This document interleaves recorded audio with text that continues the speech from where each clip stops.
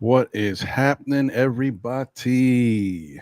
Thank you guys for tuning in. Appreciate y'all. Happy Saturday to everybody. Hopefully, everything is going good. Hopefully, you guys had a restful, peaceful sleep, starting your days right. Because we are definitely in a holding pattern, folks. It's like, you're in a plane and that plane is circling. We're not cleared for landing, folks. We're still waiting. We're still waiting to see what happens with this guy Donovan Mitchell, aka Spider. But regardless of what happens, the show must go on, and the Knicks got to figure out a way to do what they got to do, no matter what, no matter if it happens or it doesn't happen. But right now, we are definitely in a holding pattern. So hopefully, everybody's doing okay. Salute to Walter Blackman Jr. Appreciate you as always. Hopefully, work is going good for you. I hope the day goes quick and you up out of there. You know what I mean? Salute to Bodega Wi-Fi. Appreciate you, my guy Pete Panagiotopoulos is in the building. JJ, let me do this. Boom. All right, guy Bodega Wi-Fi.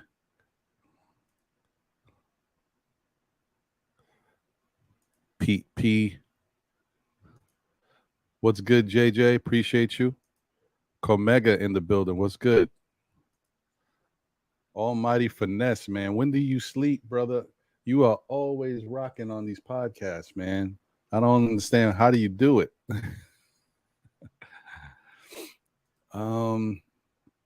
Yeah. What's good, my guy? Big Task at Hand is in the building.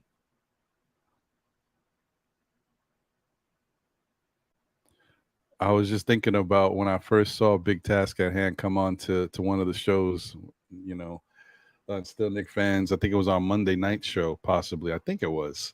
And he came into the chat, and we had really, not a lot of subscribers and viewers at that time.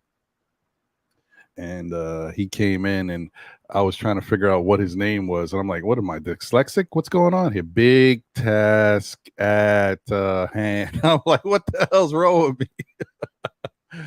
That was funny. That was crazy.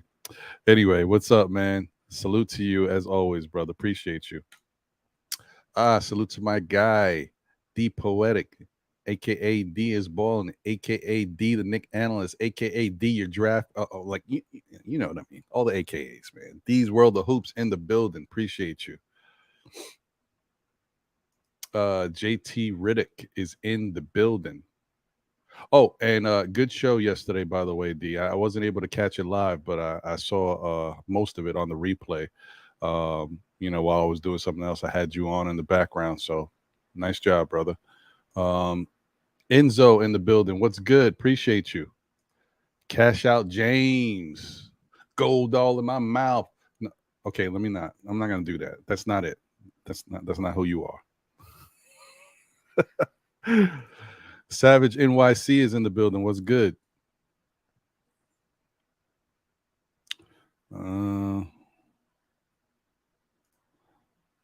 John Infante, the Reverend John, is in the house.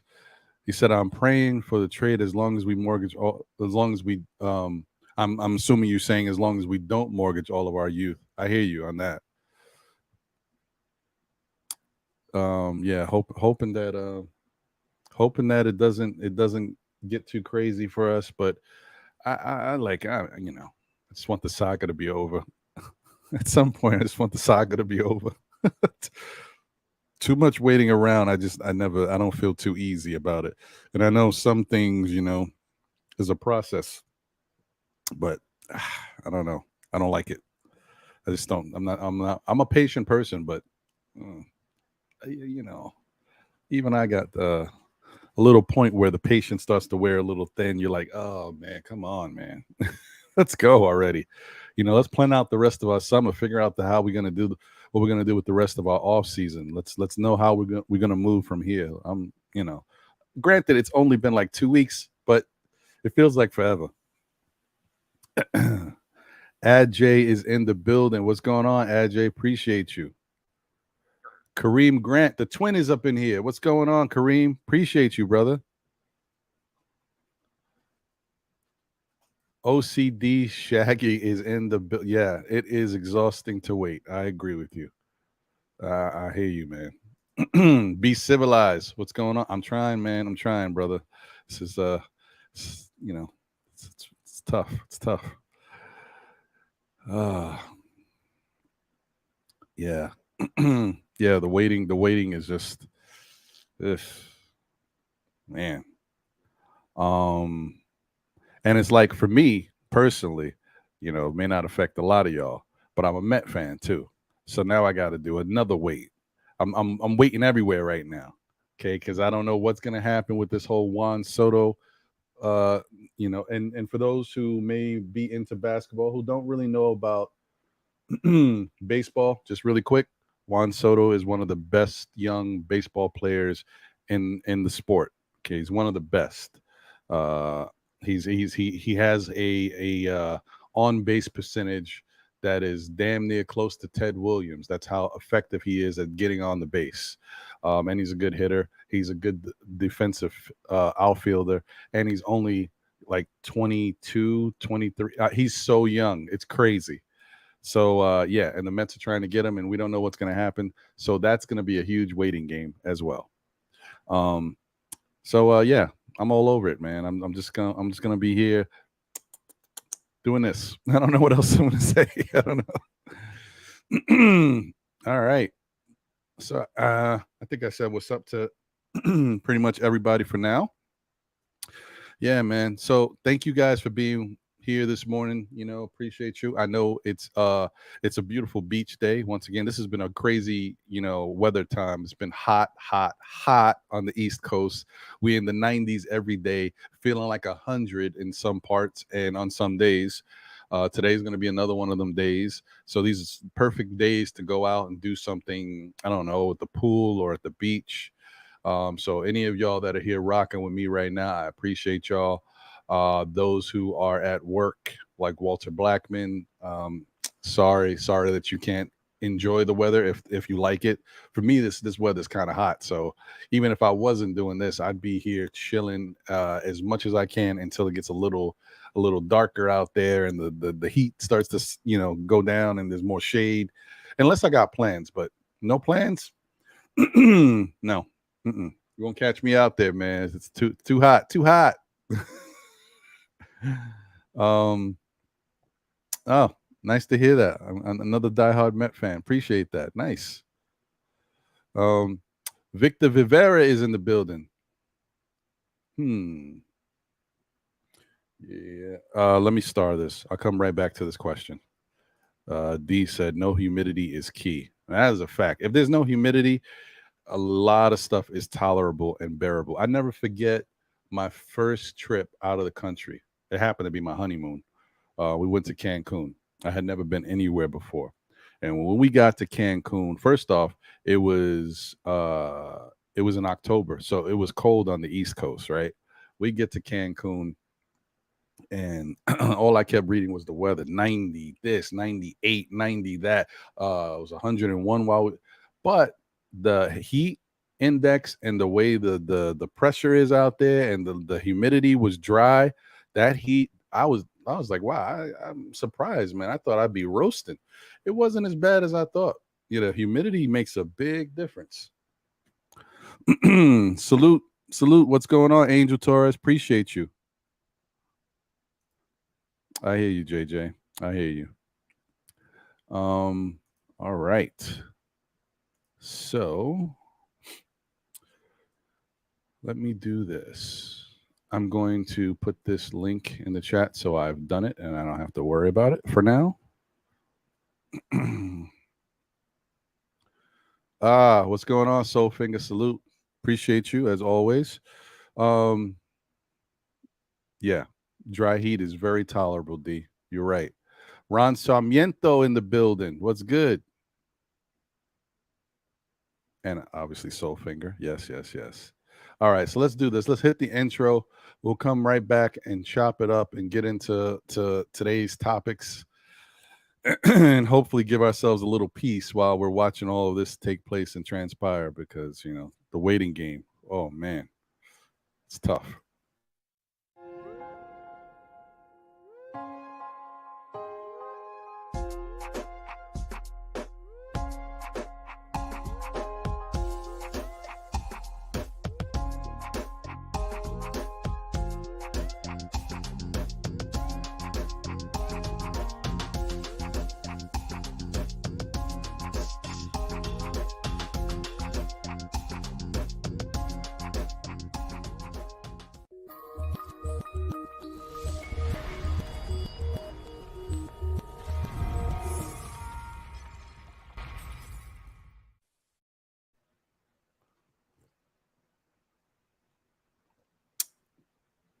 You know I gotta have the morning cup of Joe or Joanne. I'm just saying.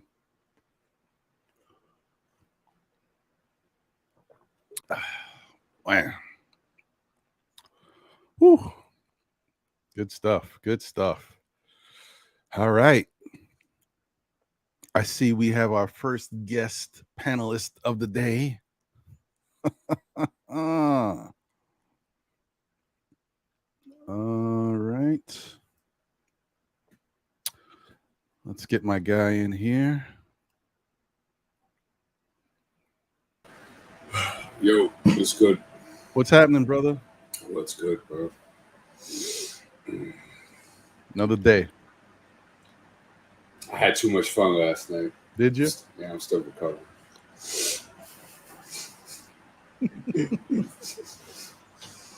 Nice. But the Knick beat never stops. No, it don't. 4 3 hours sleep at all. Sheesh. Yeah, I went to bed. I was trying to go to sleep, but it was like almost 4 a.m. I was in bed trying to sleep, but it was like 4 a.m. before I actually fell asleep.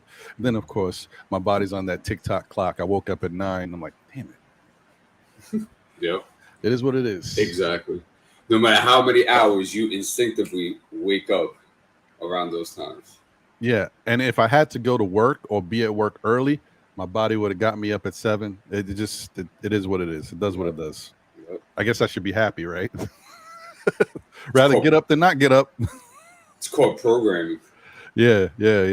Facts. Oh, there he goes. Salute to Sincere the Genius. What's going on? Appreciate you, man. Shout out to Sincere. One of the day ones. Yeah. All right. So let me tell you. This is what I've been doing the past couple days, man, because this whole thing has been crazy. The waiting game is driving me nuts. Like I said, I watched on replay your last show, and I saw what you were talking about. Yeah.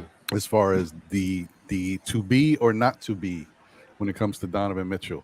Do we need him? Do we really need him? So, going through all of that, listening to what you're saying, then going back and forth on Twitter. I tell you, man, I don't think I've ever been on Twitter as much in my life, and I'm not enjoying it, to be honest. I'm just saying, I'm not big on Twitter because Twitter's wild, man. Twitter is crazy. I can feel the toxicity from my phone when it comes to Twitter. That's why I don't even engage, bro. It's wild. I gotta talk to people. Right. It's calmed down a little bit since like 2 weeks ago. It was crazy. There was a lot of stuff going on, but it's calmed down a little bit. But yeah, just going back and forth, all these things, everything happening. A picture of the Utah Jazz team store with old Donovan Mitchell jerseys on display for sale. Donovan's out. Donovan's coming. That it's over. But of course, the Utah Jazz did decide to revamp their uniform style, and they've got 3 new versions of which are terrible, by the way. I'm sorry, Utah people. If any of y'all have come over to support the show, thank you. But them jerseys is haughty blade. You got any pictures? Haughty blade. Whew, no good. And they're so plain. Like I ain't gonna front. I'm a vanilla type dude. Okay. I like vanilla ice cream. I like my stuff plain. My sneakers, I don't like a whole bunch of stuff going on. That's my style. It is what it is. But them uniforms, no, that's even too plain for me. But whatever. Okay. So, the guy the team store puts those uniforms on sale. People are like, oh, and what they did was not only did they do that, but apparently they put up a sign that said former Utah Jazz player. Like, why would you do that? I don't know what's going on. I don't get it. Somebody missed the memo over there. So yeah. And now that has the internet in the tizzy. Yeah, it's another. But then you get messages on Twitter from and I know these guys are having fun at this point. Like Donovan's like, yeah, and like kind of like one of those you can't believe everything you read, or it is what it is. And then you got Jordan Clarkson. So we're not going nowhere. So like these guys are just going back and forth. They just, you know, they know the whole thing is a process, it's a circus, and they're just having some fun with it. It is what it is. I don't know.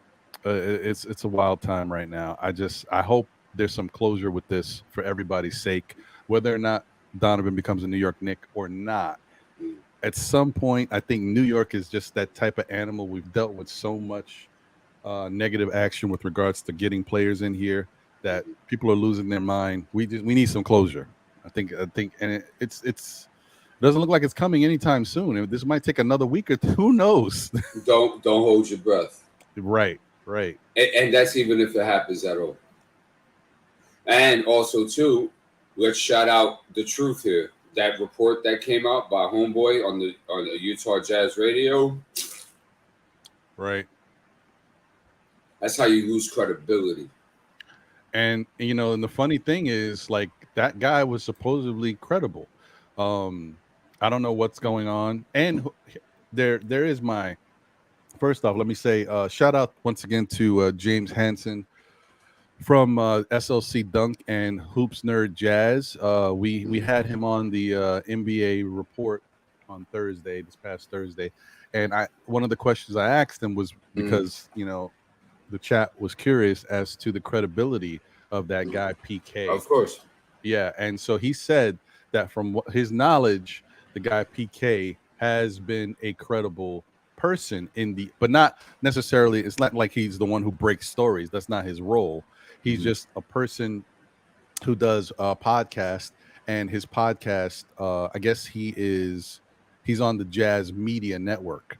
So he's not a reporter, but he is affiliated with Jazz Media. So he's a little different when it comes to that. Honestly, I'm still thinking that Danny Ainge is the master manipulator here.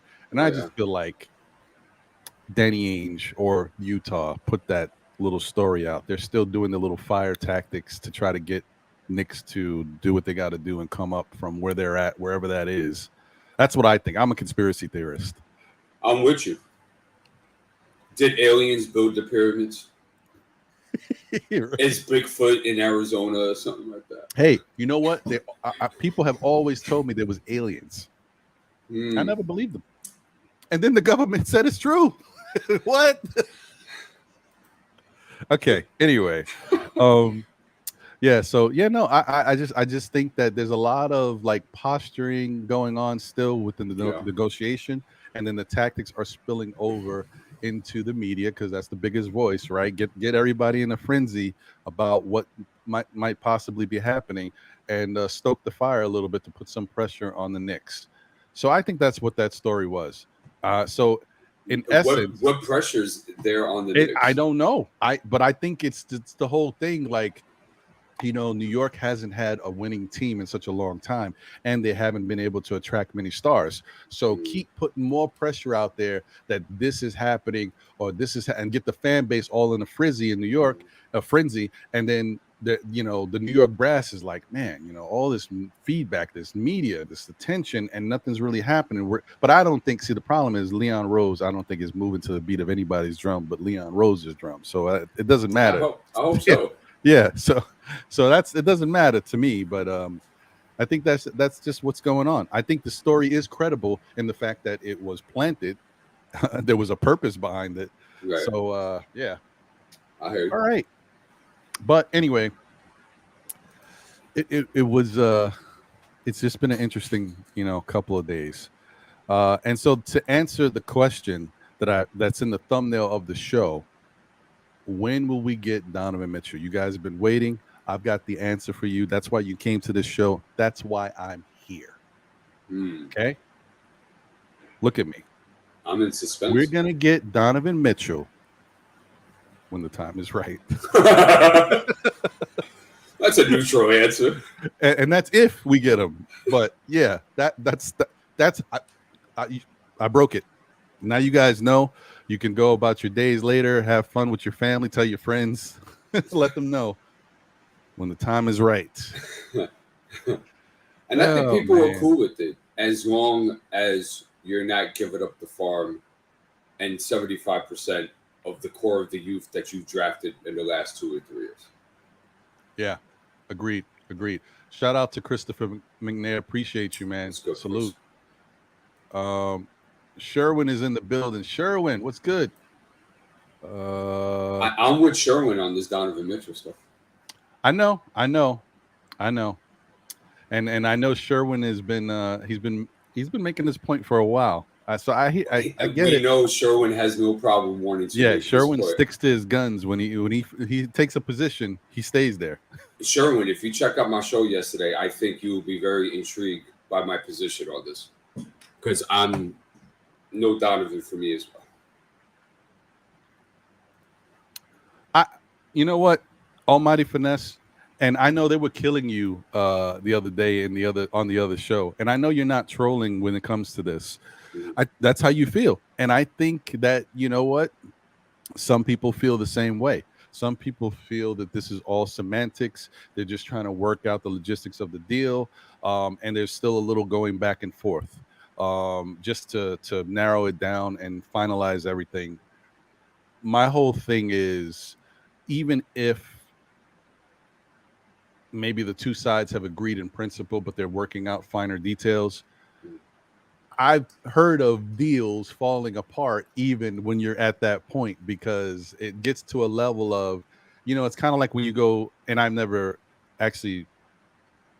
been privy to that. Being in New York, you know how it is. I've rented cars. I've never actually purchased a car, but going from friends' stories and seeing what's gone on with them, I know my friend recently, the last time he went to buy a car, the guy said, listen, it's another $50 to make this deal happen. And my friend was like, so you mean all this money that's on the table, me paying up front this amount of money, and you're telling me we're at a stalemate because of a difference of $50? And he's like, the salesman is like, listen, all it's going to take is another $50 to get this done. And then my friend was like, well, listen, all it's going to take is for you to take that $50 off so we can get this done. And eventually the salesman took the $50 off, because are you going to lose a sale with a guy giving you a big cash down payment? Not everybody does that. And the person has stellar credit, all this great. You've had a dealing with him in the past, and you want to go crazy over $50. So yeah, but that's the type of thing. Like, had my friend not wanted the car, and he is that way, he could have just walked out, and he would have, but he really wanted the car. So he in this case he did it. But he's the type of person, let me tell you, I've seen this guy walk away a lot. You could say anything. Sky's blue today. I think it's kind of balmy. I said the sky, oh, all right, take care. He's like that. So I'm like, the fact that he stood is just the salesman got lucky that day. But that's the whole thing that I'm saying. In a negotiation, it could be you guys can have a great cordial environment, going back and forth, working on everything, talking about the kids, the family. Maybe we'll set up a golf date, all this. Then you get to the littlest thing, and you're telling me we can't meet over the little thing? And then something gets said, and then it changes the culture of the conversation and the attitude, and the deal could be dead.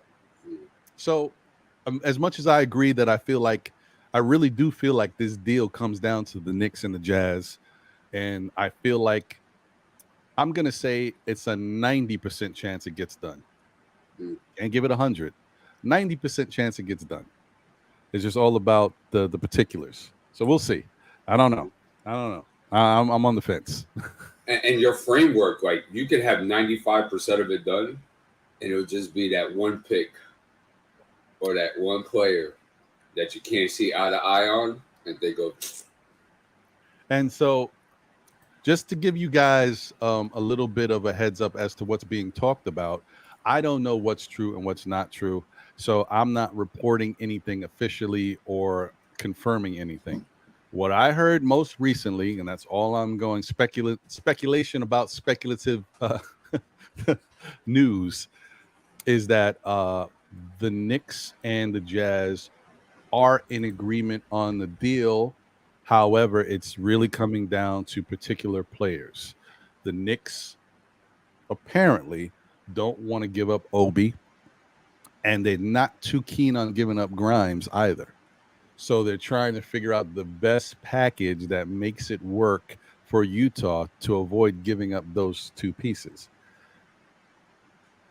The last thing I heard was something about there's a little bit more willingness to give up Deuce,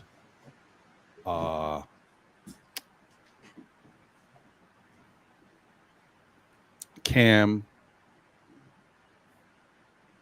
Randall. I mean, look, Randall's easy because he doesn't play winning basketball anyway. Right, so, yeah. So you're still in tank mode if you acquire Julius. Exactly. And there was another name. Was one more name that they threw in there that I can't remember off the top of my head.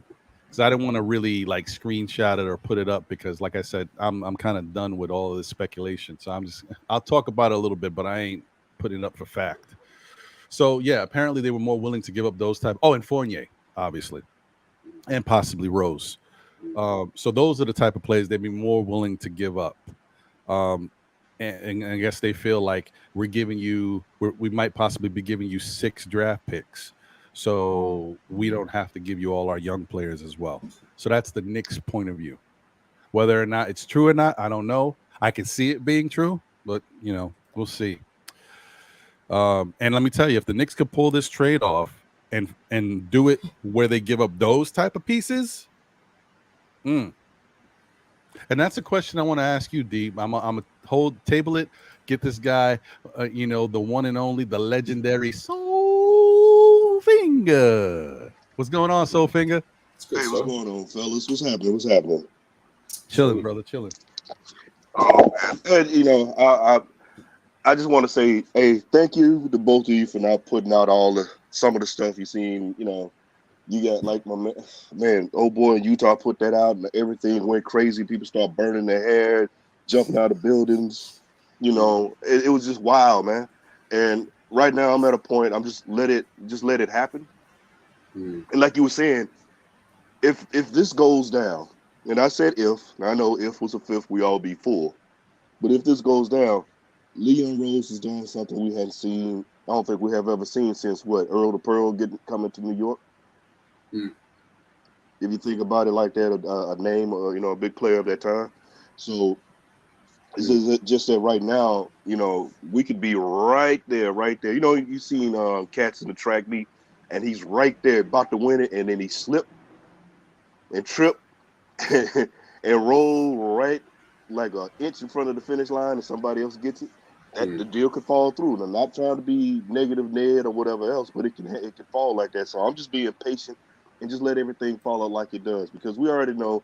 I said this situation is like the ultimate game of chicken right now. Who's gonna blink, or who's gonna make the first? Who's gonna get out of the way first? I think that Knicks wise, we're in a good position. So we're in really good position. We're in a position of power pretty much because we got what they want.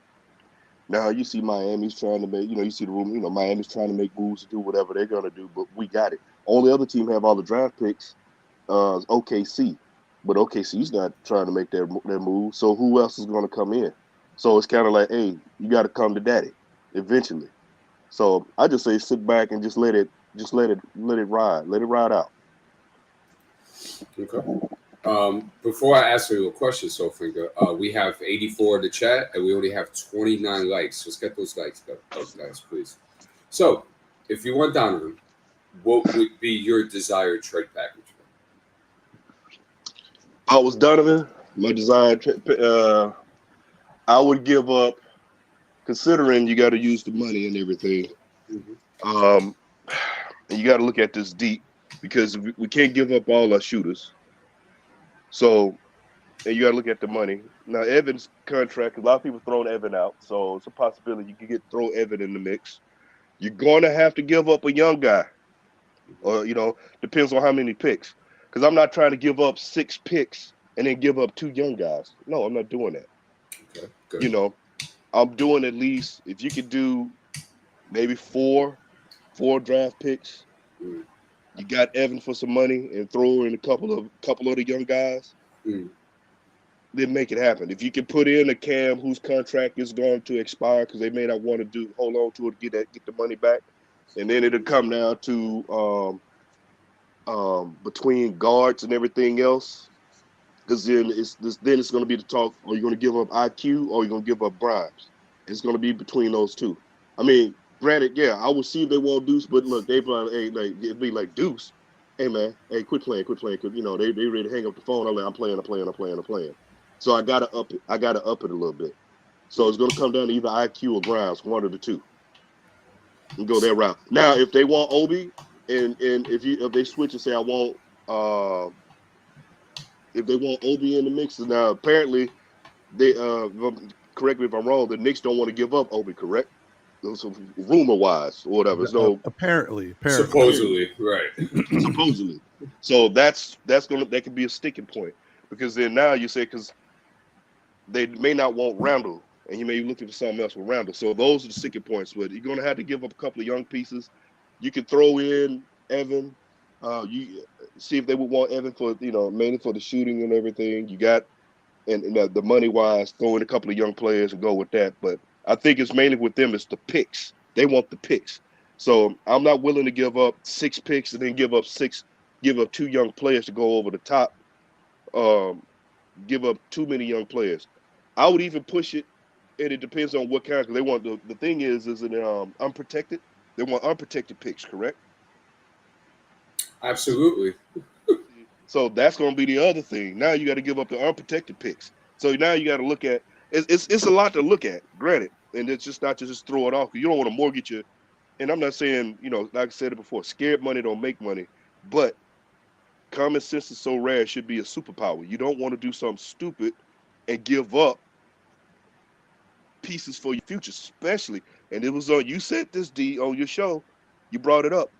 2023 is a deep draft. If I'm not mistaken, 2024 and 2025 is supposed to be, outlook is supposed to be good. And I agree, I get it. They're saying that. Oh, these yeah. I don't want you to lose your thought, but I just wanted to throw this out there because still after all this time, people are a little confused about it. 2023 is still supposed to be a very good draft. However, just in case you guys are thinking about it, once again, the high school players are not coming out in 2023. They may come out in 2024 now, I've heard. But I just want to throw that out there because people think about that too. Go ahead, Soulfinger. My bad. Yeah. I would celebrate the death of one and done. I will be ecstatic. I might throw a party for the weekend if that happens. Yeah. But yeah, I'm like, okay, so I wasn't even thinking about the high school, but when high school players come out, those second round draft picks you got are gonna be golden, platinum. Because you can use a second round draft pick on a high school kid with that's a high prospect and stash them away, build them up, and then release them into the world. Just saying. So you don't want to make those kind of moves. So me myself, just all in all, I know I pulled a G-man on that. 4 picks max. Shout out to G-man. Evan Fournier and maybe 2 young players. And I got to see about the whole unprotected vice, what I'm going to do. Because me, myself, I'm not giving up the 2023 pick. I'm not giving it up. That's just me. I would not give up the 2023. Ours, Dallas they can have, and then we have to work it from there. But, I mean, down the line, if you want to give up unprotected, because I think within 2025 and 6, I look at giving up those unprotected by then. I can see us not even, we've been so high and we'd be a contender or, making enough noise that we have to worry about it. Unprotected wise, I don't see us in the lottery in 2 years after making certain moves. It's just me. Allow me to throw a monkey wrench in your thinking. Throw away, my man. Like I said, if you're not willing to learn something new, then you got a closed mind. You're done. You don't grow. Simple. Yeah. So here's the problem. And I know because, when you ask, the fan base, they sound very similar to your package. But here's the problem. The Minnesota Timberwolves effed everything up. And they set the market to a certain standard. So now you're going to get a tier 2 superstar. Like this is Danny Ainge is thinking. You're going to get a tier 2 superstar at a reduced package than what you got for Rudy Gobert. You're right. And I'm glad you said that because I put it in your chat. I said it in the chat in your stream that the Timberwolves were high, drunk, insane, dust, meth, crack, all that for pushing the market up the way they did for Rudy Gobert. I said that. I text that in D's on his show. Yep. Thank you, D, for bringing that. I'm having a senior moment. Look like the closer I'm getting to hitting that 50 and frisky, the more I forget. Man, you're still sharp. Don't worry about that. Yeah, I blame it on the after effects of Rona, man. I blame it on that. So, but and that's the problem. You had the Timberwolves pulling a Knicks old school regime move by doing that, because they pushed the market up so insanely stupidly. Now Danny Ainge is like, I got this for Rudy. Imagine what I could get for Donovan. So he's not going to budge. So this is going to be the ultimate game of chicken. So and I know a lot of folk want Donovan. You got you have more that want Donovan than those who don't want Donovan. I'm like this. If the effort is too much for the squeeze on that juice, keep pushing. You know, I like Donovan, but there can be other options. So, and I don't want to see us, you know, and so others are thinking, I've seen in the chat, oh, you giving up all, you know, you going to let a bunch of bench players dictate whether you get this player or not. But then you got to look at the picks as well. I don't have no problem. Don't get me wrong. I have no problem giving up picks. It's the amount and what picks. See, there's not just picks. It's what you're giving up. And you got to look at project out. But the Timberwolves screwed it up, man. They put the banana in the tailpipe and sugar in the tank, man. Yeah. So now, right, Ron, you don't mind if I just go? Okay, cool. No, because I'll let you say what you want to say, because I got a question for you guys after. So I'm okay. All right, I'll be quick. See, here's the thing, Sophia. This is the thing that tears in my heartstrings, is that draft capital wise, this organization has never been in this position in which they're at right now. Exactly. So my thing is, and I brought this example to Ron yesterday. You ever seen Easy Money? Yeah. Okay. Remember when Rodney Dangerfield, right? He was throwing the dice, and Joe Pesci was like, "Look, you got 3G already, bro. You're good. You don't have to roll anymore." And then he went behind his back and did it anyway and lost all the money. Yeah. I feel that's what the Knicks would be doing if they go at the asking price and give them an absurd package. You know what? Hey, you know what, D? I'm gonna tell you something. I'm like Dave Chappelle right now. When you pull out that anatomy, I'm hating. Hate. You know why I'm hating? That was a damn good analogy, man. I wish I would have thought of that. That was a damn good one. And I'm a movie cat, and I forgot about that. That's a good one. It is, because it's just like you see the cats in the movies all the time, or you see somebody at the crap table like, hey, man, you good, get off. No, man, I'm hot. Mm-hmm. And you roll and you crap out, and then you hear that music, whoop, whoop, whoop, whoop. Right. Or no whammies. Bam, got him. Right. And that could happen, because we've never been in this position before. I've said it before. This is new and undiscovered country. Be patient with it. And I know patience is something that's like a very bad, that's like cursing in church when you say patience to our nation. Because we're like, hey, man, we've been patient for so long. Well, how much more patient do you want me to be? But you got to be tactical about it. Not emotional, but be tactical about it. And pick and choose. It's like boxing. You know, you got to stick and move, figure out when you're going to get your opening. You just don't come in with haymakers and get knocked out. And that's what man, that was a damn good analogy. Yeah, I'm going to remember that one. I might use it down the line there, D. I'm using it. Just let you know. Fight. No problem. Yeah.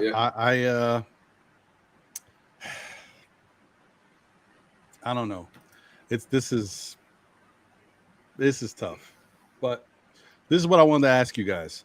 Let me start off with Soulfinger, because I think D is going to elaborate a little bit more. And plus, since he already took a certain position, I think it's interesting to hear what you feel about it. So what happens, because I had just mentioned it before, of what possibly the Knicks are trying to get done. What happens if the Knicks are able to make the trade for Donovan and they wind up giving up a Cam, maybe a Julius? I don't know how that will work. I don't see it. Yeah, I don't see this, but whatever. Maybe they give up a Cam, Fournier, a Julius, and even a Rose. Of course, Donovan wouldn't be the only person coming back. You know, it'd be like Donovan and Jordan Clarkson or Bogdan. Somebody else would have to come back. Somebody's got to come back. The money's crazy. So what if they were able to do that, right? And give up maybe 5 or 6 picks. Yes, that's a lot of picks.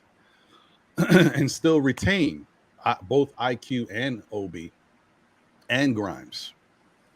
How would you feel about the trade and how it affects the Knicks going forward? Because a lot of people are on the fence about us building with the youth and the core and giving up too much of this core, and then, you know, one, not having that same core, and then you got to start again, but you can't really start again because you gave up all your picks.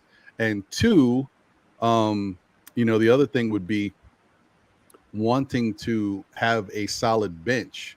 And so you can always build the bench, but you don't want to have to, you know, bring in 5 or 6 new players and try to, hopefully they'll gel and be a solid bench for you. You want to keep some core, some players that can, and also players that already know the system, so they don't have to be taught.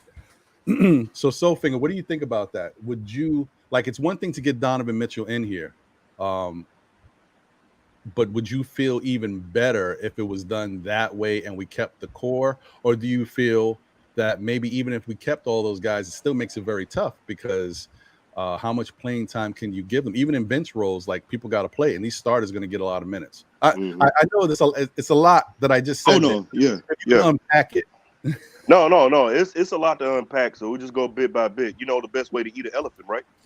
One bite at a time. There you go. So was just how we had to tackle the whole situation. Look at it, because actually, you know, just real quick, you got a lot of scenarios you see in the chats and everything, and some of them people are like, oh, that's way off kilter, and what, are you losing your mind? But these are things that's a possibility that could actually happen, even as far-fetched as they are. Now, with that, you giving up those players, and you holding on to your young guys, you're sitting up there for something, you're looking at, well, that's not half bad. It's not half bad. Okay, it hurt, because regardless, this trade is going to sting. It's going to hurt. Regardless, it's not going to be a way like, oh, I came out unscathed. You're gonna get nicked up. No pun intended. But if they would make a move like that, you hold on to the young guys, you get rid of those. Now, it wouldn't be half bad because you're like, wow, either Leon went to Utah and pulled Death Row Records and hung Danny Ainge over the balcony to make that handle, then to make that go down. Or Danny was slipping on some, or he felt real nice, you know. But then you got to look at the draft pick. So I would be like, for me personally, I'd be like, okay, I can dig it. It would hurt a little bit. Depends on what draft picks. You know, you're saying about 5 or 6 draft picks, but which ones are unprotected. So that would be a little bit of concern. But I would be cool with the young talent that we were able to hold on to, because now you have your bench. But then now you digging in. Now we're unpacking. Now we're getting into the meat, you know. We get into the good stuff. Now you got to look at playing time. You got to look at that, because we're looking at all the players we're getting back. There's only one ball. There's only so many minutes that everybody can get. So now you got to look at that down the line. But you say, well, don't look that far down, but you got to look that far down when you bring these players in. The fit, who's going to do what, who's going to go where, who's going to get them out this amount of time. Now, the other thing is I'm going to bring this up real quick. Now, you saying trade Randall. Oh, boy. Now, the Obi fanatics, you got, you know, the Obi clan, they'll be jumping up and down. But then now you got the Randall clan that's going to be highly upset. So now we're dealing with that whole new can of worms on that side, too. See what I'm saying? So it's for every action, there's a reaction. If I'm making any sense. I know I'm kind of like a little bit all over the place, but I'm trying to put my hands in everything. But overall, if a trade like that, I could dig it. But then I'm looking at down the line, who we're getting back. We got to look at who we're getting back, and then the playing time. And then you got to look at who's going to be next to move, because some of those players you're bringing in, you're not keeping. I don't see us keeping, because there's going to be other moves. And yeah, you could get other draft picks as well. So it depends on what kind of draft pick. Like I said, you're giving up a certain number, but what draft picks and what's going to be unprotected. So the way I would feel would be, I would to me it'd be like a shot in the kidney, but I could deal with it. I hear you. I hear you. Before I get to D's take on everything. Let me shout out the chat once again. Show a little love to y'all. I see there's, you know, a lot more people that have jumped on since we've started. Ajay is in the building. Appreciate you, Ajay. Kevin Middleton is here. Ken BX is in the building. Andrew K is in the building. My guy C Cartagena is here. No relation to the Don Cartagena. I'm just wondering, you know Fat Joe. Holla at him. Still Knick fans. Anyway, 914's finest what's good, bro? It's good to see you. Big Shiesty is here. My guy Tatface NYC is in the building. It's me is here. Tony Vaz. Let me just put that up. He said, "What up, crew? Just joined the show. Thank you for giving us more Knicks than we can handle. I'll take it every day." Salute you, man. Thank you for tuning in, and hopefully you like the content overall, man, and you subscribe and you know, well, if you made the comment, then you most likely you subscribe. So I appreciate that. Thank you. Thanks for being here. Visions is in the building. What's good? Neville 93 is in the building. William Turnbull is here. What's going on? Big L 139 and Linux. At Big L represent. D Coolest 718 is here. And my guy Payback Carter. Yo. What's good? All right. So D, same question. You know, your position, you already have it, so I know how you feel about things. Do you think that in my convoluted way of breaking that down, first scenario, you give up some of these young guys, you get Donovan, then you got to fill out the roster some other way, blah, blah, blah. You know what you got to do. Second scenario, you give up a different set, more of a veteran set of guys, and you keep more of the young core. And how do you feel about that mix of bringing in Donovan and still keeping most of your young core and going from there? Yeah.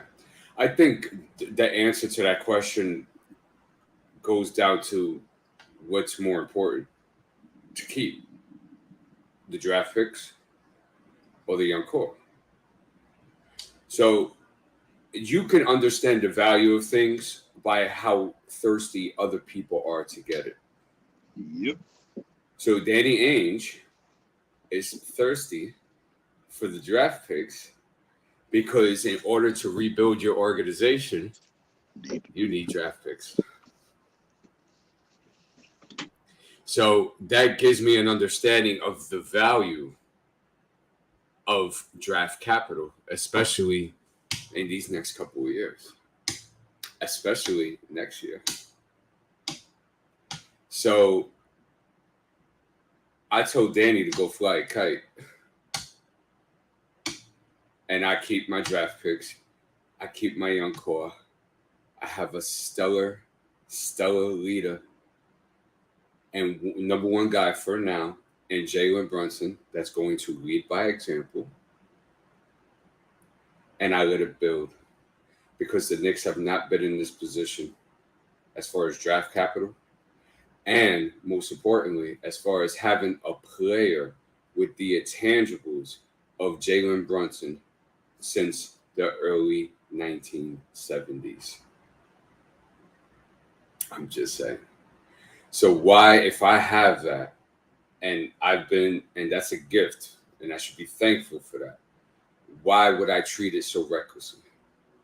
And acquiring a guy, he's a second-tier superstar. I'm not taking anything away from Donovan Mitchell. He's a second-tier superstar. He's a potent offensive weapon in this league. But facts are facts. I'm still waiting for my question from yesterday. I'm still waiting. Name me a 6'1", 6'2", 6'3", 6-foot guy that relied on his athleticism and speed and still played Tier 2, Tier 1 superstar basketball at the age of 30, 29.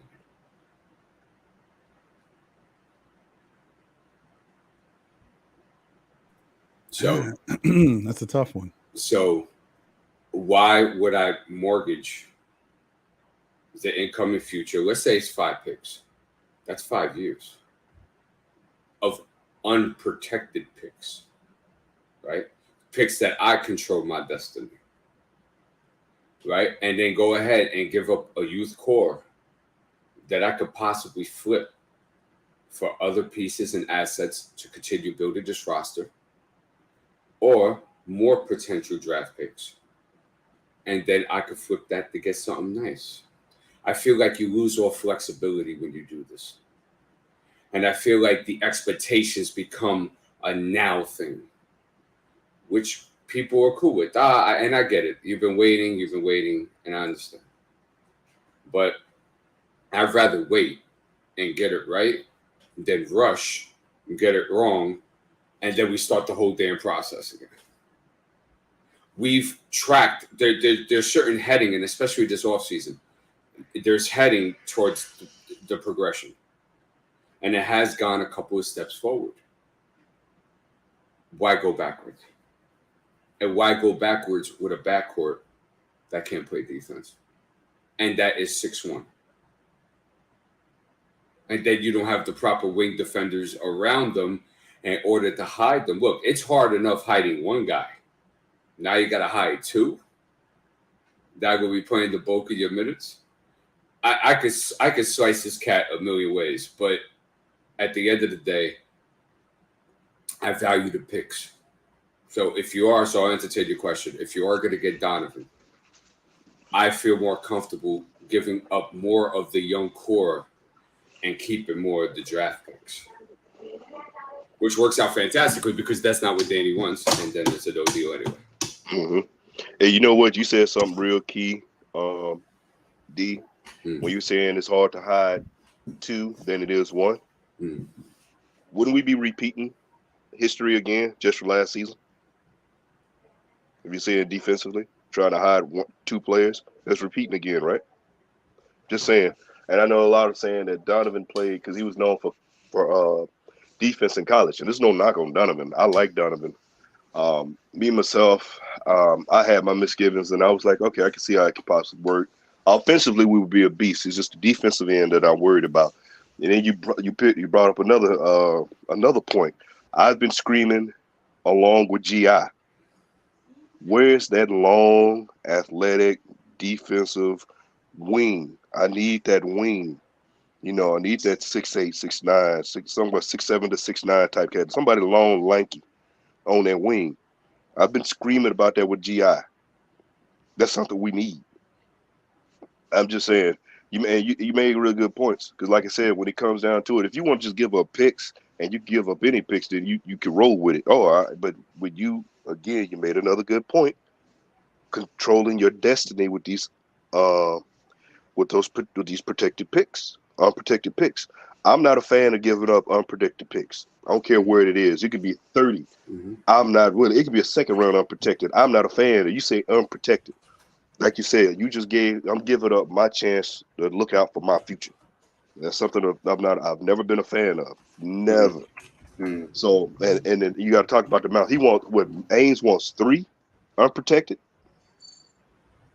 I mean, Ames wants as many as he can get. Yeah, I think he's going to ask for 5. You know, I don't think. Yeah. I honestly don't think the Knicks are going to give up 5. I think they might give up 4. But I don't think they'll give up 5. But who knows?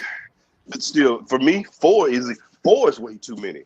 You know, it's just me. I'm not a fan of unprotected. I know you're gonna have to bite the bullet if you want to make a trade to do that. But I'm not. Nah, it's just me. I mean, you want to talk to me about 2 and a couple of other picks, and I could think about that. But to be honest with you, if we walk away from it, we walk away, and then there's going to be another move down the line. That's the way I also look at it too. You can't just put all your eggs in one basket. Mm. You know, you brought up some damn good points. There was a comment by Savage. He says, "Value non-lottery picks." Shake my head. These are the 10 guys. It says 2010 that have been outside the lottery and became stars in this league. Kawhi Leonard,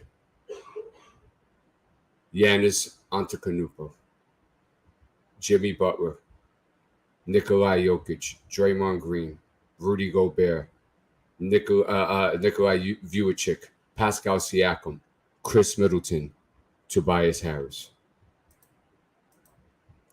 That's just to the 2010s. Yeah. And also, too, Klay Thompson was picked, what, 11, 12? DeRozan was 9th. Yeah. Klay was 11th. Yeah. Yeah, I remember that. And, the other thing is you look at your scouting department, and, Leon had a method, and they traded back. But who's to say, like I said, we'll see what's going to happen, because the front office has surprised me, switching gears and turning corners the way they've done. So who's to say with the picks we have in next year's draft that you can't make certain moves to get that piece? Because I know everybody, we want that name. We want that name in New York. We want that big name. We want that star. But you're star. Yeah. I mean,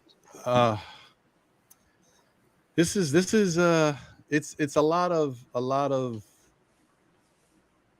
like what's the best move, what makes them. Well, we know what the problem is. You can know what makes sense, but you don't necessarily know the direction of the people, their mindset of what they want for this, this franchise at this point. It makes sense to hold on to the youth and build from there, and then really develop them and continue to do that and keep yourself in a position where you continue to grow and continue to add stuff to the mix so you can get better and better. However, the flip side is maybe the Knicks are at the point where they think they can go in, not all in, but they can go in and start acquiring talent, and they feel like they've got enough of the young youth to push forward now.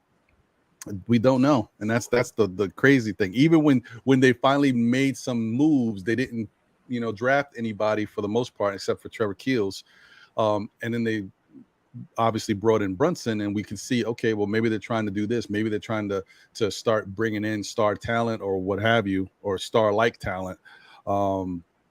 We still don't necessarily know if that's the direction, like the final direction. Like, okay, now we're building. Next year, if we do good this year, then we're going to go even further in. We're going to try to see who we can bring in and change the roster around. We don't know what they're doing. They could be just like, listen, the opportunity presented itself. Jalen Brunson was there. We have the connections. We're going to go get him.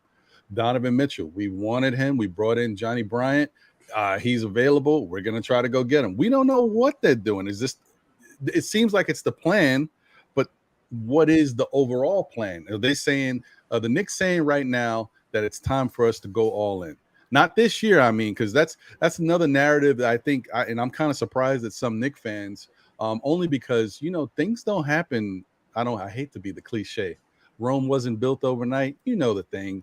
Like, they can't go out and you can't do Miami Big Three thing. You're not getting LeBron and Wade, and what's the other guy's name? Bosh. You're not getting those guys right now. And Donovan is really probably, if he's any of those guys, maybe he's Bosh in this scenario.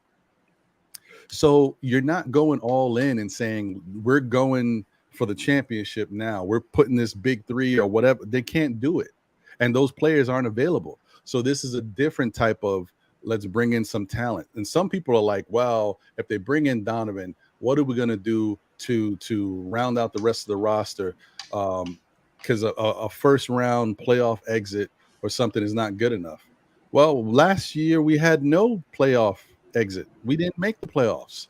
So if we make the playoffs, that's a step in the right direction. But you're not going to be able to bring in Donovan here. You still got Julius here. You just gave Jalen Brunson money. You might have to give RJ the max. You still got Cam, who actually is going to be up for money if he's still on the team or not.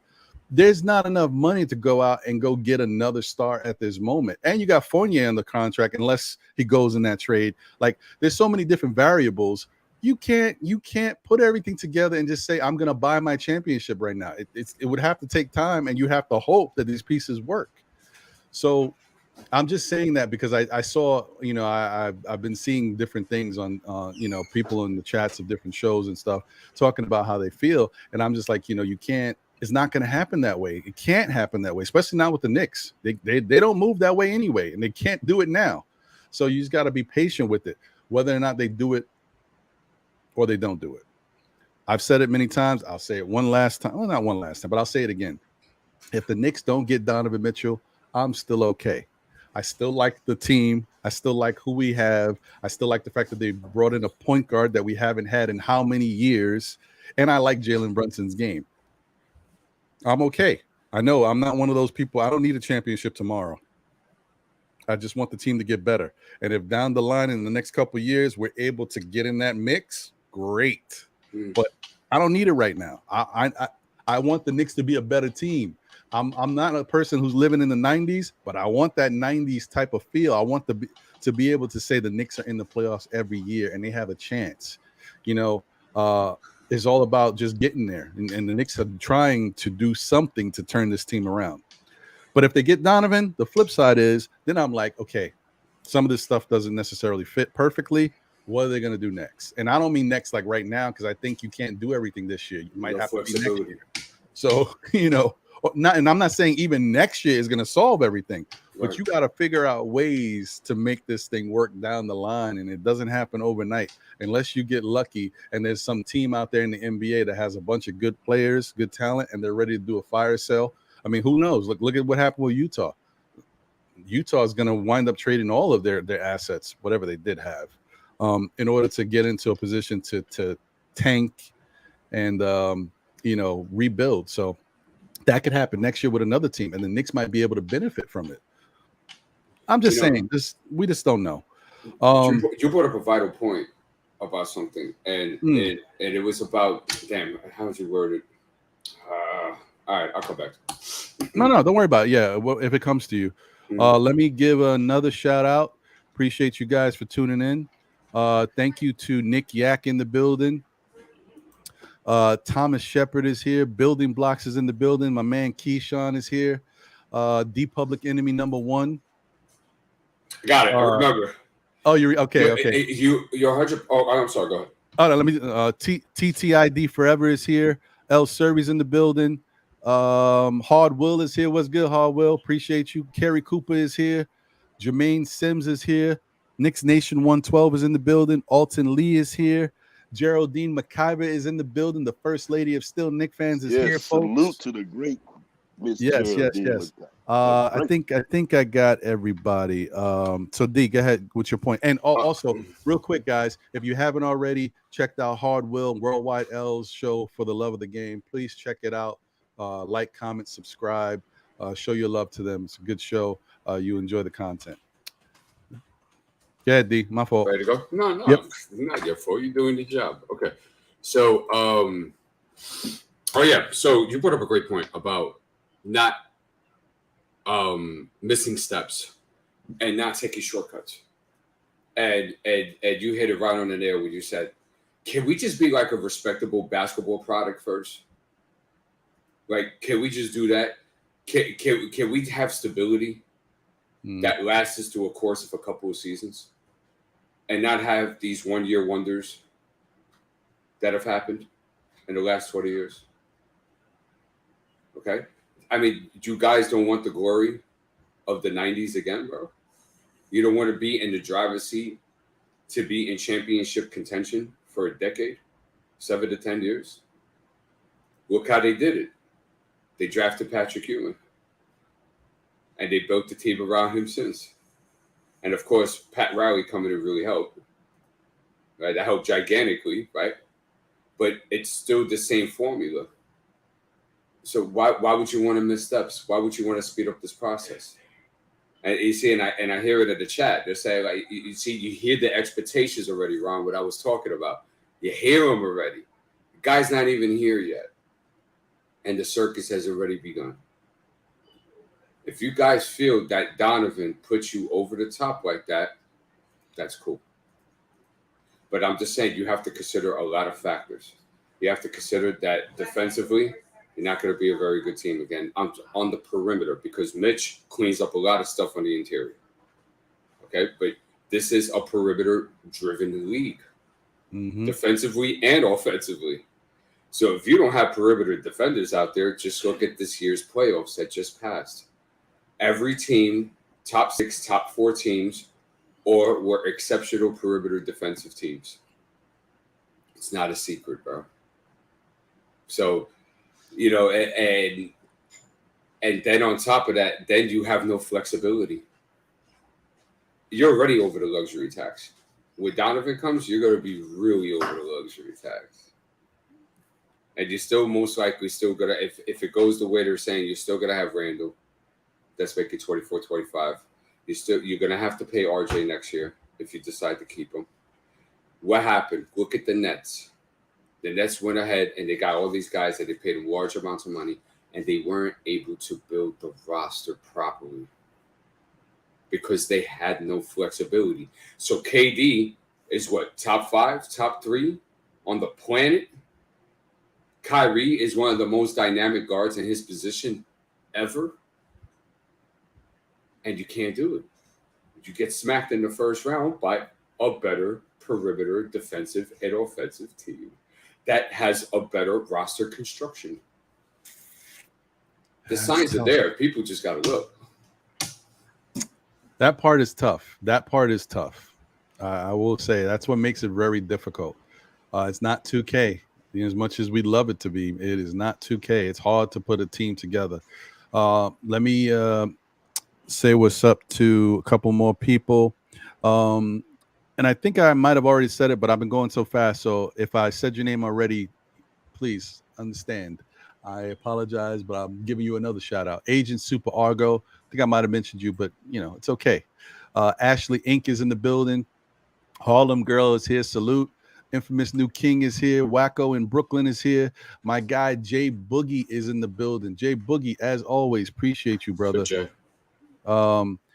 I wanted to go to, and I don't want to put you on the spot, Tap Face, you know, with regards to this. So I hope you don't have any issues. Not that they be watching me, but you know.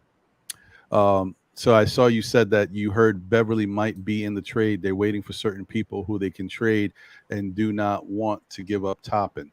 And then, you know, you said, I get my information from someone who works at MSG. Okay. All right. Well, we'll see. Maybe that's the case. You know, there's so much speculation going on right now. Who knows, man? Who really knows what's happening? But I appreciate the information. Putting it out there for the chat. Thank you.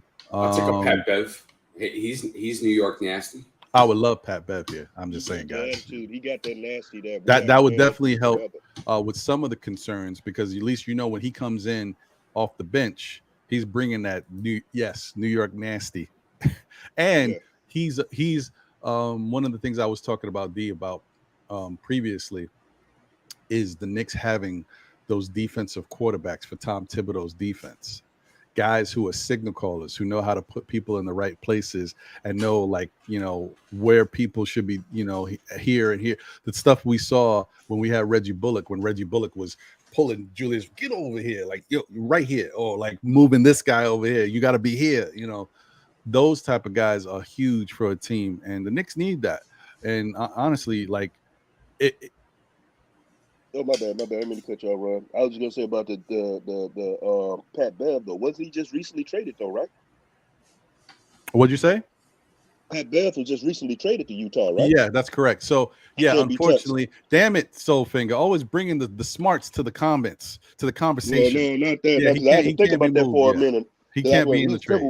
Yeah, I was like, Timberwolves, like, wait a minute, he just got traded in that big package, so he can't be touched. Because it made me think about what we had. The guys we signed, we can't be touched. Not until what, December, January. Right. Damn you, Soulfinger. This could linger. That's what I'm just saying. This could linger. My bad. I didn't mean to throw the turn and run out of the back door. Bringing knowledge and smarts to the conversation. Yes, no, we cannot get Pat Beverly right now. That's true. You know, the sun will shine on the dog's backside every now and again. So yeah, so that's the only thing, Tat Face. You know, he may be mentioned in the trade, but unfortunately the Knicks can't acquire him yet because he was just recently traded. There's like I love saying this, even though I don't know if that's the right word. I think it's a moratorium period. I think that's what they call it, where the player has to wait a certain amount of days with his new team before he can be traded again. Now, granted, let me say this in a different way. Could it be one of those funky things where the Knicks and the Jazz consummate a trade and Pat Beverly is in the trade as a player to be named later, and when his period is up, he winds up moving from the Jazz to the Knicks later? I don't know how it works. They do that in baseball. I don't know how that works in basketball. That's right, Alton Lee moratorium. Yeah, that's what I thought. Yeah, so like, that could be the case. I just think it's it's a very what if type of thing. So we'll see. Shout out to Thunny Music. Appreciate you. He said the difference is the Knicks gained assets so they can always make moves even after trading for D Mitch. True. However, if you give up too many of those assets to acquire Mitch, then you are handicapping yourself, because don't forget, the other thing is, especially if we're giving up our protected picks, you can't give up protective first round picks in successive years for your organization. So if the Knicks give up, say they give up 2023, 2025, 2027, and 2029, their picks, right? Now they can't trade 2024, 2026, 2028, 20, you know what I mean? They got to stay with those picks, so they can't move them at all. So you do put yourself in a situation where you might have capital, but you can't move it, and you probably don't want to. You want to retain something. So this whole thing is very tricky, depending on how it plays out. That's all I'm saying. We gotta see what happens right now, because we're gonna drive ourselves crazy with this whole thing. My only thing with that is that people are generalizing about this fruitful harvest that we have if we go all in on this deal, but nobody has put it together. It's been very generalized. You know what I'm saying? And it's like, I've already known that we have like 14, 15 draft picks if we give up the 5 or 6. But the problem is that they all come in 4 or 5 years from now for the first rounders. And of course, you still have the second rounders and stuff like that. And you guys know that you can find gems in the second round, especially in very deep drafts. So, I guess you could go that route with it. I don't know about all these assets that we talked about, and especially how do you move, the guys that are on your roster presently, right, if you have to upgrade. Yeah, like it's very tough. Oh, shout out to Don P as well. What's going on, bro? What's up, Don P? How you doing, man? Yeah, like this is where it's really a funky time. And I like I said, I just want this whole thing to be over already, because the speculation is driving people nuts. And the other thing is, I really want the Knicks to have the most amount of time to plan their next steps, their next moves. And another thing that I was thinking about last night actually was, the longer this whole thing takes, I mean, have you guys seen the free agents that are on the market? The list is drying up. There's still a couple players out there that they're not bad players, but remember, it's not only about who's available, it's the fit you're looking for. If you bring in Donovan Mitchell, now most likely in your mind you're thinking, well, we got to bring in some people to fill out the roster, but we need defensive type guys, because so then how many defensive type guys are still available out there in the free agent? Because I see a lot of offensive dudes. Josh Jackson and Eric Pascal. Now, granted, that might be a really good 2 players that the Knicks can bring in. One, because Josh Jackson, I've never been happy with his game. I'm not going to sugarcoat it now, just because there's a possibility he could be a Knick in the future. I don't like Josh Jackson's game. He plays good defense, but I remember when Josh Jackson was coming out in the draft, and my friend that a lot of you guys know now, Prophet from Feet Sports, was in love with this dude. Oh, Josh Jackson is nice. You're going to see. Listen, Josh Jackson was a dud in my eyes. Okay. But shout out to Prop. Yeah, shout out to Prop. But as far as what he does and he brings on the defensive end, that could work for the Knicks. Now, the one thing that's really important, and honestly, we might be holding up his money too, is Eric Pascal. Eric Pascal is one of Donovan Mitchell's best friends, right? He grew up with him. He played like basketball. I don't know if it's like AAU days or high school, whatever, but they know each other way back. And when I had, once again, going back to James Hansen, what he said from, from Hoops Nerd Jazz, when I had him on the NBA Report, he said that, the Jazz tried to appease Donovan Mitchell by bringing in some people that he was close to help change the culture. Well, he didn't say it in those ways, but it was to help him because there was other stuff going on. He pointed out some culture issues. So I'm putting two and two together that was also to appease Donovan, because Donovan wasn't happy with everything that took place with the health and safety protocols and Rudy Gobert and how he played himself during that time. So what they did was they brought in Eric Pascal, one of his close friends. They had Royce O'Neal. Royce O'Neal is one of Donovan's best friends too. And there was another guy, Trent something. I'm sorry, I don't remember his name. He's more of a role player, and I don't think he got a lot of minutes. But apparently he was really close, like pretty close to Donovan too. Not as close as the other two guys, but he was pretty close. So they had these three guys on the team. And then going into this year, after they decided not to extend Royce O'Neal.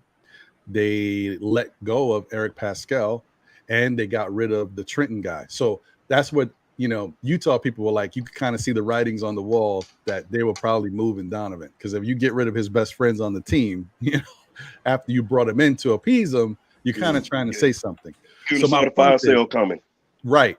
So my point is, a guy like Eric Pascal could work because of what the defense he brings. He's not a bad offensive player. And if he's one of Donovan's close friends, that makes a lot of sense. So Eric might not be taking a deal yet to see what happens with this whole Donovan saga, because there's a chance he could wind up being with the Knicks to play with them, because he could fit our roster needs. That's what I was just saying. I was just thinking about that. Let me bring Anthony A up in here. What's good, Anthony A? Gentlemen, what's good? Doing great. Hey, what's up, D? What's going on, Double Dog? Oh man, I'm doing great. I'm good. Yeah, man. Man, D's been messing me up with the circus, the stay with the circus. That's been having me like contemplate over and over again about the circus. I mean, I feel it. I understand that point. I also thought about the psychological effect of a circus on both RJ, but especially Randall. So it is a factor that has been contemplated, and my heart's breaking because I want my New York born, New York raised, super athletic, Donovan Mitchell in the house. But with Brunson right now, with the hoopla right now with Brunson, bringing in Donovan Mitchell is going to bring another level of maybe chaos. I don't know if it's going to be as controlled chaos, but it's going to be some kind of chaos because of the fan hysteria that's going to come around. And we may get too hysterical, man. We may just be like expecting 60 wins and going crazy. So in that aspect, I wouldn't mind staying pat, but my heart still says bring him home, bring Donovan home. Now the question I do have a lot of people I was talking about is, everyone says last year, if Rose was healthy, we would have won those, big leads, and we probably would have won some close games as well. So big leads wise, we had about 6 of them. We were at huge leads. And in close games, other than those 6 that we lost close, we probably had another 4 to 6 of those games. So if you look at that, that's almost 10 to 12 games. That if D Rose was healthy, the argument is that we would have probably won those games, which means we would have been at 47 wins. Does anyone deny that Brunson is a better overall fit and player for us than D Rose right now? What do you is that question? No, I don't think anybody can. I think people would agree with you that most likely Brunson is a better fit and player for the Knicks right now. I thought it was rhetorical. Yeah. Okay. Well, some people may think that some people still love Rose so much. I watched his highlights yesterday, and I still see Rose elevating with a two-handed slam behind his head, crazy athleticism, and he still had that on the three-point shot. Just was killing it back in the day. So it's tough for me to let go of that Rose and know who this real new Rose is.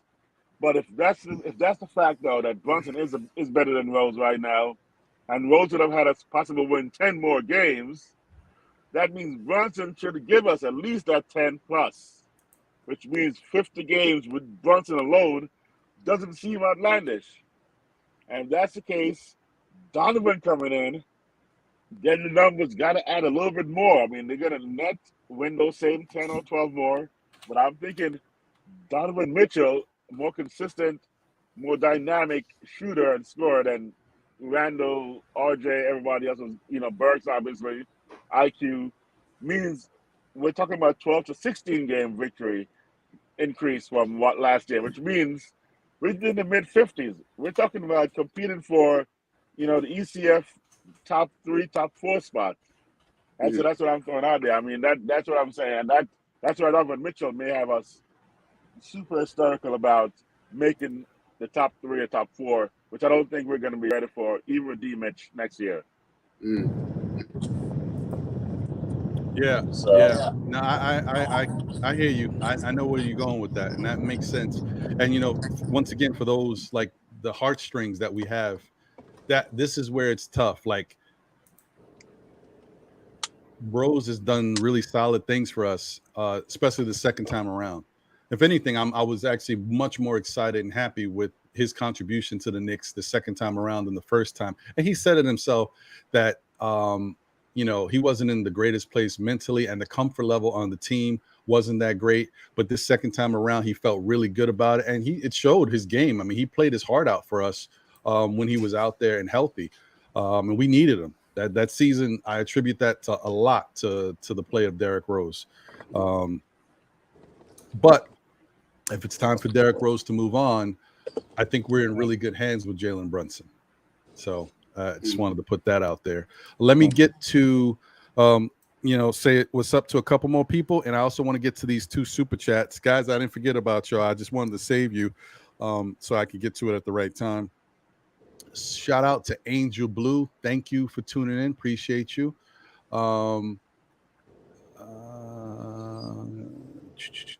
Actually, you know what? Let me even read your comment real quick. He said, I say we should not go after Donovan. Let's go after Ben Simmons. His value is lower. We can give Jokers. Who would that be? Maybe Jokovitis. Yeah, maybe Jokovitis. We can give a Jokovitis. Randall, quickly. 3 picks should get it done.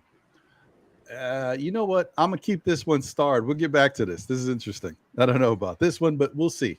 Hey, he's very brave for that. Yeah. You know how It's not a bad thing, but yeah. Julian Blum, appreciate you. Thank you for tuning in, brother, as always. He said, I hope this Donovan thing get done with already people are talking all types of crazy. That's a fact. Also, H Money is in the building. H Money 821. Availability is the most important thing right now. Agreed. So, and let me get to these super chats. Walter Blackman Jr., once again, thank you, brother. I appreciate you. You don't have to continue giving the super chats, man. You've done so much and you contribute so much so far to what we got going on here. And I appreciate it. Thank you so much, man. You're at work, working hard, man. You need your money too, bro. I thank you. Don't get me wrong. I thank you. But I just don't want you, because you're a very consistent giver, and I value that so much. But I don't want you to feel like you have to do that. That's not your value that you add to the Still Knick Fans platform. Your value is just being here, watching, and always supporting. So, but I thank you. Very well put, Ron. Thank you, sir. And Sincere the Genius, thank you for the generous super chat. I appreciate it. Not that I don't feel the same way about your super chat. It's just that Walter Blackman Jr. is always giving us, generous donations from his, hard-earned money. And I just wanted to say that to him. He says, nobody is asking this question. Does Tibbs want Mitchell here? That is a question. But I will tell you, the one thing that real good question. Right. The one thing Yes. that I'm finding out more and more about, and this is the thing, like we only know what we know because we're fans, right? But these guys and their connections, man, the CAA stuff, and just, I mean, who knew that Tibbs knew Jalen Brunson the way Tibbs knows Jalen Brunson? You know what I mean? Who knew that?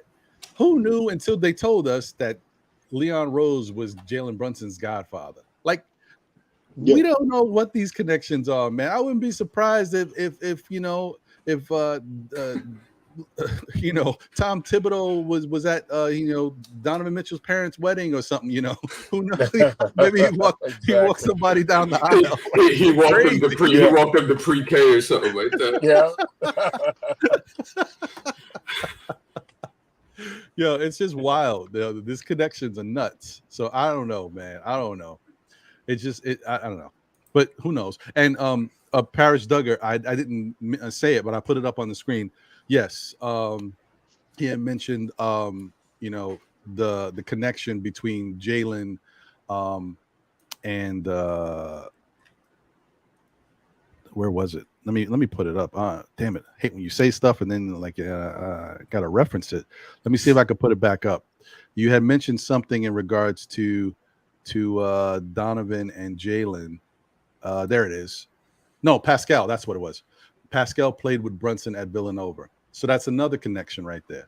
So you see how it's all intertwined. It all works. And let me tell you, I 100% think that, I mean, not that Pascal is the biggest hot commodity on the free agent market. He's got to wait his turn anyway. But I definitely do think that he's probably trying to see what happens with the Donovan thing first, because he would love to be on the Knicks with that connection to Donovan, as well as a connection to Jalen Brunson. I could see that. That's one of those, once again, the relationship thing. It plays a big part in stuff nowadays, man. I mean, we saw it. Relationships have been playing a big part around the league for years. We just, it wasn't as open-ended. Like, not everybody could do it. Not everybody had those relationships. We saw freaking LeBron and Wade and all these guys with their friendships, and they started building their own squads together. And then if it didn't work out, they just had relationships with other dudes. Let me bring this guy over here. So it's all been building for years, and now we're at that point where, you know, it's definitely evident that that's what a lot of this is about. And wait till the next CBA agreement comes out and the owners get to step back in and take control again. Then we'll see how those relationships start to die. The players won't be running the asylum no more, folks. You watch. I agree with that. You know, it's all in all, with all this, you know, all the hype that's going on, regardless of the talk, it's good hype. How often we've been, because you think about it, over the years, when you talk about the Knicks, it's been in a negative content. It's been a negative context. It's always, oh, the Knicks messed this up. Oh, you do this. If somebody did, oh, that's a typical Knicks move. But now we're in a real positive light. Something like I said, I'm gonna stick to it. I say it all the time. We're an undiscovered country. It's a beautiful thing for us to be in the conversations of talking about a possibility of getting a Donovan Mitchell, you know, or anybody else, having assets, having money. We can move things around. The contracts, you know, when you start looking at the contracts, the way they set it up for Mitchell and even Jalen, because we already know that the salary cap is going to go up, but he front loaded it, so when they get paid, their contract money goes down while everything else goes up. I haven't seen an organization do that. That's just me in my time, you know, of watching any sports and being a Knicks fan. So right now, I'm in a position right now, just me personally, I'm in a pretty good position, good headspace. Because before, let's think about it. Years ago, man, how many, you know, we've been flipping tables, throwing chairs, swinging at the air like Trey, you know, having fits because it was always something stupid. So this thing with Donovan Mitchell is not going to happen anytime soon. This is going to be I think it's going to be long and drawn out. I look at it like a messy divorce. You fighting over the kids, and it's going to go all the way out for a while, and we'll see what's going to happen, because somebody's going to have to blink, and I think the person that's going to blink, truth be told, is going to be Danny Ainge more than anything. Because we look at Danny Ainge, oh, he gets over and everything else, But I don't think Danny Ainge had to deal with Leon Rose on a level like this. You know, and I've been critical of Leon Rose in front office and some things, mainly when it came to free agency. I didn't have a problem with the draft. It was just free agency. But seeing the moves that he made, I'm sitting back, I'm being patient. The evil word that I shouldn't say when it comes to our organization, patience. But I'm gonna see what's gonna happen. Because I got a feeling you never know what can, like I said, you never know what's gonna happen in the end. Because this could fall through and then something else happen on the backside that we didn't even see coming. So it's one of those things. I kind of like what I'm seeing right now. It's this is just me. Let me bring something to you guys real quick. And this is something that's not talked about too much, and I kind of, I always want to put the evidences out there as to why I have the concerns with Donovan defensively coming in. So, for example, the Jazz last year, right, were opponents' points per game. They were 10th in the league at that, and they gave up 107.6. Their defensive rating was 110.5, which was 9th in the league. Okay, so the Jazz were a well-oiled defensive team, but when Donovan was on the court, teams had an offensive rating of 113.6. When he was off the court, teams were at 108, which means they played better defense, and Donovan was a plus 5.5. Hold on. 2021, so that was last year, not the 2021. He said, wait, there's more. Right? Exactly. Okay, opponents. So in 2021, opponents' points per game, the Jazz were 3rd in the league, and their defensive rating was 4th in the league. Donovan Mitchell on and off was a plus 5.2. When he was on the court, teams had an offensive rating of 110.9, and off the court was 105.7. So teams were 5 points worse when he was off the court. So here's I'll go one more year just to solidify the point. But wait, there's more. There you go. 1920, opponents' points, they were 9th of the league, and defensive rating, they were 13th out of 30, which is better than the middle of the pack. Okay, and Donovan was still a plus 2.3. Teams were better offensively when he was on the court. Here's the point. The point is that they had a good defensive team. They have Rudy Gobert. They have Royce O'Neal. Mm-hmm. And he was still a liability. This is a worse defensive constructed roster he would be going into. And the Jazz couldn't even make it. They were nowhere near knocking a Western Conference Finals. No. And they got smacked in the first round a couple of times. Just saying. I got you. Well, no, go ahead, Soulfinger. I mean, was that you? That was me. That was me. Oh, my bad, Anthony. Go ahead, bro. With that said, what record would you consider this a failure, either as we are right now at Brunson or with Mitchell next year? At what point would you go, that was a total disaster? What would be the record that you'd actually feel the panic button's being pushed? I'm not too concerned about the record because teams can allow team to gel and then they can turn it on and make a playoff run. My thing would be a failure is when you make the first round and can't get out of that for a couple of years. I think that's the failure. I agree with D on that. Yeah. For example, right, if I stick with Jalen, right, let's just say I forget about Donovan, right, and I stick with Jalen. Would you be mad if we had 37, 38 wins, but we have a better basketball product? Where, like, when we play against the better teams of this league, we're competing at a high level. And is that a loss for you? Well, for me personally, I'm a little bit of a forgiving type. So for me, I'm looking for an exciting product, something I want to pay to see, no matter what the results are. I mean, as long as I have blowouts, but show me an exciting product, which is where my concern about losing like an OB or a Cam where there's no athleticism. It's just even fundamental basketball is nice, but I need to see a little bit more. I don't know. It's something about seeing, again, maybe too much flash. I've been used to too many dunks and too many highlight reels, but I want to see an exciting product. So if it's competitive and close, even if we do lose those games and I can see the path to winning them, I'll be okay with a less than 500 record. Okay. All right. Well, listen, I would say that this is where I got a little pushback. A little pushback, D. Oh, good. I've been waiting. My whole thing is, okay, how do I, let me, because I was going to say something before, but then when you said this, you made me say, okay, I got to come with a different point.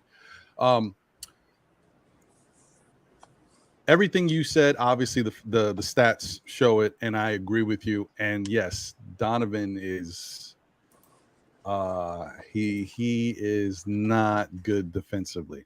He's so not good defensively. Now, granted, man, I don't want to kill him on the defensive end, but he's not good.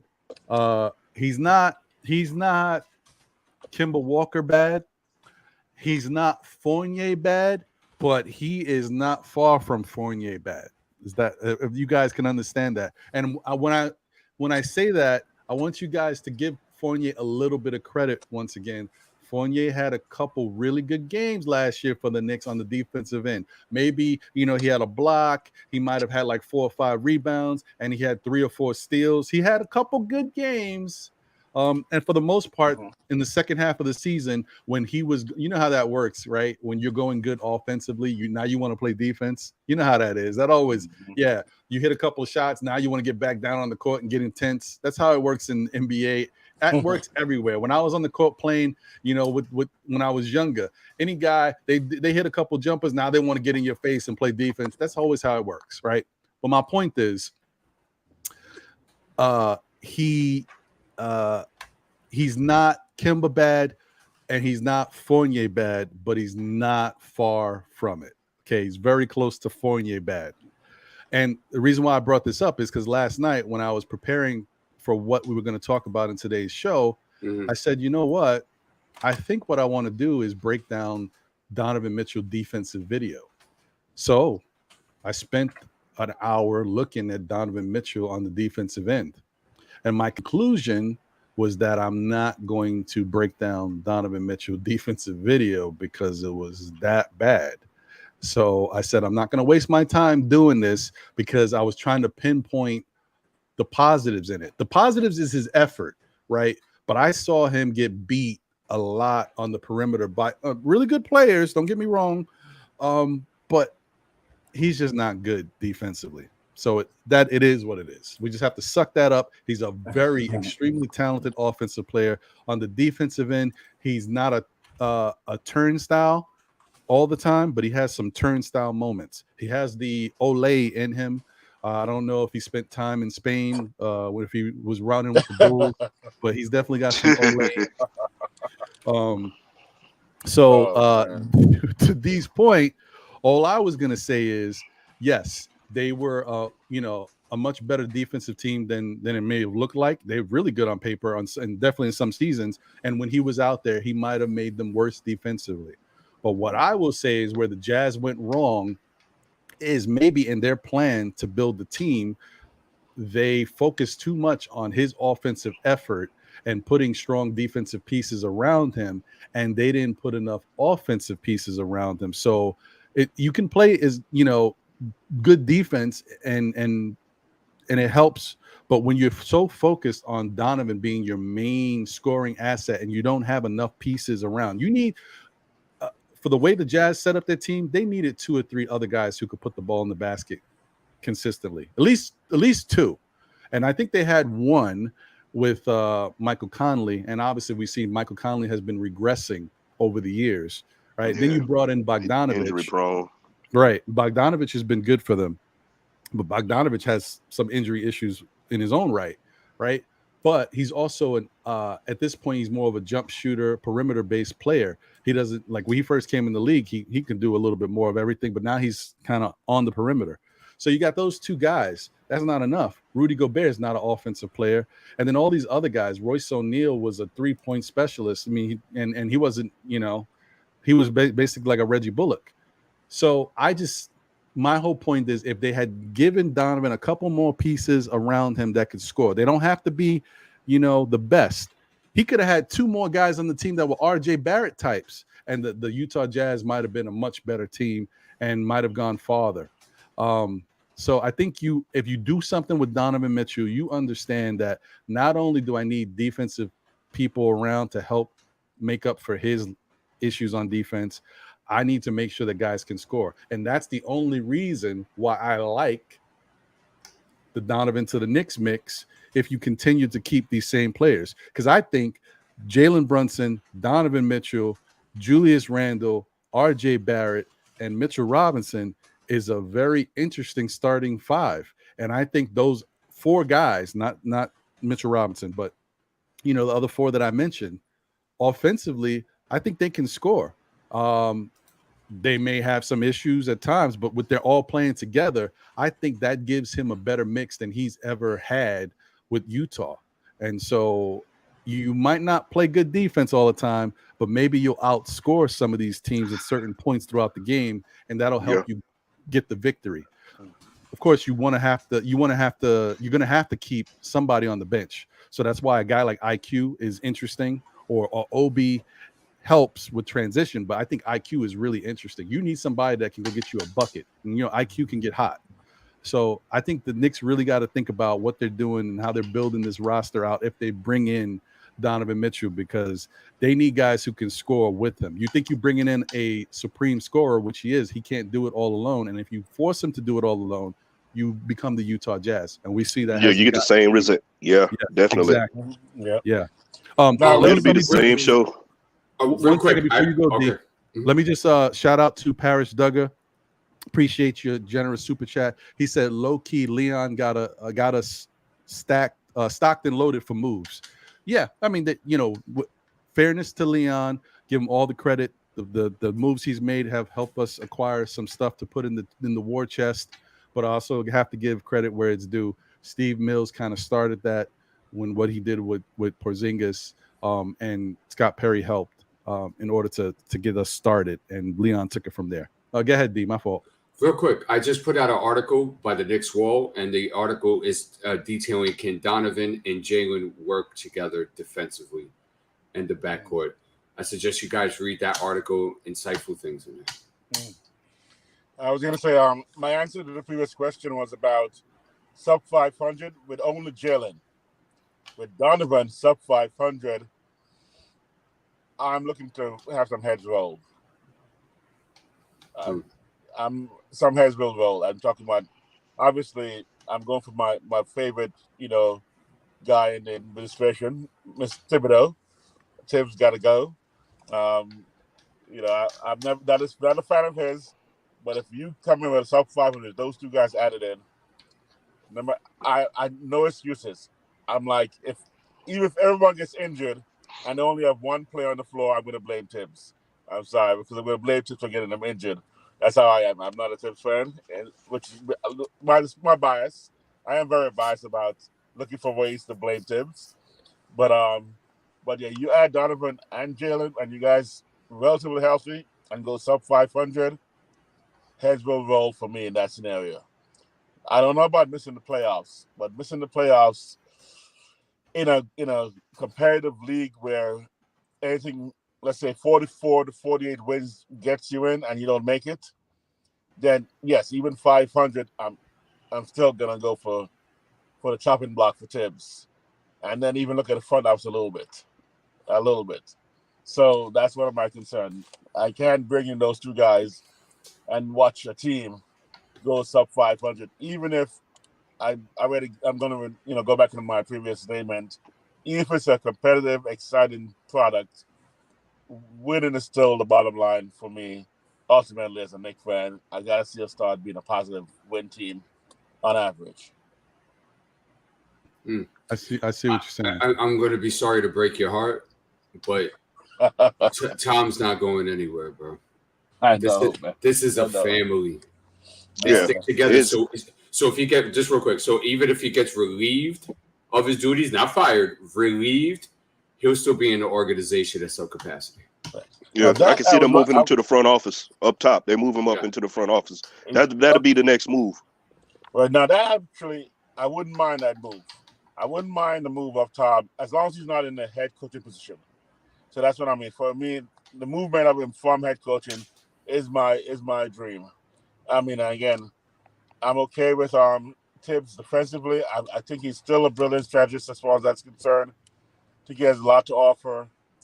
But Tibbs, I've just seen so many things that I'm just like, that I've been questioning, and obviously questioned himself as well in the past couple of years, that I think it's time to move on, and we gotta make that move. And if he does not produce with those two guys added to the roster, as long as we don't again deplete our entire bench, again, I think we can also fill in our bench with guys. Again, Montreal, I think he's available. He's a free agent. I still think that you guys can confirm for me whether Jay Crowder is still a possible pickup with making a deal, because I don't know if unrestricted or if he's free agent, whatever he is, we can possibly get him. I would love to have him on the team. But if we have those guys and we have a decent bench, I'm sorry, Tibbs got to produce a winner, or else yes, send him to the front office, send him to the janitorial staff. I think he can do good with the janitorial staff somewhere, make the garden nice and clean. And we get in there selling popcorn. I'll buy some, Cracker Jacks, whatever he wants from me. Ideally, send him to the Mets because I'm a Yankee fan. So, send him to Shea Stadium. Let him go help them out. Tell us how you really feel, Sarge. I mean, Yeah, it's a tough room right now. I don't think he's a Tom Thibodeau fan. Yeah. I don't think he's a Tom You're not Thibodeau sure? fan. Oh man, let me see if I can. But you know what? Let me say this. Yeah, I agree with D. Tom Thibodeau's not going anywhere. They're gonna allow him to most likely finish out the rest of his contract, or like D said, he'll be positioned somewhere else in the organization. Big L 139 from Lennox. He said the Nuggets are a way better offensive team than us. Look at how far they can get. Now, this is interesting, Big L, because I'm trying to figure out how you're saying this. This could mean two different things. You're like, they're a way better offensive team than us, and they don't have a lot of defense. Look at how far they can get. Or it can be they're a better offensive team than us, and look at how far they can get, like if they didn't go anywhere. So I'm just wondering which way you're going, because I was about to respond to it, but I don't know how you mean it. Do you mean that the offense wasn't enough for them? Or you mean that their offense was good and they were able to get pretty far just on that? That's what I'm trying to figure out. Because the one thing I will say about the Nuggets did a lot with smoke and mirrors, man. They did a lot with smoke and mirrors, because a lot of people like those two role players that they had on the team. And I think both of them are gone now, actually. I can't remember the names now. Sheesh. I'm going to have to pull it up, guys, because you know what? Denver Nuggets roster, folks. Bear with me because I need to know. Mm-hmm. But also a key fact is when you got a generational talent like the Joker, that makes the difference as well. Because the Joker, you're looking at what the Joker can do from his position. He's like do it all for one. But they have good role players, just like you said. Didn't they have they had Green there at one time, right? Jermichael Green. Jermichael Green come off the bench. I mean, he's a decent role player, but they had good little pieces to put around. Not having Murray did hurt them, but I see what you're saying, because you can look at them like, well, offensively they did this, or look how far they got, or hey, they should have gone further offensively with what they have. If you look at it, I see what you're saying. I'm just trying to give you a little time to find what you need, Ron. Hey, man, appreciate you, Soulfinger. You know how this works. Thank you, brother. Okay, Monte Morris was one of the people I was speaking of. They lost Will too, and Will Barton. Will the Thrill. Yeah. So those two guys, this is why I'm bringing them up. Both of those guys have moments where they light it up, right?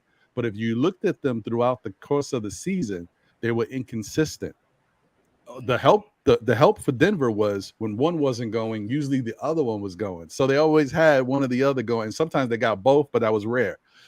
But when you look at it, who did the Joker really have that could consistently score that you can count on outside of him, and those two guys who were inconsistent. Was it Aaron Gordon? No. Aaron Gordon, he played much better down the stretch, closer to the playoffs. He was a little bit more consistent, but earlier in the season, he struggled a lot, right? But so to me, they're a better offensive team than we are. But I think the Joker had a lot to do with that, and he was setting people up and getting them in the right places to get better opportunities. Now, what if they would have had Jamal Murray? Exactly. What if they would have had Kevin Porter Jr.? Michael Porter. This is when you So I'm just saying, would have had a higher seed. They would have not seen Golden State in the first round. It would have been a totally different season. Yes, that's what I'm saying. But those guys are on the team. They're just not healthy. Like that's a different situation. And that's how you can make it work.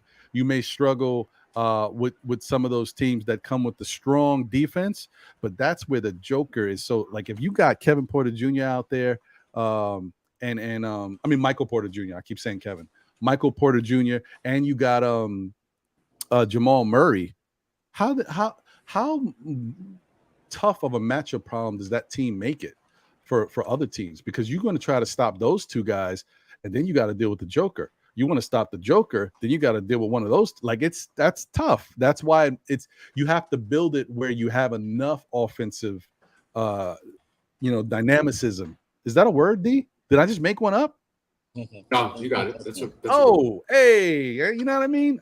My mama told me I was smart, but I guess she was right. Okay. You didn't believe your mom? No, I wasn't sure. Okay. You know how your mother always tell you something. Yeah. Okay, that's true. Thanks. You got a beautiful voice, son. Say your lungs out. Right. So I'm saying like that is thank you.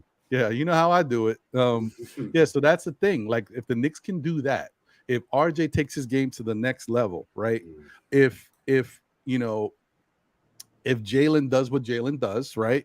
If we get Donovan in here and Donovan does what Donovan does, and then we get this guy in here and he does what people think he's gonna do because he looks like this, I don't know.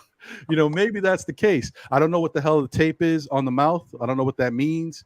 Like, I'm not going to say nothing no more. I'm just going to let my work do the talking. Is that what he's trying to tell us? Because this is what he's doing right now. Wow, I don't know really what this is about. Down, man. Dude, he looks like he's the Terminator of the Knicks. What is he doing? That's a really good sign, bro. Yeah, I think he's very serious about it. Personally, I don't know what the tape is about. I know it's a statement for other people to see that he's working hard and he's not talking. Great.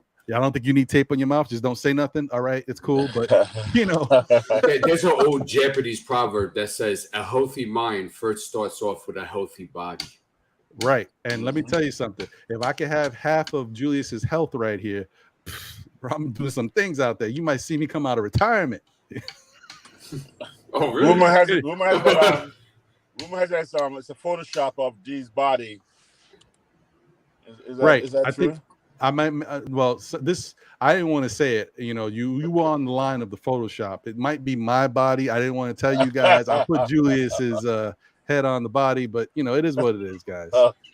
Real quick, you guys. They were talking about Stephen Curry in the chat, and that how Stephen is a bad defender. Well, first of all, he had magnificent wing defenders around him. And second, in points per possession opponents last year, he was one of the tops in the league at his position at a minus 7.3.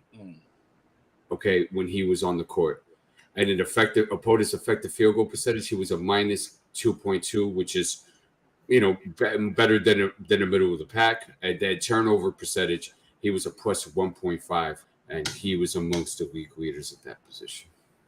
Yeah, plus generational talent. Plus, I think he's a generational talent. Is a clown, man.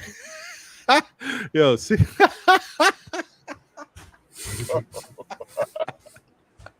Yo, stop it, C-Mac. You crazy, bro. You crazy. I think he's a generational talent, right? I think he's a possible one of the better players who's playing the game. I think so. I'm not sure. Not to mention he has another guy named Clay who also may have been among the top players to ever play in the game. It's tough to put that aside, which is where everyone who's thinking that the Knicks with Mitchell right now, Can this team win a chip as built with Mitchell right now and Rose? Can that team build, win a chip? Mm-hmm. But the records are showing, the history is showing that we need a generational talent. We need at least a Kawhi if you're talking about Toronto. I know they talk about Detroit, but that's 17 years ago. I think times have changed. You need someone who's unstoppable, potentially two-way, unstoppable, undeniable generational talent. That's what I think, which means we're a piece away at least for a chip. Yeah. Nah. I mean, yeah. Not that. I see what you're saying, Anthony A.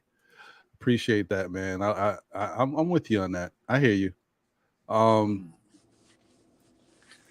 You know what? That's a fact too, Bricks Nation. No matter how ripped you get, it doesn't improve your brick shooting.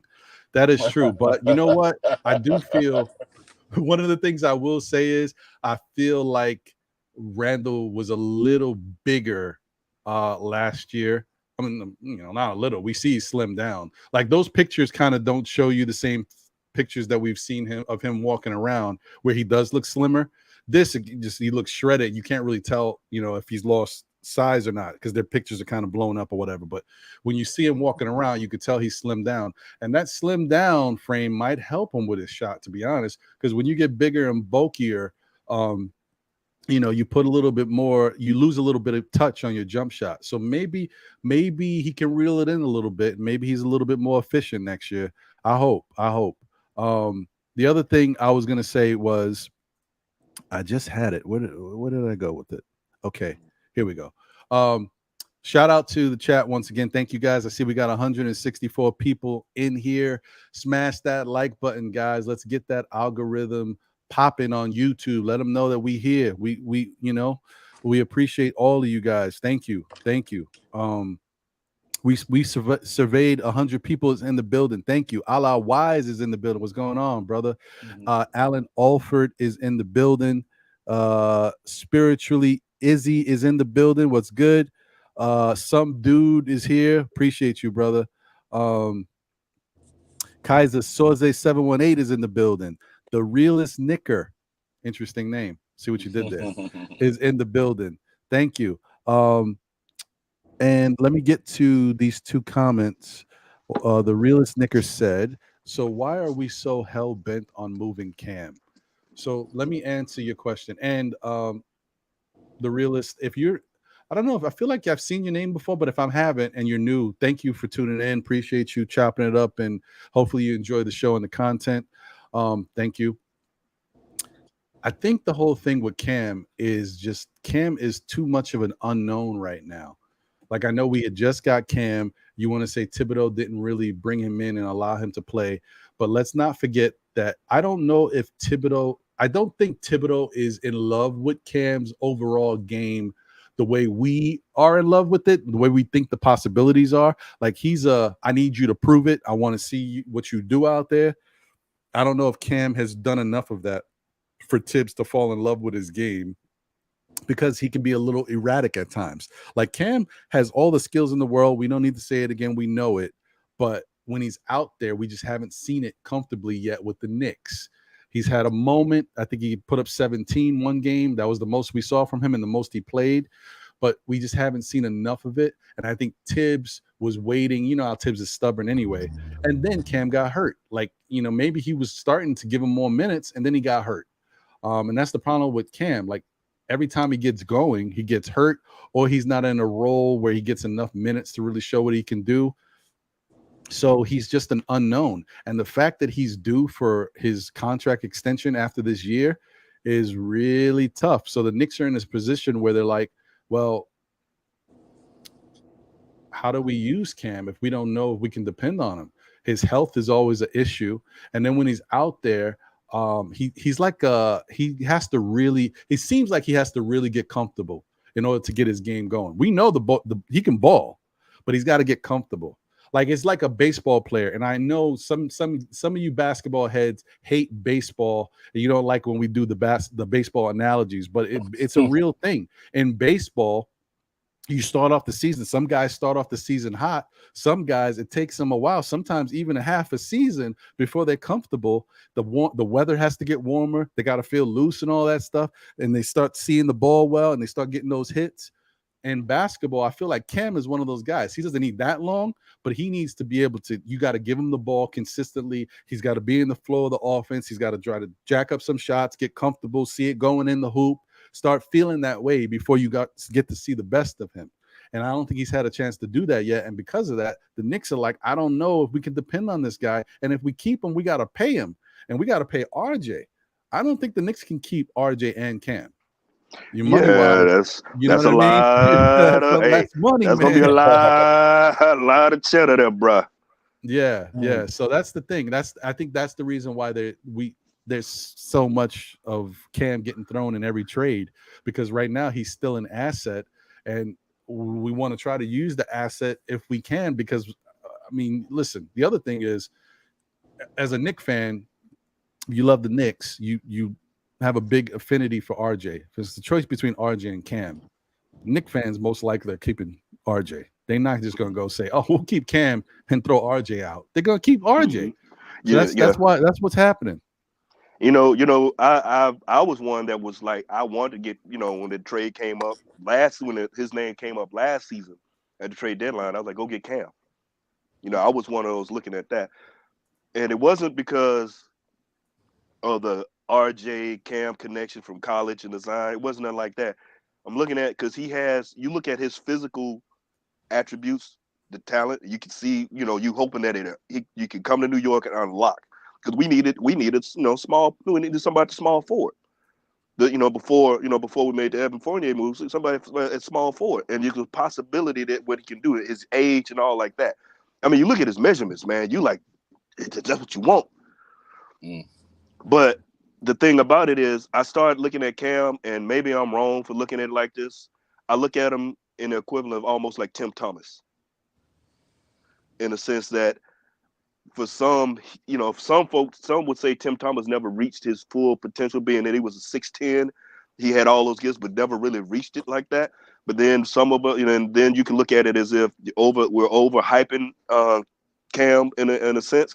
I just like to see the young cat get a chance to see what he can do. Because last season, bringing him in what we brought him in, he didn't have a good showing, for one, because I know he was still injured. Then you come into a new team, you got to learn the system. Mm-hmm. Excuse me, I had to cough. Okay. Dealing with still dealing with these after effects of Rona and stuff. But you got to look at the system and everything. It just wasn't good. Just things haven't gone right for him. And he's a piece. And other teams are looking at him the same way, like, well, we can get him this possibility with his talent. We can do this, that, and the third. So if you can move him, and see what we can get for him, I would like to see if we could develop him. Not as part of me, I like to see if we can develop him. I'm not saying he's gonna be a star or something, but he could maybe a possibility of being a good piece. I mean, a good piece to the puzzle. But if you got to move him, man, move him. See what you can get to get better. It's all about moving upward and onward, man. Again, I don't want to see us just win. I want us to build a dynasty, and that's where I'm at. I want to see the Knicks build a dynasty. That's what I wanted. Like Warren G said, I want it all. Brand new socks and draws. I want it all. Right. Salute to Alan Alford. Thank you, man. Appreciate the super sticker, the super chat. Thank you. Where was it? There we go. Okay. Thank you once again. I appreciate that, Alan. And always, your support, tuning in and jumping in the chat, supporting all our shows. Thank you so much. Shout out to Shaw Powers in the building. Canal Ban Lauya in the building. Lewis Hedges is here. Thank you. Knicks 100. What's going on, brother? Manchild is here. Mark Butler is in the building. International Andy is in the building. You know what? Yeah. Highlight International Andy real quick. Shout out to Andy. Guys, listen. Andy has been rocking with Nothing But Knicks for a very long time. It's very tough for Andy, to do what Andy does and how he supports a lot of these shows. He's in Poland. The time difference is crazy right now, and the fact that, when we're doing shows, especially midday, or if there's a Knick game that comes on, you know, at 7 o'clock, Andy, it's like in the morning over there. So Andy's staying up to all times of the day just to support and do certain things.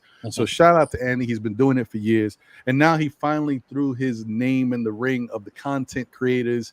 You know, he's come out with his first 2 shows so far, and they both have been really great. So shout out to Andy. As a matter of fact, that's how you know people rock with Andy. Some people may not love his Fournier takes because he a champion Fournier till you turn blue in the face. God bless him. Let me tell you, they do rock with him. You know, he his first video was about Rokas Jokobitis. That video has already got like 9,000 views. So shout out to congrats to you, Andy. Yeah, he says he's hungover right now. He says he's hungover right now. That's why he's not on. Right. Keep doing your thing, man.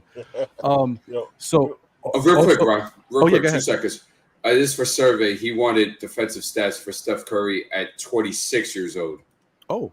And he was a minus 3.6 on opponents' points per possession, which is pretty good for that position of the league. Probably like top 20, top 25. And effective field goal percentage, he was in the positive at a negative 0.2, and also for turnover percentage as well. So there goes that. I was gonna say that someone mentioned in the chat, we overlooked, you know, someone we actually gave a contract to very early. So Isaiah, how much does he add to the team? My fear with Isaiah is my same fear with anybody else on the bench. Is our coach. Again, you know, I love that guy. I love me some Thibodeau. And my fear again is the reliance, especially if you're doing well, the overplay of our starters is one of my fear, and not giving other guys a chance to come help, or even flexibility, or you know, the potential rotation issues. It's one of my big fear. But I think iHawks are going to add a few games to us because of what he adds to the, you know, the multifaceted of the game. Excuse me. Zoo type. Yes. Yeah, and I see what you're saying, Anthony A. That is true. That's something that you're gonna continue to have to worry about when it comes to Tom Thibodeau and Tom Thibodeau run teams. You know how he is when it comes to minutes and rotations, especially when he's got guys that he thinks he can depend on. This guy, forget about it. It's all in with these guys. What's good, Don P? Appreciate you. Yo, what's good? I wanted to be on the chat, but I'm driving right now, so you know I can't chat and drive at the same time.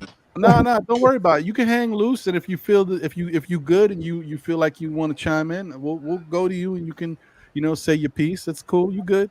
Yeah, most definitely, man. I want to say this, man. A point y'all made about Cam, first and foremost. I agree. Like each and every one of y'all hit it on the nail with Cam. I think that he is the most. He's shown flashes of being like one of the most talented players that we had in a while, and I hope he just get his minutes. You know what I mean? Hope he get his minutes. I hope he get enough touches to shine. That's assuming that we may not get Donovan Mitchell. So yeah, I hope he gets his opportunity. And as far as the whole Donovan Mitchell thing, I know I seem like I was negative on a lot of these panels, and it's not that I'm negative. I just don't want us to skip steps. You know, the front office through different regimes always talk about, you know, we're gonna do this, and then when things get a little bit hot, we just blow it up. I wanted to get to a point to where we just, you know, stay the course. That's all. Stay the course, see what we have, and the pieces that we already have, and watch them grow.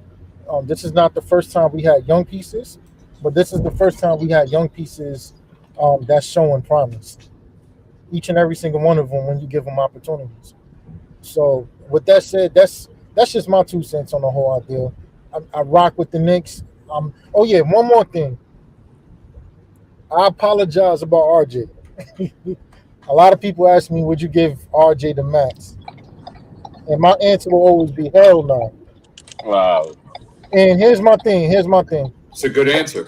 Yeah, but my brain, my mind is telling me hell no, but my gut is telling me give that dude his best. And I feel like RJ has that aura, man. Like everything we asked him to do, he's been doing it. You know, he has the minutes. He's been producing. It's not like he's averaging 30 minutes per game and only averaging what 10 points per game. And he's showing effort on defense. So I think we should give him the bag if he continues to improve next season. I'm rooting for that kid. I really am. And I think that with that young core, the way basketball is being played, we can make some noise. It's not the NBA age to where two people scoring over 30 points per game, like you said earlier, D. That's low key coming to an end. You need solid dudes playing just playing solid basketball, offense and defense, in order for a team to succeed. That's just my 2 cents on that. Well, you know, I want to say this, Don P. RJ, this is funny. I think people get it, but I don't think they get it. RJ, people are talking about Julius Randle because of everything that took place last year and how he looked after being most improved. I think RJ Barrett has the most pressure on him of anybody on this Knicks team. Absolutely. He has to not only show and prove, be more efficient on the offensive end. He also, now if you do bring in Donovan Mitchell and Jalen Brunson, RJ, you thought RJ had the pressure on him to step up defensively this past year. RJ has to be the guy on the perimeter at that 3 spot for this Knicks team if those 2 guys are here. That is a lot of pressure. Now, the good thing is if those 2 guys are here and you got Julius, the offensive burden is not all on RJ. So RJ doesn't have to take 20-something shots. RJ could take 15 shots and still be very effective. And the Knicks can still have a chance to win basketball games. Like this past year, RJ had to do as much as he could because dudes weren't stepping up. We didn't have consistent options. That will be something you don't have to worry about if you have this mix of players. And then maybe RJ could focus a little bit better on the type of shots he takes. Maybe he won't barrel into the lane against 2 or 3 defenders because there's no need to do that. And maybe he won't be jacking up all types of 3-point shots because we're getting scoring from other places. So RJ could benefit offensively from that without a doubt, I think. The defense is where RJ is going to have to focus in and step his game up and start staying in front of guys. Sometimes, look, there's better players in the league. You know, offensively, they get better every year. You can't stop all these guys. What you got to try to do is alter their shot, alter their path to the basket. Do stuff like that. Don't just Olay. Olay is a problem. Olay is never good for anybody. Unless your bull is running at you, then you want to Olay. But Right. you just have to figure out ways to stay in front of your guys or do what Utah was great at. Figure out ways to funnel guys to Rudy Gobert because, you know, Rudy Gobert will clean up everything. It's going to put a lot of pressure on Mitch too. And I also wanted to say one thing earlier about the defense. Utah's defense was great, and you know, alluded to and pointed to the stats. I'm curious on if the defensive system in Utah is that much better than Tom Thibodeau's defensive system, or does Tom Thibodeau have a better defensive system in place?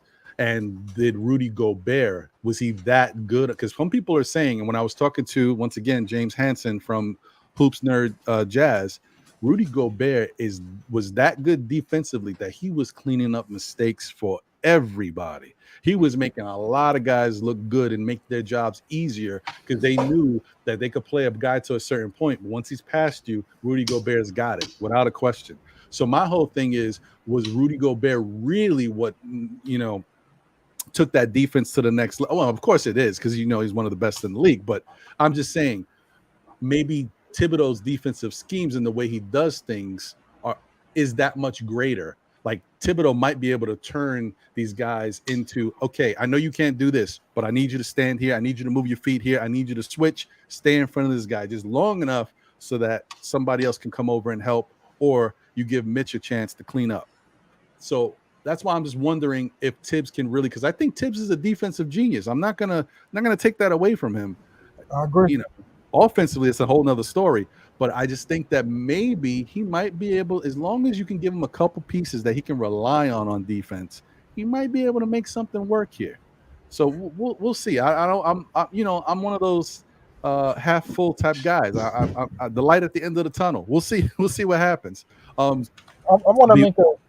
Go ahead, man. I'm sorry. No, I was going to say before I get to you guys' feedback and your takes on it. Shout out to Eric Surreal. Appreciate you, brother. Thank you, as always, for tuning in and supporting. Shout out to 27 in the building. And I wanted to get to these two things. This is quick. I'll just throw it up there. Darley said, Randall has tape on his mouth to control his breathing. It's so he breathes through his nose. Remember, he ran out of breath, so he's trying to get in superstar shape. Cut him some slack. Y'all love to hate. Darley, thank you for putting it out. That was the first thing I thought when I saw the tape. I wasn't even thinking about any other statement. But I know this is Julius Randle. And I know Julius Randle he's not petty, but he has a certain way about him. And he may be trying to say that I'm just working. I'm letting my game or my work ethic do the talking. I'm not saying nothing, because his mouth is what got him into trouble last year. Remember, this is why I'm bringing it up. And another thing I was thinking, these are rich players, NBA players making millions of dollars. If you're trying to tell me that this guy has to tape his mouth with Scotch tape so that he can work on breathing through his nose, he can't get one of those new masks that everybody's wearing that you see people jogging on treadmills with. Like, you know what I mean? I get it. It may not have been available. But I'm just saying there's other ways to do it. I feel like he's trying to make a statement with it too. He could be doing that. I'm just saying there's other ways to go about it. But okay, I hear you, Darley. Let's just be thankful that he's at least working on himself and working on his game to come back and have a great season. Agreed. And shout out to you, Darley. Appreciate you, brother. You're always welcome to join. I haven't seen you in a chat in a minute or on the panel, so you're always welcome to jump in. I'll say this here. I got to give him his props, man, because you remember the year he won Most Improved Player, he was in damn good shape.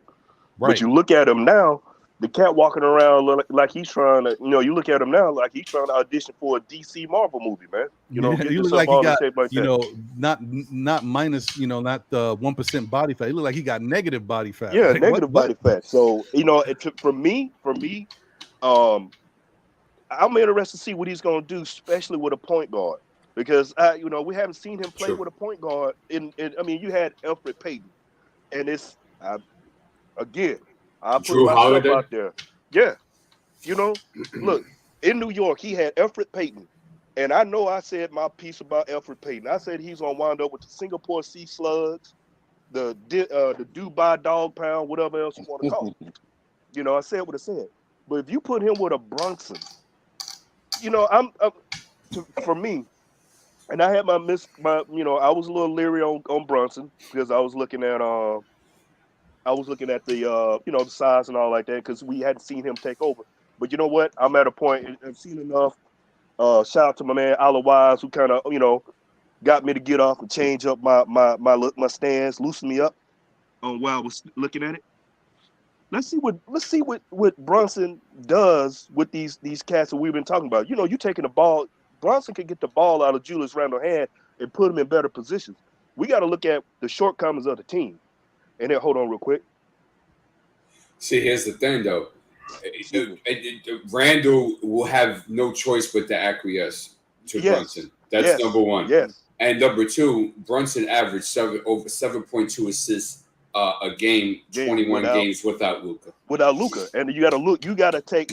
Thank you, D, because you were going there. Like I said, man. When I get off, it's because I'm having these dang coughing attacks, man. It's okay. With the after fixing this stuff. It's okay. But the one thing I like about having both Ron and D on here, because they can pull up some numbers and show you the things a lot of people are talking about or overlooking to bring better points to light. And I say that now you don't have a Luka on this team. And he did that with Luka off the court, 7 assists. Imagine what he can do with this Knicks team. Now, granted, I know the next thing, they got to make the shots because you could have had this, you could have had that. You got a guard like Brunson who can put people in a better position, and also a guard that can break down the defense and do the things he can do. It's going to open the floor. Now, Randle doesn't have to do all this trying to distribute, trying to set up. And no, I'm not a Randle fan. I'm not an Obi fan. I'm just straight across. I'm a Knicks fan, and I got to look at it. I don't have a team, whatever. I mean, a player over here that I covet more than anybody else. But I'm looking at the possibilities. I'm looking at it in the positive light. Maybe and shout out to Free Keith. Maybe I'm looking at it like Free Keith. I'm trying to be raw optimistic than pessimistic about it, because I really think that Brunson can be a key to unlock a lot of the players on the team that we've been saying. We said we need a point guard to unlock some of these guys. So let's give Brunson his chance to do that. We don't even know what we got because the product hadn't hit the floor yet because we're still trying to put it together. But there's a lot to be optimistic about because Brunson, like I said on yesterday's show, he's the golden child. He's the prince. He's the prince and the heir to the throne, so to speak, with this stuff. This was the guy they targeted. This is the guy they wanted. They gave up a lot to get him. Okay, the ball will be running through his hands. And he's solid, man. He's even killed. He's got the right intangibles. He's got the right stuff. Something that this organization has desperately needed for a very long time. And what I'm optimistic about is my optimism is. My optimism is the great content creators like you guys. I'm like, D, I heard you gotta get that Cash App into your I will, yo. system. Yo, You're the third person to tell me that. Thank you. I gotta get some super chats to. I gotta actually get a new card on my Apple Pay. I get some super chats to you on because you guys, man, make our day. You make us, really enjoy. I'm in LA, so I'm isolated out here. I'm looking for favorites of Knicks fans to talk to. I just chop it up with. So I'm letting you guys know that the optimism that I have about even making it through a season, no matter what happens next year. I'm gonna have a chance to chop it up with you guys, bring it back to reality, keep me focused, and not have me go, you know what? Those Knicks are looking good, Clippers are looking good. I'm gonna have to move to Golden State. I'm not gonna drift. I'm a Knicks fan since '75 because Clyde Frazier. Wow. My mom loves Clyde Frazier, so I'll always. I'm a Marlins boy. So I'm gonna always have to be a Knicks fan because of that. But yeah, because of you guys, man. So I'm gonna get that system set up so I can get some super stickers, super chat, all that membership, all that stuff that's in there. I gotta Google how to do the membership stuff, and then get a Cash App going, and then get you guys to like 10,000 subscribers and more, and always giving those like buttons, man. That's show how much we love you, man. So Appreciate thank you guys, that, man. Yeah, I'm gonna head off. Go ahead. I was gonna say shout out to the Knicks fan elders that have been around since the glory days and are able to relate these stories and tell us their wisdom through the ages. No, really, it's much appreciated. I love when you say I've been around for a while, and I'm like, man, you weren't even born when I was a Knicks fan. yeah. I I was want laughing. I'm glad that I'm up on here. And shout outs to you, Bodega Wi-Fi. There's no beef or nothing. I'm glad you stated what you stated in the chat while I'm over here to defend myself. As far as complaining to the ops, I don't think I complain to the ops about the team. It's just the narrative that's going around Knicks social media all throughout is screaming, get Donovan Mitchell. And I feel like it's more the fan base screaming, get Donovan Mitchell at all costs, more so than the fan base that's saying, well, I'm not willing to trade this, and that for Donovan Mitchell. So the space was about, should we get Donovan Mitchell at all costs? And you got some Knicks fans that's for it, and you got most Knicks fans that, from what I've seen, that's for it, and you got few Knicks fans like me who's not for that. I'm not for that. So of course I'm gonna go in and speak my piece on that because we're all not a monolith. We're definitely not a monolith. So yeah, of course I'm gonna criticize. Well, I can't criticize because the office haven't made a decision, but I will tell people like, nah, I'm not for the Donovan Mitchell trade because boom, boom, boom, boom. And one thing that I don't like that we do, and I kind of put myself in that, is when we like a player, we add extras to his repertoire. When we really like a player, we add an extra skill set to him. Oh, this dude is real nice. He can do X, Y, and Z. How you know? You really never seen him do that before. And it's like it makes us look delusional, and it makes us look like fanatics. And it's like, come on, y'all. We got to be a lot more realistic about the players that we have on the squad. I said this about RJ. I like RJ. I'm rooting for him. But the moment somebody the moment somebody come up with it and tell me, oh, this dude has superstar potential, I'm gonna hold your feet to the fire on that. What makes you think that? Because the only thing I could go with is my gut with RJ, his intangibles, his heart, his drive. But if we're talking about his skill set, that remains to be seen. Maybe he'll show me something different next season. So You know, I Yes, give you your I'm gonna props head on off that, real Don quick, P. real quick. I gotta head off. Let me just head off and just want to say thank you again.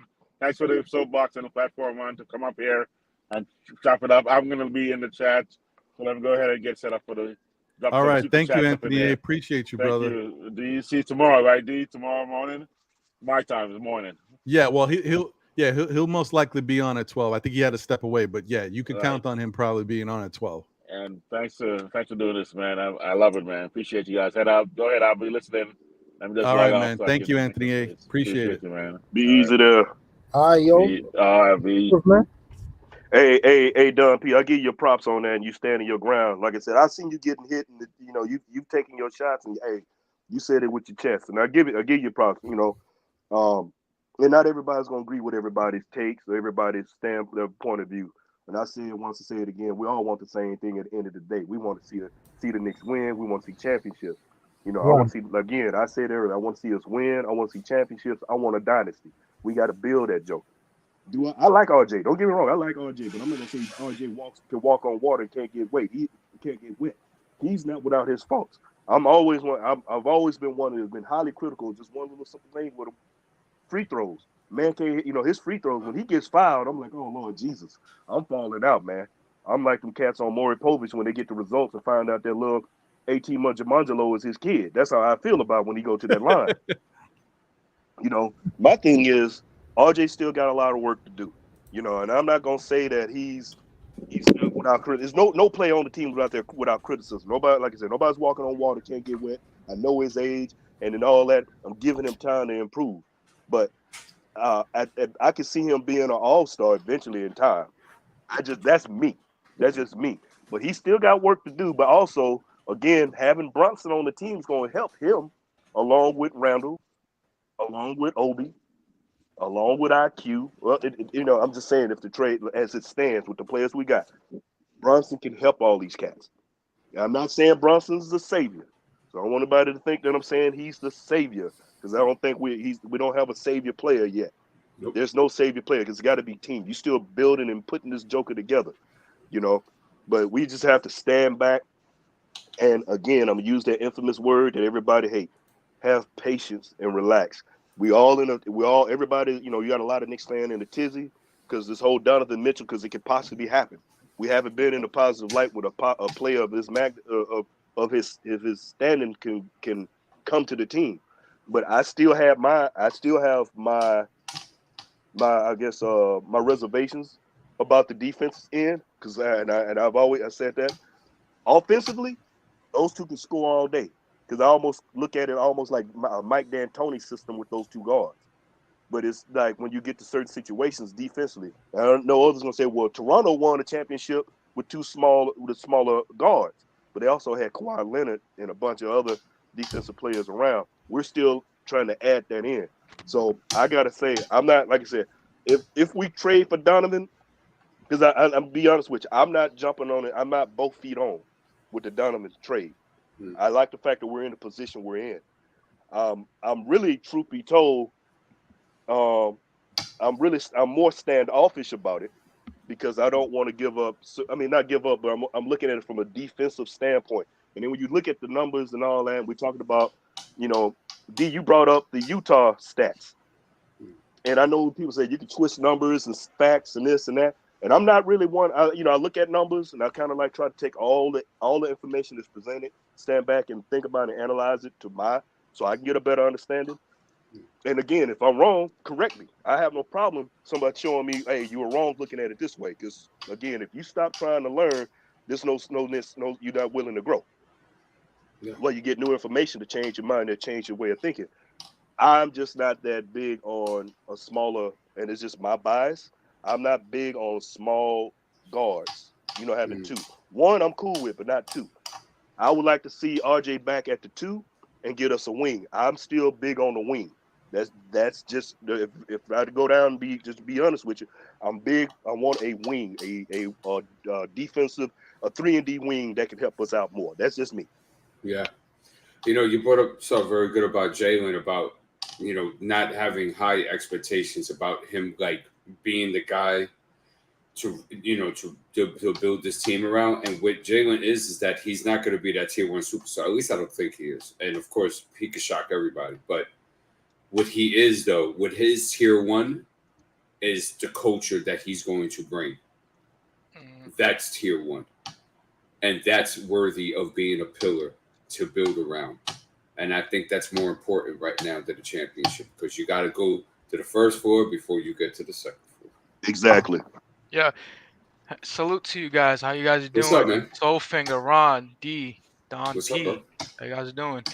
What's Yo, good, What's my up, man? Darley? How you been, brother? Chilling. First things first, I just want to tell you guys, when I wrote that comment, I wasn't referring to you guys. I was referring to all the people that just love to hate for the sake of hating on I got Julius you. Randle. No You problem. feel me? Because to me, I'm a Knicks fan first. People who know me knows I love RJ Barrett, but even I don't think he should get a max right now. I don't think he's done enough to deserve that. You know what I'm saying? And I just think right now everyone's like, oh, like everyone's bashing on Julius Randle, trade Julius Randle. You trade in 20 and 10 right there. Don't get it twisted. You guys might, people might act like Julius Randle's killing the culture, this, that, and the fourth. It wasn't just Julius Randle. Why is nobody talking about quickly just chucking up shots from almost half court? When they didn't need that. Why is nobody talking about the kids' lack of, some of the kids not putting enough effort on defense? RJ giving up the baseline every other play. You know what I'm saying? Nobody's talking about that. Everyone just, the thing is that the reality is nobody wanted Julius Randle because he was, like everyone was expecting KD and Kyrie when we got There Julius you go. Randle. You feel hit me? the nail on the head with that one, darling. Because not to cut you, I'll get right back. Because No, you got remember, it. no, just saying. Because the whole thing is Randall wasn't the sexy name because everybody was ready for KD to come, and then he didn't. And then we got Randall who decided to come, and then on top of that, you had Randall and 8 other power forwards. Come on, man. Right. And then like this whole talk of Cam, I'm gonna be honest. Personally, I haven't, like, Cam has shown, yes, flashes of things that he can do, but that's another player. I haven't seen him do anything. I haven't seen him do improvement. We're talking about trading a couple question marks for an exclamation point. You feel me? We're talking about trading like people that, what if we were talking about what if with Frank Ntilikina for the longest, and what did Frank Ntilikina ended up being? Someone that we ended up trading. You know what I'm saying? And it's like, people talk about, oh, it's having 2 short people in the front court. We forget about Kyle Lowry and Fred VanVleet. We forget that 6'1", at 6'1", that's how tall Pat Beverly is, and he's one of the best defenders in the league. I don't think height necessarily diminishes how good of defense you play. You put them like, Donovan Mitchell was actually a really good defender in college, but people don't talk about that. And we're bringing in somebody named Brunson, who understands the culture of what New York is. None of these guys that we brought in the past know what it is to be in New York, to be a New Yorker, to understand how heavy that jersey is. You brought in Brunson. He understands it. This is family to him. To him, this is different. He's gonna bring something that nobody in the past, God knows how long, is going to be able to, has done. You know what I'm saying? So to me, it's just, let's look at what we have. Let's look at how we can improve. People talking about, oh, we're a second round exit. God, like, we made it to the playoffs. Like, Yeah. what are we complaining about? You know what I'm saying? It takes incremental steps. It's not, you're not just gonna go one year, you guys, from being one of the worst teams in college. I mean, college, one of the worst teams in the league, to being one of the best. Is like, that rarely happens. You have to make small adjustments, improvements, and watch things, cultivate. You know what I mean? That's all I got right now. I'm sorry for going on my little rant. No, No, that's you're cool. good. Yeah, and thank you for giving us your heart. But there are a couple of things I do want to fix up, though. We have to keep in mind that Fred VanVleet and Kyle Lowry are way better on-ball defenders, 1. And number 2, they had premier wing defenders protecting them. Let's keep that in mind. Somebody else brought up Joe Dumars and Isaiah Thomas, right? He had Dennis Rodman. That was the premier perimeter defender at that time, and he would take all the big dogs. So that tells me that RJ has to step up.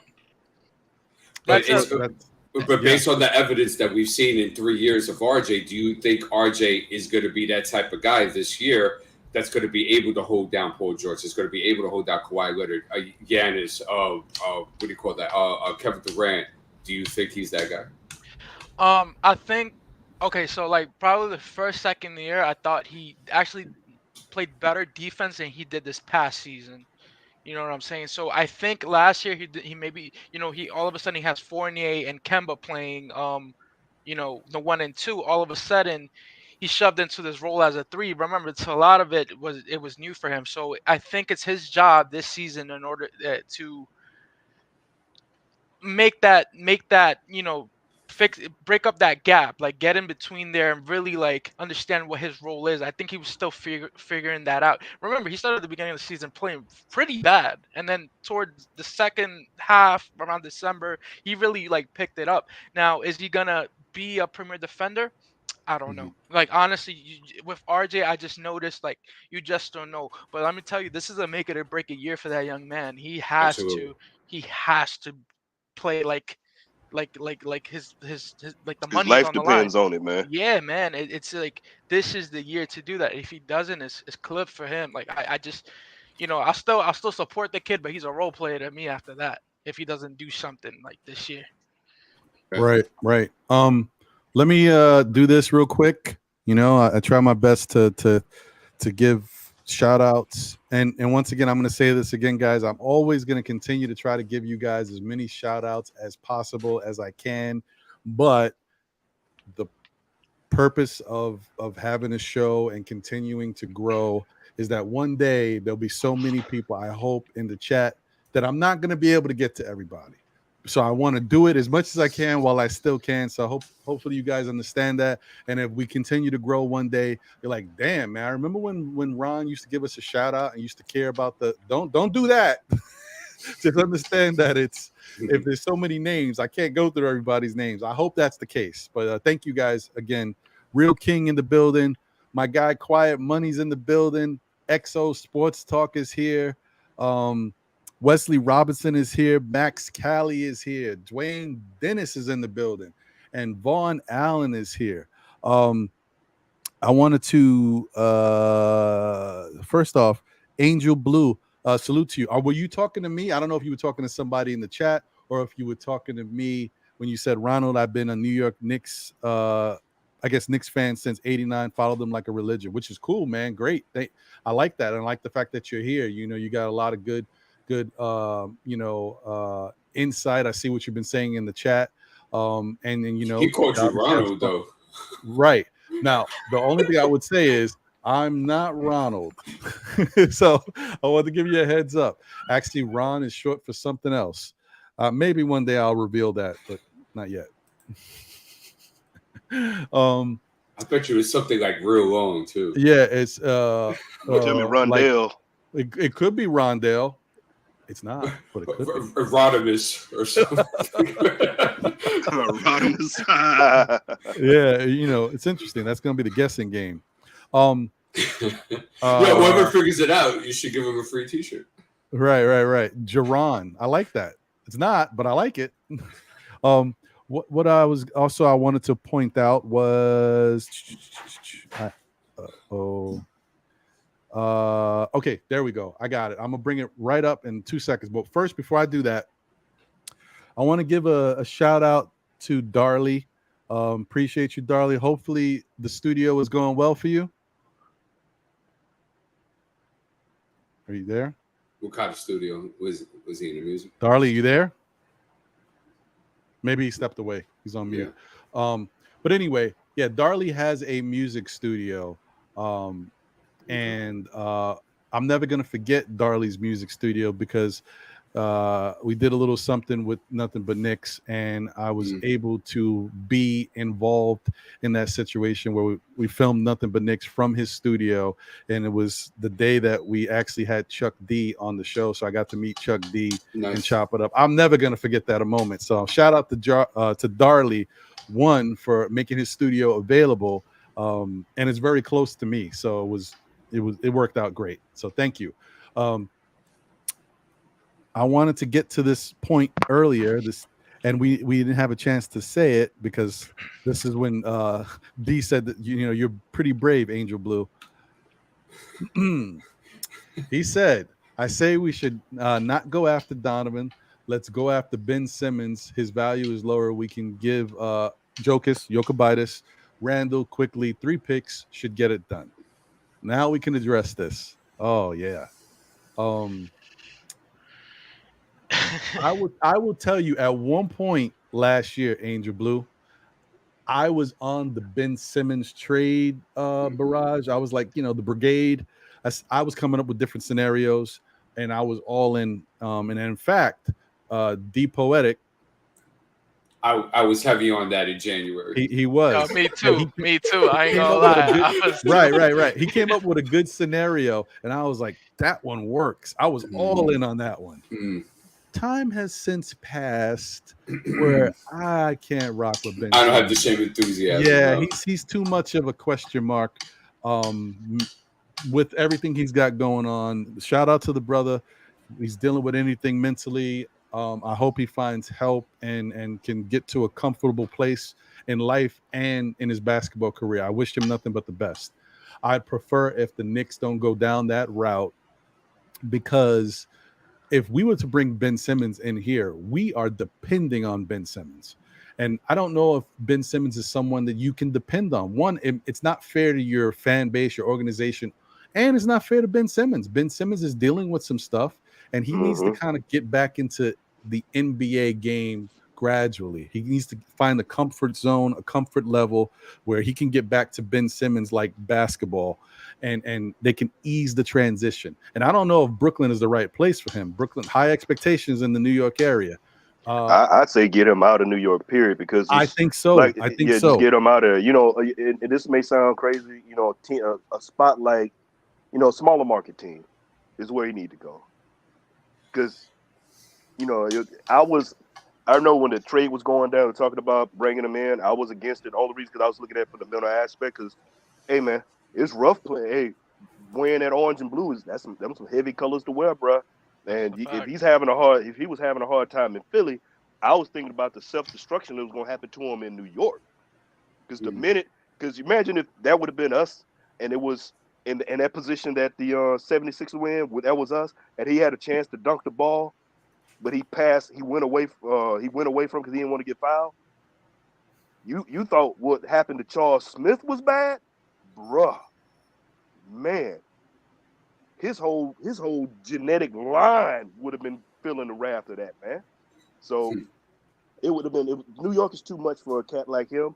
And not like I said, it is true. Not everybody's built for New York. I mean, you got someone say, well, how about the fans are built? But in the situation where it came to Ben Simmons, talent-wise, the defense, what he can bring, bad, yeah. But I want the man to get healthy, get his mental health together, because that's a big part of it, man. And hope he can get better and come back to the NBA fold. And you know what? Shame on the Brooklyn Nets and I'm speaking to Kevin Durant specifically, of not giving that a try. And not seeing this, because if you have at least a 75% Ben Simmons that's going to take the best perimeter players in this league, going to set up your offense, grab you 7-8 rebounds a game, push the tempo, and make everybody's life easier, I'm willing to give that a shot and see how that works. But see, that's the difference. That's the difference in how you look at it and how he's KD's one of the best players to step on the court, but. The things that he's done that shows you that, one, he's proven that he's not a real true leader because he's more of a follower. And like you said, if you're looking at this and you want to build up a talent like a Ben Simmons, why not work with it? Because if you look at those two together, even without Kyrie, you making noise if you put the right, continue to put the right pieces around. I mean, they need a better coach. I mean, that's where they need an actual a legit coach to come in there. Yeah, that and work Steve with Nash stuff ain't working, bro. Yeah, man. That was just somebody to put in place so they can run wild. Because if the reports were true, Kyrie holding his own practices. But anyway, I'm not even trying to go down that road on that. That's what happens when the inmates run the asylum. You took the words right out of my mouth. Yeah. I mean, that's on them. That's That's their train wreck, man. That's their train wreck, and they brought that on themselves. And I sit back and I laugh about it. Ha ha. That's what you get. You know, that orange and blue looks a lot better than that black and white right now, huh? I'm just saying. I'm being petty. I'm petty about it. I hear you. I see that. I'm being petty. Petty Paul, man. Because like I said, because the Knicks weren't cool. We weren't cool enough. Yet you were winning, but yet everybody still want to see the Knicks. I'm just saying. Don't hold my feet to the fire. The numbers and stats, hey, the numbers prove that. I'm sorry. I can't believe this. I didn't think anybody was gonna get it. OCD Shaggy. That's my name. Ronaldinho. I don't know how you got it. I don't know if anybody. Is it really? No. Oh, I'm about to say. I was like, damn, that's unexpected. Like what, Mom? What'd you do? No. Nah. That's not me. But I like it. Shoot. Where was it? Okay. There we go. Shout out to Silver Surfer. Appreciate you. Los Knicks is in the building. He said his name isn't Ronald, it's Aaron. Yeah. That's right. Key and Peele reference for those of you who don't know. Can I piggyback real quick off? Sorry, can I piggyback? Oh no, go ahead. So like another thing that I heard and that's been around the rumor mill is about bringing KD to New York, like to the Knicks, essentially, right? Because I saw one that was talking about trading, with the Lakers to get, to get whatchamacallit, Westbrook, and then trade waive Westbrook, and then use the rest of what we have to get KD, something like that, some crazy, just sounds like too complicated for it to make sense.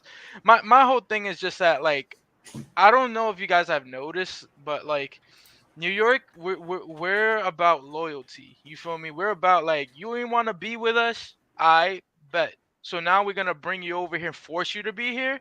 He's already proven that he's not the type of player that, like, he wants to deal with, like, I guess, the headache of being in New York or the weight of it. So why would we force him to be here? So what? So he can ask for a trade out of here?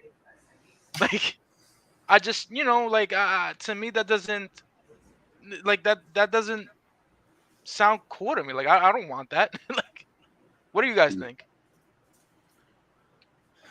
I mean, I don't know. Like, I'm still. I guess I'm still on the fence with all of this stuff, because if something like that were to happen, I mean, what am I gonna do? I'm a Knicks fan. I'm gonna root for my team. I don't know if you've been able to tune in to a lot of my shows here, Darley. I can't stand Kevin Durant. Cannot stand. I don't care how. Now I know what to get you for your birthday. Right. He could be Michael Jordan. I don't care how good he is. I don't like Kevin Durant. I don't want him anywhere near the Knicks. That sounds ridiculous as a basketball team, trying to make their team better and have a chance to win a championship. I get it. I don't care. But that's me. That's why you don't want me running the Knicks.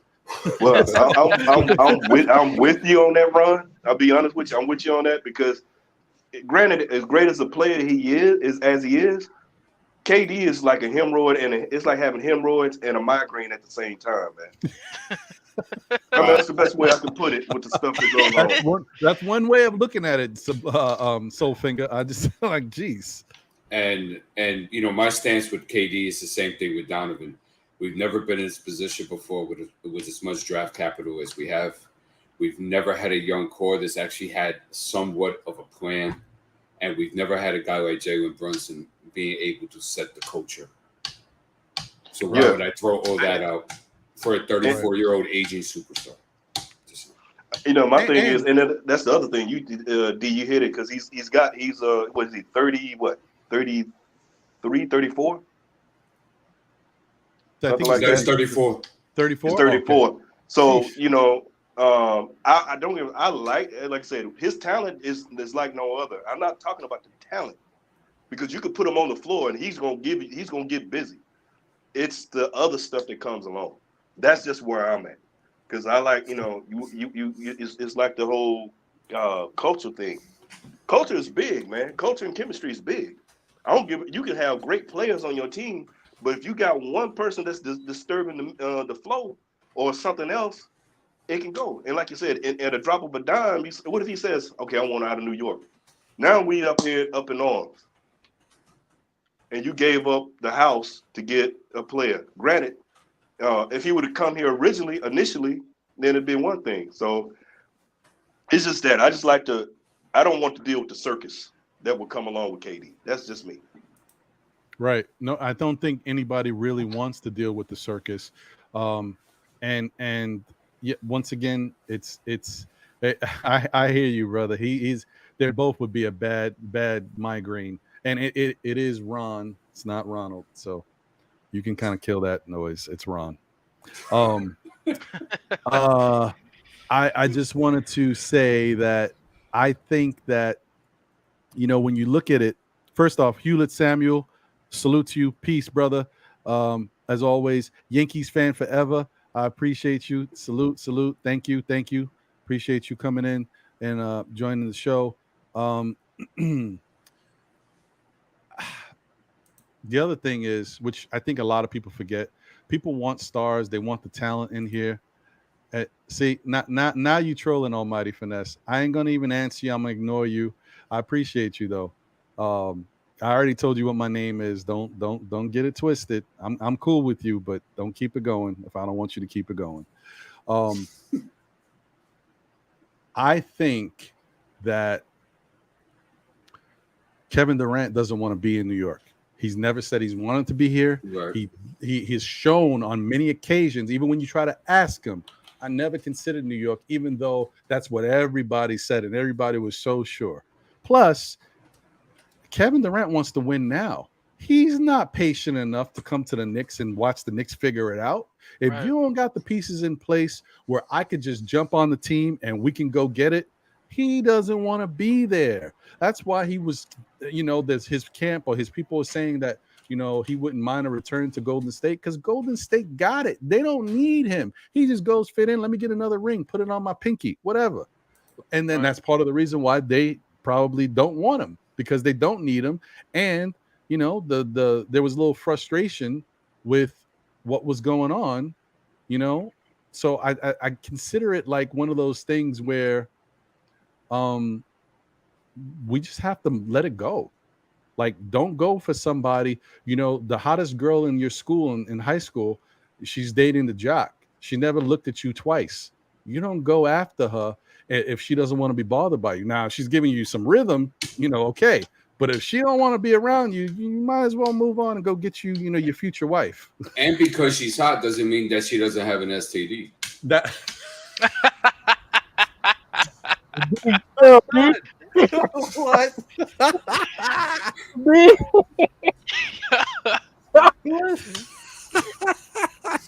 And you didn't talk about shorty.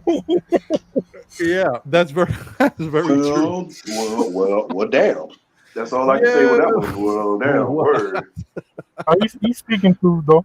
Yeah, no, that's a fact. That's a fact. You got to watch that out there. You youngins out there, if you're listening. Sorry, guys. Keep that in mind. Dude, and you know, sexual education should be taught to the youth as well. So that's true. They're trying to teach it to 9-year-olds. So D can tell it to you guys, you adults. Oh man. Yeah. Thank you. See, there you go. Almighty Finesse.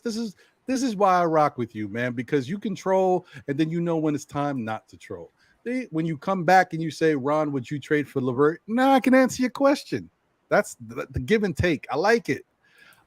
No. So next, no, I'm just joking. I don't even play with you like that. No, I don't think I would trade for LeVert. I think the Knicks need to, You're going to trade for somebody, you trade for somebody solid who you know you can depend on and doesn't have an injury history. And I know once LeVert got with Cleveland, he seems to be okay. But remember, prior to that, he was hurt for a stretch. When he was with Brooklyn, he was hurt for a stretch. So I'm just big on not bringing in players who you don't know about injury history. Yeah, Yeah, because he was one of those guys in the mash unit, man. Yep. And good for him, man. He's dealt with some really, some tough injury stuff, and he's been able to overcome it and get back to playing in the NBA. I wish him nothing but the best. Now, if the Knicks did it somehow, of course, I'm gonna root for him and be happy. But I just think you try to build from a position of variables that you can quantify. Okay, I'm bringing in this guy. He's a really good defender, not a great offensive player. I know what I got. I don't want to go with, let me bring in Malcolm Brogdon, who hasn't played more than like 40 games in a season in the past 3 or 4 years. Like that stuff like that you worry about. I wouldn't do that. And I'm not saying LeVert is that, but he could be that because he's had some tough injuries. And it's tough. NBA game is tough, guys. It's hard to play, 82 games. That's why most people can't do it. And then, when you have an injury history, you'd be lucky if you get to see, 50 of those games. Vaughn Allen says, Ron, there's a reason why KD is named Easy Money. The dude is one of the best players all time, probably at this point. And right now, he's probably the best player in the NBA. Taking nothing away from him. But the dude is not my type of guy that I'd like to have around my team and around my young players. I don't want you guys to. You could emulate him on the court. His game is phenomenal. Don't emulate him outside of the court because, these basketball players, they might live in the same circles, might live in the same buildings. They go to dinner together. They go to lunch together. This is their teammates. This is who they cling to. He's the type of guy. His personality, the way he does things is too funky for me. I don't care what nobody says. The burner account, all the other stuff he's done in life, I can't rock with that dude. That dude's too questionable for me. And the fact that now, he wants to get out of Brooklyn because things are getting a little hairy over there. Kyrie wants out. You don't need Kyrie. You're Kevin Durant. You're the best player in the league. Make the Brooklyn Nets build around you and Ben Simmons. Ben Simmons is not a throwaway player. If the dude is healthy, Ben Simmons is a really good player, and he's going to lock dudes down on defense. The Brooklyn Nets could still win with that team. They just have to go out and get somebody else. But is he willing to do that? No, because he's a runner. He's a track star. Yo, Ron, the thing is that these are, and sorry about cutting you off, brother. But the thing is with players is like, especially on the Knicks, you need players with heart. You feel me? That I don't question a lot of these players' talent. I question their heart. You feel me? Like do you got what it takes to deal with New York, deal with the New York media, deal with the New York fans? We're psychotic. You feel me? We won a playoff game and we were outside Madison Square Garden acting like we won a championship. Yeah, you know what I mean? Like we're crazy, and and at the same time, if we don't like you, we really don't like you. So it's like you are you ready for that? Like I question people's heart. Can you deal with getting every player's best game every time they come to the Garden? And to answer that, no, if it's KD, because he's all sensitive and stuff about Twitter. See, and that's the other thing. See, with me. And hey, darling, you done thrown. Hey, you going out there and start throwing. You out there throwing some serious hand grenades out here, and I got to give you props on that because I'm out here in Dago in Lakerland. I was celebrating big time when we made the playoffs. I go on to work with, I always rep Knicks. I'm out here on the West Coast, and as you can tell, you can hear my draw. I'm from the boot. I'm not from New York, but I'm a Knicks fan. My Knicks. I rep my Knicks. Facts. We went to the playoffs. Hey, we went to the playoffs. You think I wasn't talking trash to a lot of the Laker fans that were giving me hell? Hey, there's a bear take a dump in the woods and wipe his backside with a white rabbit. Yes, sir. That being said, I hear you. That's a fact. KD is also age. I got to look at age. How long would he be around? That too. So you want to give up stuff to get, and then And then he's a win now. He's trying to get championships right now. So pass on it. I'd rather go with a younger. If I'm gonna trade for somebody, a star, I want a young guy, a younger player. But I would like to see us do something we haven't done, and that's actually build. That's just Yeah, I'm with all you guys when y'all say that, but I got to play devil's advocate a little bit. Shout outs to Uncle Freezy. He always says, if you don't like the guy, just say you don't like him. I don't like KD. I straight up don't like him. But here's the thing: for the fans that do want to win now and they want to compete now, I can understand those type of fans saying, well, let's put that package together for somebody like Kevin Durant. I can understand that logic, trying to acquire somebody like Kevin Durant to win now in the next 2 years, maybe 3, as opposed to getting somebody like Donovan Mitchell. As much as I don't like him, you can't deny the talent. You can't deny it. I wouldn't do it. I think he's surface charming, Chichu, but we're not talking about his character. We're talking about from his talent alone. Could he get us there? Judging from the Brooklyn Nets, well, we all seen he got sweat. But as far as like bringing a person in to make us compete now, what better option is there than Kevin Durant? Right. Well, I mean, yeah, I hear you. I don't agree, but I hear you. He is what he is. But as I said before, that's the main thing that I got to tell you. Even him as an option, it's one of those things where, like I said, he doesn't want to be a Knick. Never has, and never said he has. And when you question him about it, he'll tell you to your face, I never said I wanted to be a Knick. Yeah. I mean, that's enough for me. Like, I don't care what you don't got to say much more. I got you. Ron, and that's why I respect Julius Randle. Despite the season he had last season, he wants to be here. He made that clear. You feel me? With the work. Right. Yeah. Alan said in the chat, FYI, I set this up with the super chat, tried to send one, but not letting me attach a text. Alan? Yeah, Alan Alfred. Oh, okay. All right. I'm gonna look at your account real quick and see if there's anything going on. I don't know why it would do that, but I appreciate you trying to do that. Thank you. Let me shoot, I don't want to do that, but I feel like I have to do that. Like, I don't know what the deal is. I don't know you personally, bro. So I don't know if like that name is triggered. I don't know what you got, your mental situation. Maybe you heard the name and now it's like everything you do, you say it and it's got to start with you. I don't, people have issues, that I'm not questioning anybody's mental status or what they got going on. So I don't want to offend you, Angel Blue. I'm sorry if it comes off that way, because I know I see every sentence you start with Ronald, and I don't know, like I said, I don't know where you're at. So I'm going to, put you in timeout though, so that you understand that my name's not Ronald. So you can start every sentence you want with Ron. That's fine. But I just want you to know that's the case. Now, if you're triggered somehow, I apologize. I just got you to know, I want to let you know that that's not my name. So we can go from there. Nothing to apologize about. You asked nicely to stop, and he continued. Hey, Ron, I understand, man. My name's John. I hate when people either call me Johnny or Jonathan. I can't stand it.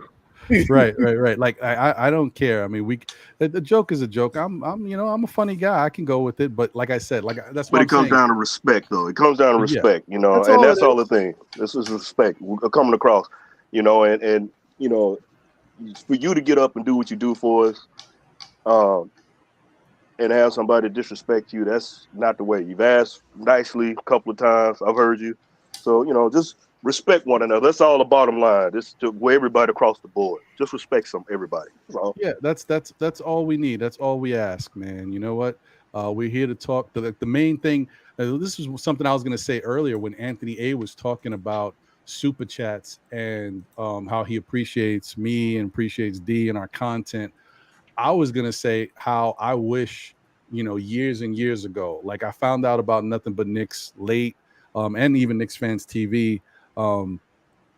I wish I knew about these platforms and stuff a lot sooner. This would have been great therapy, a place to talk and really get my Knick frustrations out and to be able to talk with fellow fans. I wish I knew about it a lot sooner. So I'm happy to be here in the space now and be able to give you guys, a space where you feel comfortable and can chop it up here. And you're always welcome to jump on the panel and say what you want to say, and we'll chop it up, man. Because in the end, we're all Knick fans and we want to see our team do good. But of course the respect level has to be there. I will always try to give everybody as much respect as possible. I do ask for the same in return. So appreciate you guys, and thank to my people on the panel. Y'all always holding me down. Y'all know how it is. I appreciate it because, like I said, I'm out here in sunny San Diego, man. So it's either Lakers or Clippers, right? So I got one homeboy that's born and raised here in Dago. That's a Knicks fan. Blew my mind. Just like it blows everybody's mind that I'm from the boot. If you don't know what the boot is, Louisiana. I'm a Knicks fan. I love the Knicks. It's so much so that my kids, all my kids, including my oldest, my grandkids gonna be Knicks fans. So I'm already got them on it. So much respect. That's what it is, man. I don't force them, but they always with me to watch it. So much so. I feel that. So much so that my daughter, who I talk about, I talk about my daughter a lot because she's been playing ball. She's a New York Liberty fan. So we out here, that's the whole thing. My thing is, man, I also happy to see these. Way I stumbled across all this was I got insomnia from my issues from the military. It is what it is. No sob story. It is what it is. And I was on YouTube and I put in Knicks and I saw this Knicks content. And they went in from there. The first show I found was Run, Man. I saw that.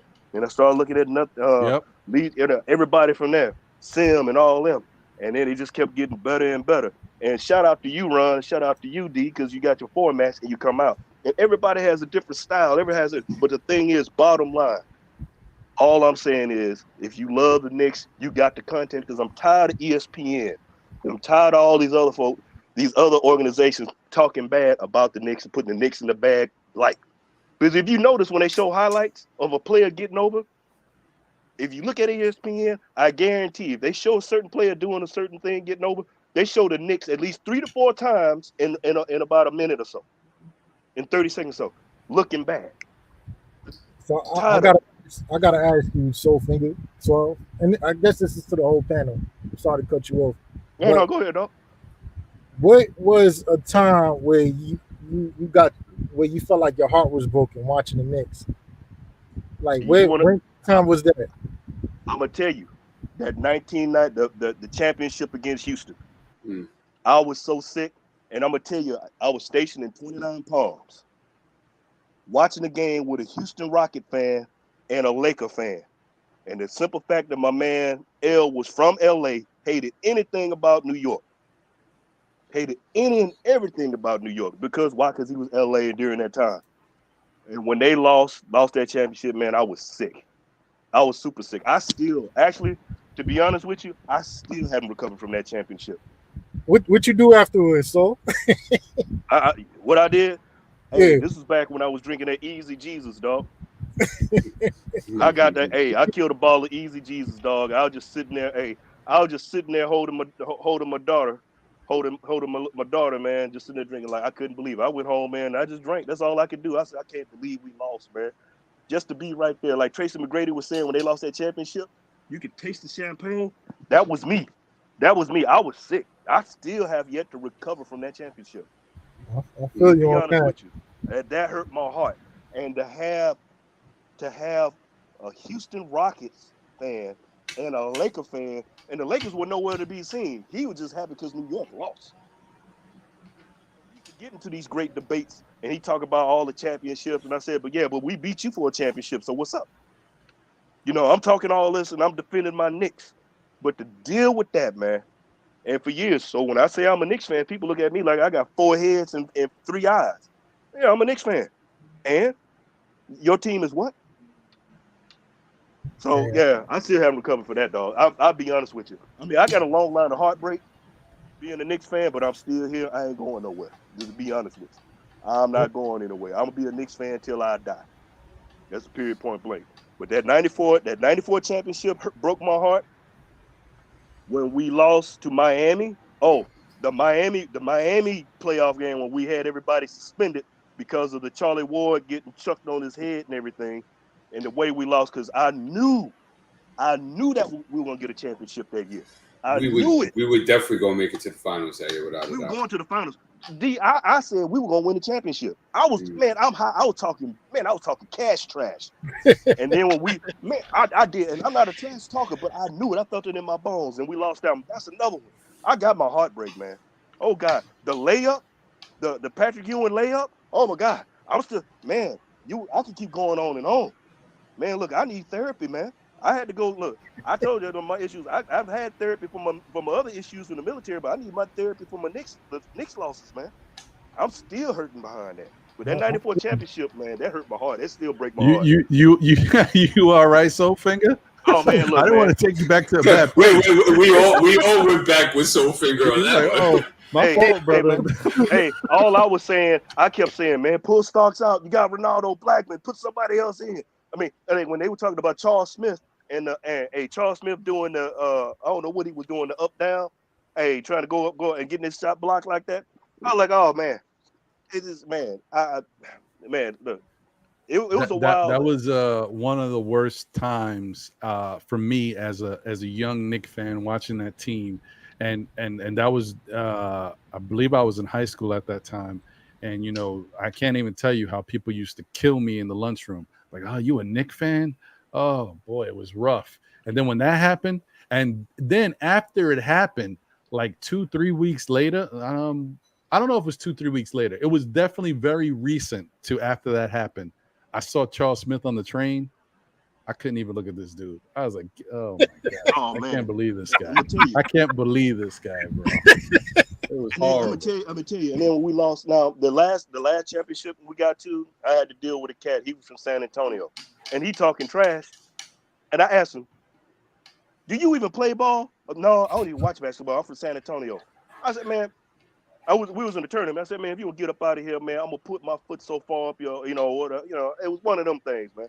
And he talking trash, but I couldn't say because we had injuries, man. We had injuries. I just had to take the one thing out of that game right there, that series, is when, what was his name? The other Rose, not Malik Rose. San Antonio had this one kid. He's supposed to be a great defender. He's supposed to be doing all this. He gonna lock down Spreewell. When Spreewell baptized that cat, you never saw him in the NBA anymore after that. He was never the same player. I think that dunk right. That was the one thing I could take. But we had injuries, man. We had injuries. So like I said, I got my heartbreak, man. Like I'm gonna go lay on the couch after this one, man. I hear you, brother. It's all right. For me, I'm a younger, Knicks fan. For me, I still remember to this day, like when we got Porzingis, right, and then like he was doing good, and when he got that ACL tear, I was in the recording studio, like working with a client and watching the game at the same time. But it was with the Flatbush Zombies.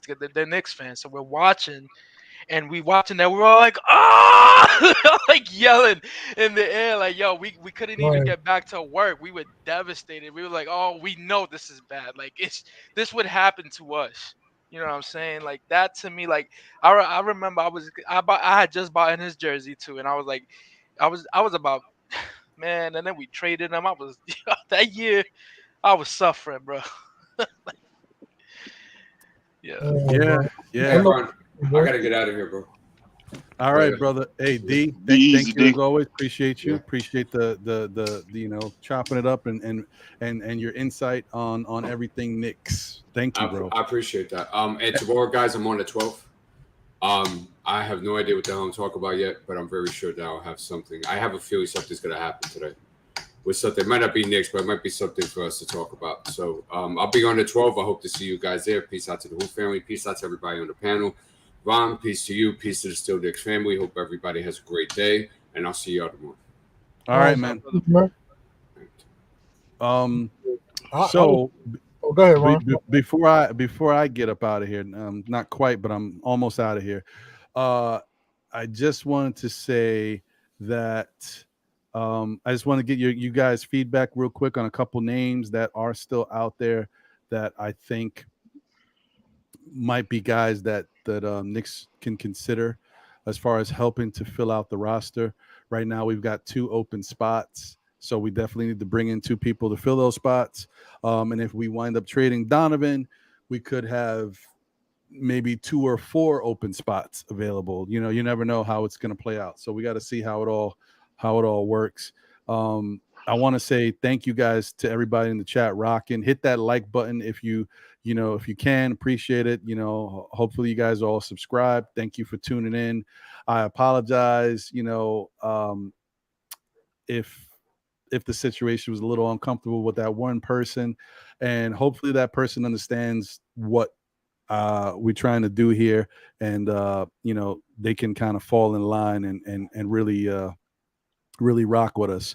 But if they can't, it's okay. Not everybody, you're not everybody's cup of tea. It is what it is. But thank you guys. And to that other person who decided to troll, yeah, you were blocked. We're getting subscribers every day because people like what we're doing here and they value the content, and we appreciate the support. But I'm okay with losing a couple subscribers here and there that don't need to be here. So thank you for who you are as well. And if they're not hating on you, you're not doing it, right? It's a fact. Hey, but hating is another form of complimenting on somebody because you want to be like the person that you're hating. That's and true. also, Ron, you may have some free real estate in that head. So hey, it is what it is. You winning all the way around, bro. Go play the lotto. That's one way of looking at it, man. Yeah, so far, man, that Mega Millions is like 600 million. I haven't won yet, so we'll see. Hey Ron, can I share the story when my heart was Oh broken? yeah, go ahead. And I want to say that as a Knicks fan, I didn't know how heavily I was invested into them until this is fairly recent, in the 2013 season when we got eliminated by the Indiana Pacers. Oh. Y'all remember that? I remember that so vividly because during that time we had the Heat's number. We swept them during that whole season. We swept them like we was a horrible matchup for them in every single way. And when we beat the Celtics, I remember that when we wore the all black, when the team wore the all black, remember that? Yeah, we was clicking on all cylinders during that time. And then when we went against the Pacers, I was like, yo, they a bad matchup for us, man. That was the term when Roy Hibbert came alive, humiliated Tyson Chandler, demoralized Carmelo Anthony. Lance Stevenson came alive. George Hill started popping off. He was like, yo, there was just no way we can win. Man, look, hey, I know that feeling, man, because I was sick to my stomach. That one hurt. That hurt too. Man, hey, look, man, I'm going to have to get some deep therapy after this, man. Man. Ooh. So after we lost the series, I'm sitting there. I'm like, yo, I got to do something, man. Like, I feel like I'm about to explode. So I knocked on my neighbor's door, and I was like, yo, we headed out to the strip club. You feel me? He was like, yo, I'm not dressed. I was like, yo, get dressed. We headed out to the strip club. We about to get some drinks, and we just gonna chill out for the night. I just needed him to come with me so I ain't have to drive home. Like I said, man, hey, look, that's back when I used to drink that Easy Jesus, man. Back in those days. It hurt, man. I'm gonna tell you, we've had a lot of heartbreak, and like I said, but I'm being more optimistic because I see a bright future in ahead with some of the things that have been made now, and I'm cool with not trying to go from zero to hero within a year because I don't want us to rush this thing. Kill me if you want. But I just see I'm just let it sit back and work its way the way it's going to work. Again, I'm not both feet on with the Donovan Mitchell trade. If it happens, I'm still going to support my team. Of course, I'm not going anywhere. But what I like to see is go a different way or do something. Yeah, but there's no hate towards Donovan because I mean Donovan's one hell of a player, man. You can't knock that offensive firepower. It's just I see more of a Mike D'Antoni type style with those two, with he and Brunson. And in spite of he played defense in college.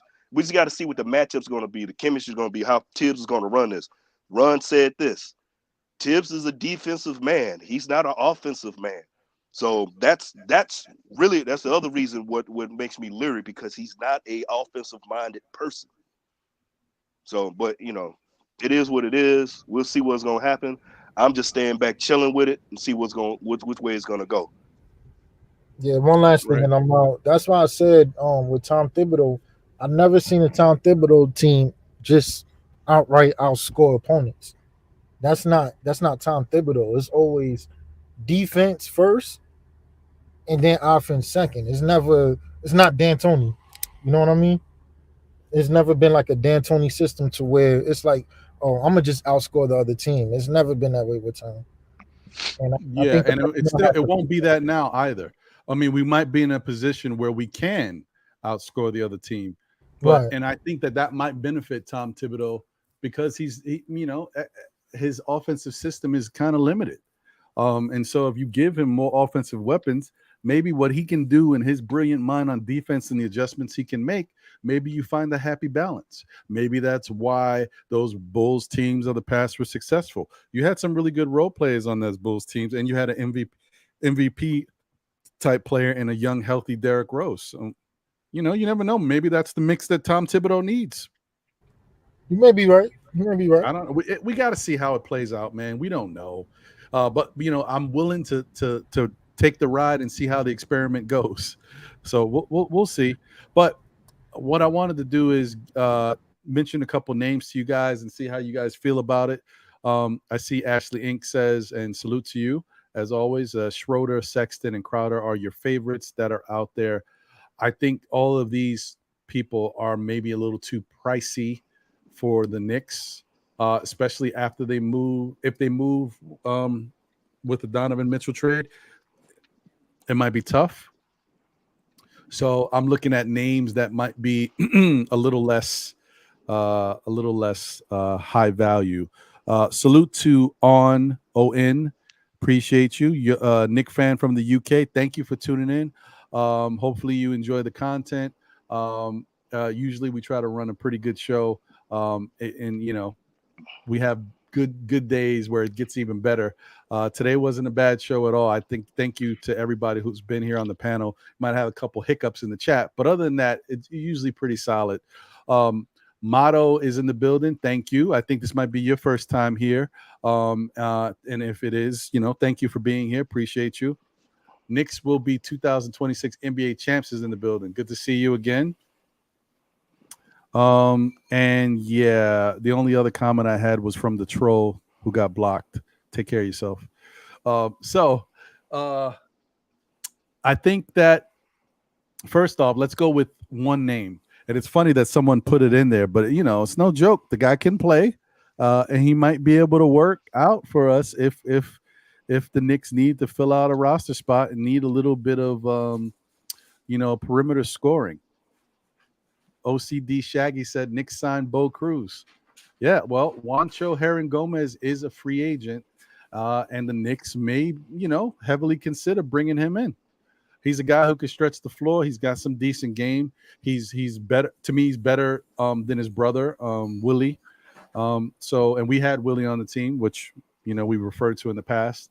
So what do you guys think about Bo Cruz, Juancho Hernan Gomez? I'll go with you, Darley. What do you think?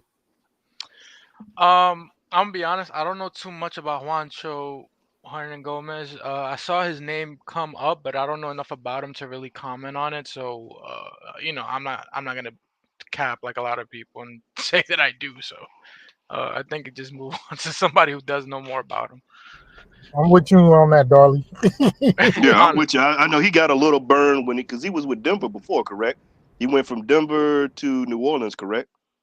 And he got a little burn, but I can't really say much about him. It's just, he's been better than his brother. That's all I can really say. I can't. Yeah, I apologize. I don't really know much about him. It's just to be honest. And honestly, you shouldn't. I mean, don't get me wrong. How they make him look in the movie, The Hustler, he's not that. Okay, he ain't one of those guys that you listen. Who can score on him in a minute? We'll give you $1,000. No, Bo Cruz, he's getting scored on. Yeah, I thought. What's funny? It's funny. It's sad because I thought that was Juan. That's Bo Cruz is Juancho Hernan Gomez in that movie. The Hustler. They look almost similar. Yeah. So I mean, that's the thing. Like he's a guy who shoots on average 35% from three for his career. So, that's not, I mean, obviously he's gone up and down. He's had better years, but, he might be a piece that you could use off the bench, health issues or foul trouble that, you can bring in that can help stretch the floor. So he's not horrible in that. And when you're trying to build out a roster and get up to the 15th man, it's a consideration. So he's just a thought. Another guy who is interesting is, and these are all vet minimum type guys that I'm thinking about, is Avery Bradley. Now, I'm sure some of you know Avery Bradley. What do you think about him possibly coming in? He plays good defense. His offensive game is, it's not much now. I mean, he's like 33, 34 years old at this point.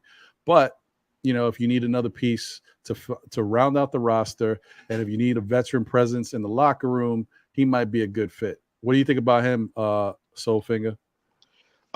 Avery Bradley. I know I'm wrong for about to say. Every time I say I always call him Forehead because of my homeboy. I used to call him Forehead.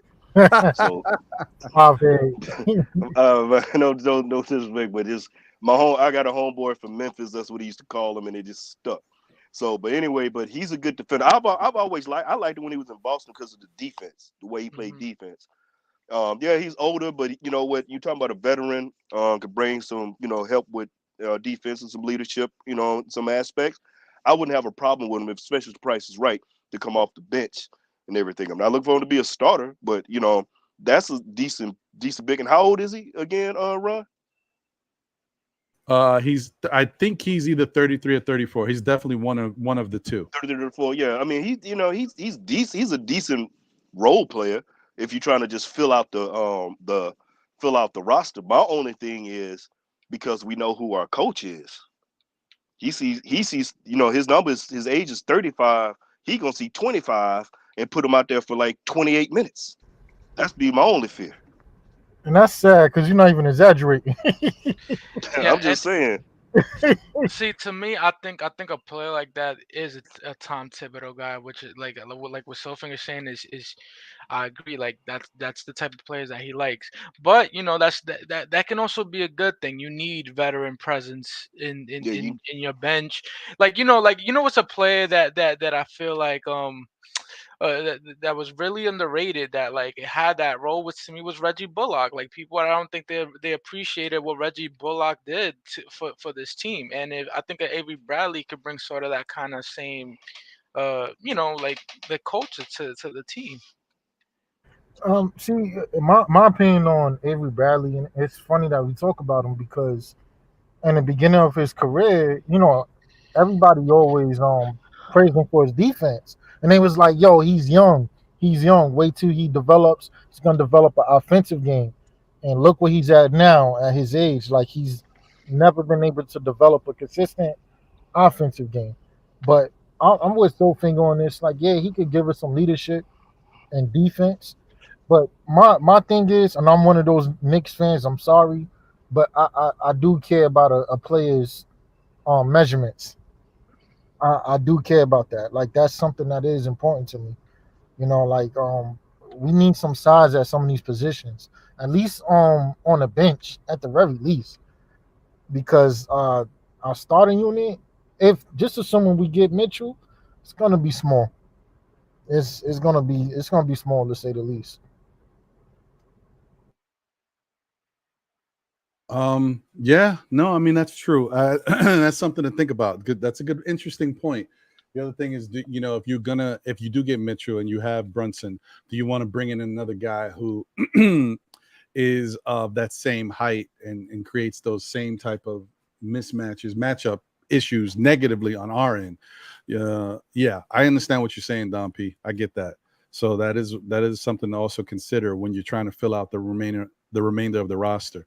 So, okay, I see how you guys feel about those two. And what do you think about Josh Jackson?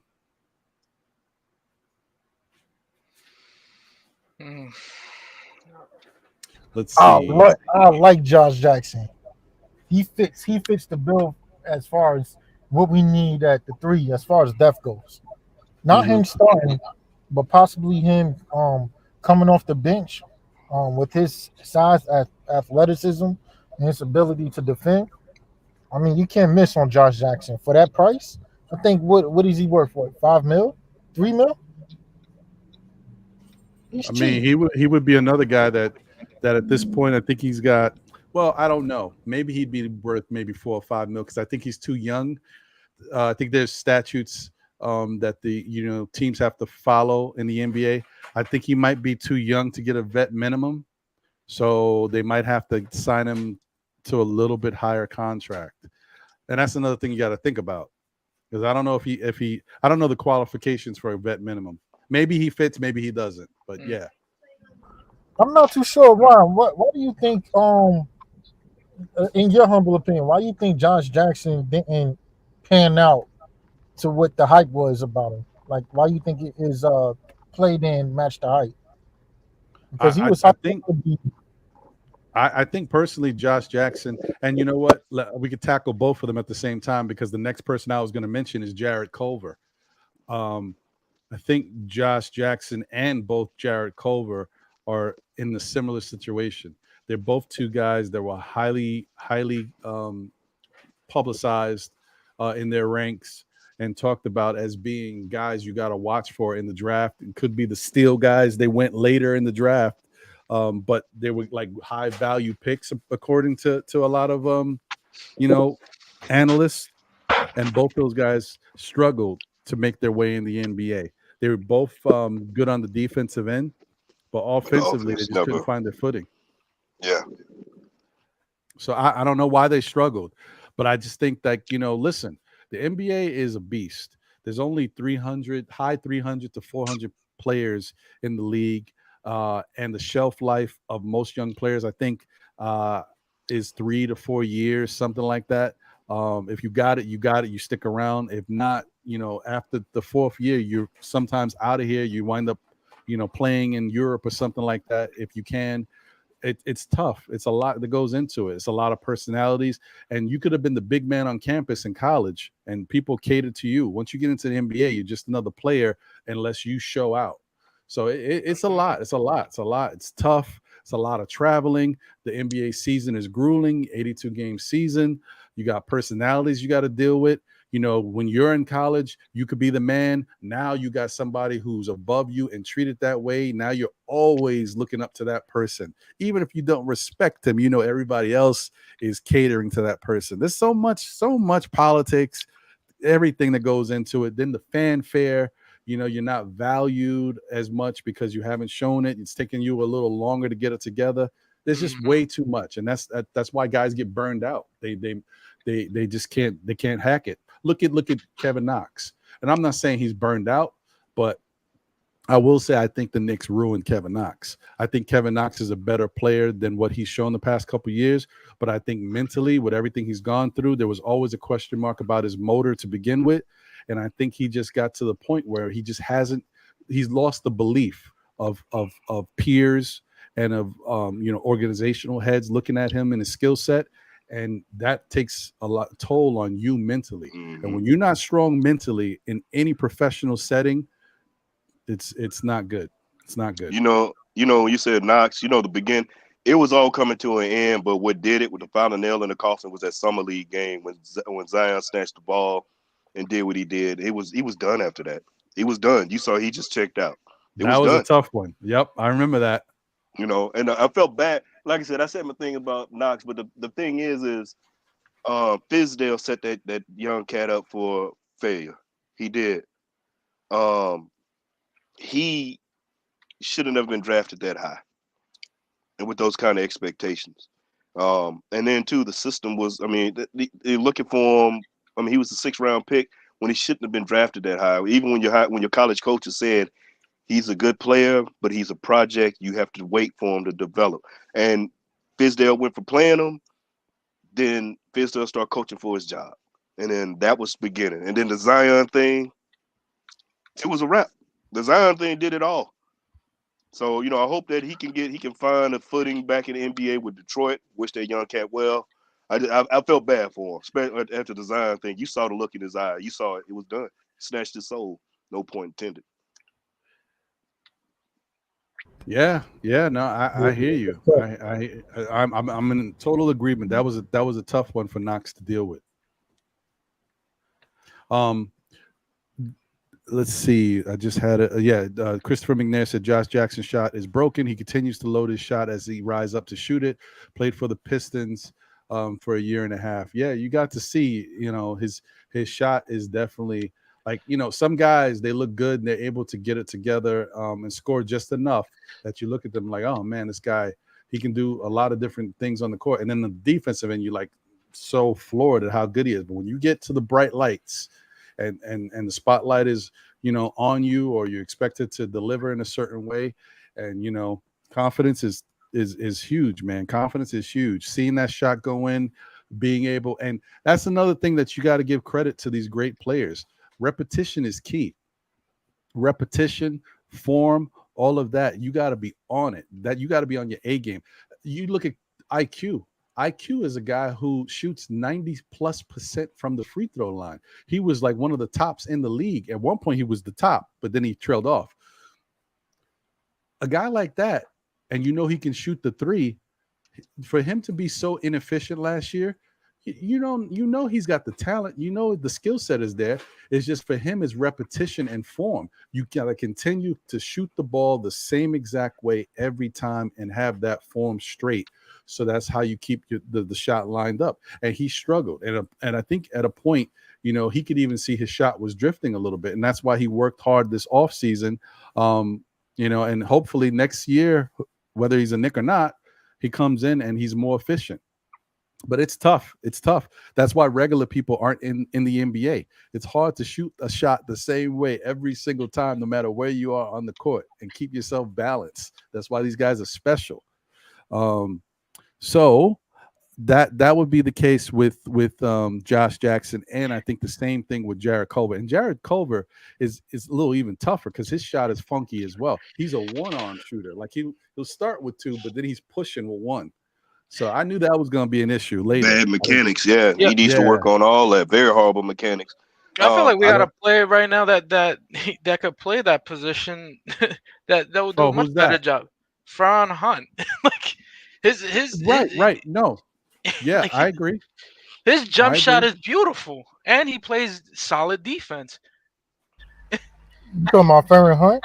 Yep. Yeah, I mean he definitely has good form. But Farron still falls into the same category too. It's about the repetition. It's about being able to shoot the same way each time down the court and keep yourself squared and balanced. It's very tough. That's why you see Farron Hunt can get hot sometimes, and you see him, you're like, whoa, this guy can shoot. And then other times you're like, man, he just hit 3 shots in a row. Now he can't hit the backside of it. You know what I'm saying, Soulfinger. I don't got to repeat it. Yeah. Yeah, so those were the guys I wanted to just throw out there because those are names that are high possibilities. Eric Pascal is another one, which we already kind of talked about. He would be the best of the names that I mentioned so far that I'd be looking at. I agree. But then there's one more guy, which we all know who this is, and we've all talked about him, but we got to talk about him just real quick once again because he's a high possibility. Number 7, Carmelo Anthony. How do you guys feel about Carmelo Anthony returning, being the 14th or 15th, not 15th, but maybe the 14th or 15th man on the team? Of course, he won't play like that. He'd probably be thrust into the situation more than we expect. But what do you guys think about that? I'll start with you, Darlie. What do you think about Carmelo? Yeah, Melo's my guy. You feel me? I love Melo. I think like a lot of people here. If I would love to see him come back to the Knicks. Maybe this be the place where he finishes off his career. If he's playing off the bench, I don't have a problem with it. I think I have a problem with it if we're expecting him to start. You feel me? And be the Carmelo Anthony of old. If he's playing back up to Julius Randle or something like that, or playing back up to RJ, then I'm okay with it. But then it becomes a question of politics and now you have Melo playing off the bench, like. But for the Knicks, like another team could do that because it's not the Knicks. But we're talking about taking the player that used to be the star of this team and throwing him to the bench, bro. Like this, it's a little weird. I see your point. What do you think, Don P? I would say this. I might kill me for this, but Melo, you know, a lot of players, you know, they do interviews. They talk about Melo. They was like, you know, he's never been much of a vocal leader. He's always been the let me show and tell.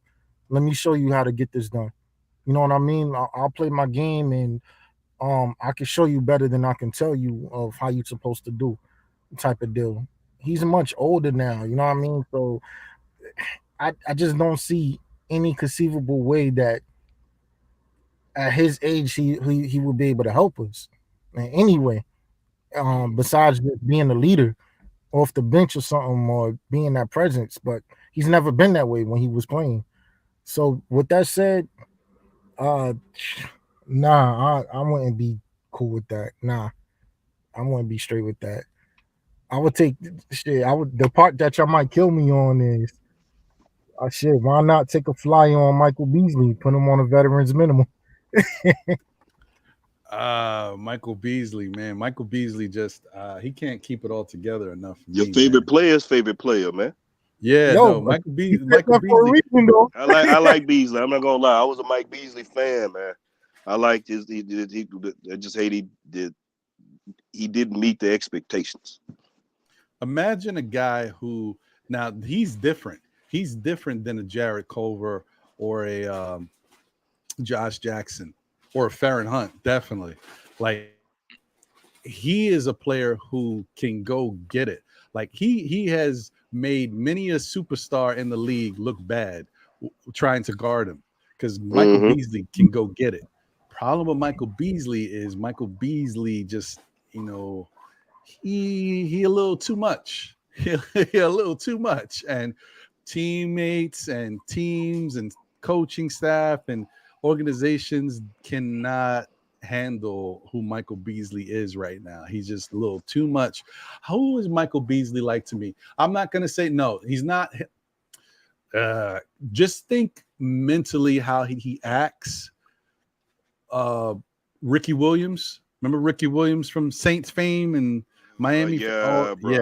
Hey, not player-wise. Like Ricky Williams was a transitional talent, like a superstar. You don't have to tell me, Ron. You know, I told you I'm a who that. Right. I got you. Yeah. Well, for those of y'all who remember Ricky Williams' biggest issue was he was a very eccentric personality. Yeah, he was aloof. Yeah, and Michael Beasley is similar because for everything Michael Beasley has had happen in his life and how it's affected his team, whatever. When you talk to Michael Beasley, he doesn't get it. He doesn't understand why. It's more of, why don't you understand me? Why aren't you doing enough to kind of welcome me and work with me? And there's nothing wrong with that because to some cases he might be right, but it's just his personality is just a little bit too much for organizations in the NBA to deal with. Hey Ron, when you get some free time, I know you be working and everything, and when you're not working, you know what I mean, you do what you do. Whenever you get some free time, if you get an hour of your time, look at that interview Michael Beasley did with the two football dudes. I forgot their names or whatever, and like hear from his mouth of what was going on with him, and he'll tell you like he wanted to remain a Knick, and the only reason why they cut him was because he wanted what, 1,000 more than the veterans minimum. I think it was either 1,000 or 2,000 more, and the Knicks was not willing to give that to him. And if you look at his stats, it wasn't much. But like you said, he makes the superstars around the league look silly sometimes when they're trying to guard him. I mean, he's just that good. He could get you a bucket. And when he said he was Melo from the left side, y'all remember when Melo first got traded to OKC and what he did to Melo? He out Melo. Yeah. You know Michael Beasley was, I mean, no joke. Michael Beasley is a special talent. And especially when he was coming out of school, when he came into, this dude, he was like, I think he was the national player of the year. Something like that. He was. Michael Beasley was no joke. Monster. Yeah, facts. Monster. I'll just say this. I'll be honest. I don't want Melo back. Hear me out before anybody starts shooting rounds at me and everything, firing rounds off at me. I want Melo to get a ring. I want Melo to get a ring. I'd rather see him go somewhere and get a ring. And if he wants to come to New York, then retire as a Knick. That's how I would like him to do it. Come to New York, sign a one-day contract or whatever it is, and retire a Knick. I don't want, because Melo comes to New York and he's bagging up. And like I said, we got to look at how the lineup is. If you try to fill out the roster where it's currently constructed now, it's going to be a lot of pressure to put him on the floor behind Randall and all that. And, you figure out what you're going to do with Obi. Or get Obi up out of here, keep Obi on the bench. So it's just a lot of mess with that. Me, myself, I just think Obi needs to go, not Obi, but excuse me. Melo needs to go to a team that can win get a ring. Melo needs a ring. Just me. I would like Melo to get a ring because of that draft class he came out of with the top players. He doesn't have a ring, and he has a chance to get. If he has the opportunity to come off the bench and contribute to get a ring, to fill, because he's got how many gold medals in the Olympics? 7, 8, something like that. Some Man needs crazy a ring. number. Crazy number like that. He's going to the Hall of Fame, but he needs that ring, man. So he can shut up the naysayers, man, on that. Then come back, retire as a Knick. That's how I would like for Melo's career to end. Because I got to thank him for coming, and I got to thank him for being a Knick and everything. You got some that have heartburn because of how he got here, but the fact when he got on the floor, he gave you what he got. He gave you his all, day in, night out, day in, day out. And he didn't run for the media. He took it on the chin. He said, "Hey, that's on me." He would always say, "That's on me." So I got to give him his props on that. But I would rather see the man get a ring, come here on a one-day contract, retire Knick. That's how I would like Melo to go out. Yeah, I agree with that, man. That's why I'm always gonna respect and have admiration for Melo, man. He wasn't perfect, but he wanted to be here and he wanted to win here. He was here 7 years, and the Knicks didn't necessarily build around him the right way. You could say that the trade that happened kind of helped put us in that position where it made it tougher. But I also, now that we've seen how it can be done, now you can point to the fact that the Knicks really didn't put themselves in the best position, like asset wise, before getting Melo. Like they didn't have enough assets to really make moves like that. It would have took less players to give up if we had more trade value, like more draft capital. We didn't. And that was, thanks to Scott Layden and Isaiah Thomas over the years prior. They really kind of ruined us in that. Oh, man, because you're right. So Because Isaiah didn't look at into draft that, because that's, you talk about that's therapy. a whole nother. Woo. Hey, you gonna have me back on the couch? We want to go there because that's a whole nother thing, man. Nuts. I thank you guys for being here and rocking with me. I wanted to touch on these last 2 chat questions before we get out of here. Shout out to Big Shiesty. Thank you. Appreciate you for tuning in and being here. As always, love your support. But one thing was Almighty Finesse had said we should trade for Mikal Bridges. In a heartbeat, I would love to. But why would Phoenix do it? Like, Mikal Bridges is like the backbone of that defense. He's a big cog in that system. Yeah. Young, budding defensive player. He's the type that if he continues to grow, you could see him in defensive player of the year, conversations going forward as he gets better and hones his craft, because he's really good at defense. So I think it would be very tough for the Knicks. It would be hard to get. Yeah. You know what, Ron? That's a correction. If that was to say that was to happen, that's correcting the error that was made previous, because he should have been drafted. Once again, because we should have drafted him. Yes, I know. Whew. Let me tell you, when I was on with, once again, I love referencing back to it because it happened. When I was on with James Hansen from Hoops Nerd Jazz, and he was talking about Donovan Mitchell and how the city was a buzz and how things happened when they drafted him at the 13th pick. I think it was 11 or 13. I think it was 13. Just when he said that, my heart dropped once again, because I knew the Knicks could have drafted him prior to that. It's tough, man. It's tough. We wouldn't even be talking about this trade because Donovan would already be here. whatever. Exactly. Whatever. Those it's the Frank and Kevin Knox draft that set us back. That hurt us. That really Yes, really we hurt could have us. had either Donovan Mitchell. We could have had both. I don't think we would have been, if you get one of these good players, you make your It'd have team been better. different. So maybe you're not in the same spot. But we in essence could have had Donovan Mitchell and Shea Gilgeous-Alexander on this team.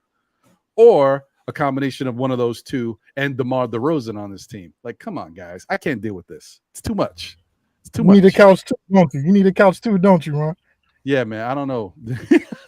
I don't know, bro. I'll be all right.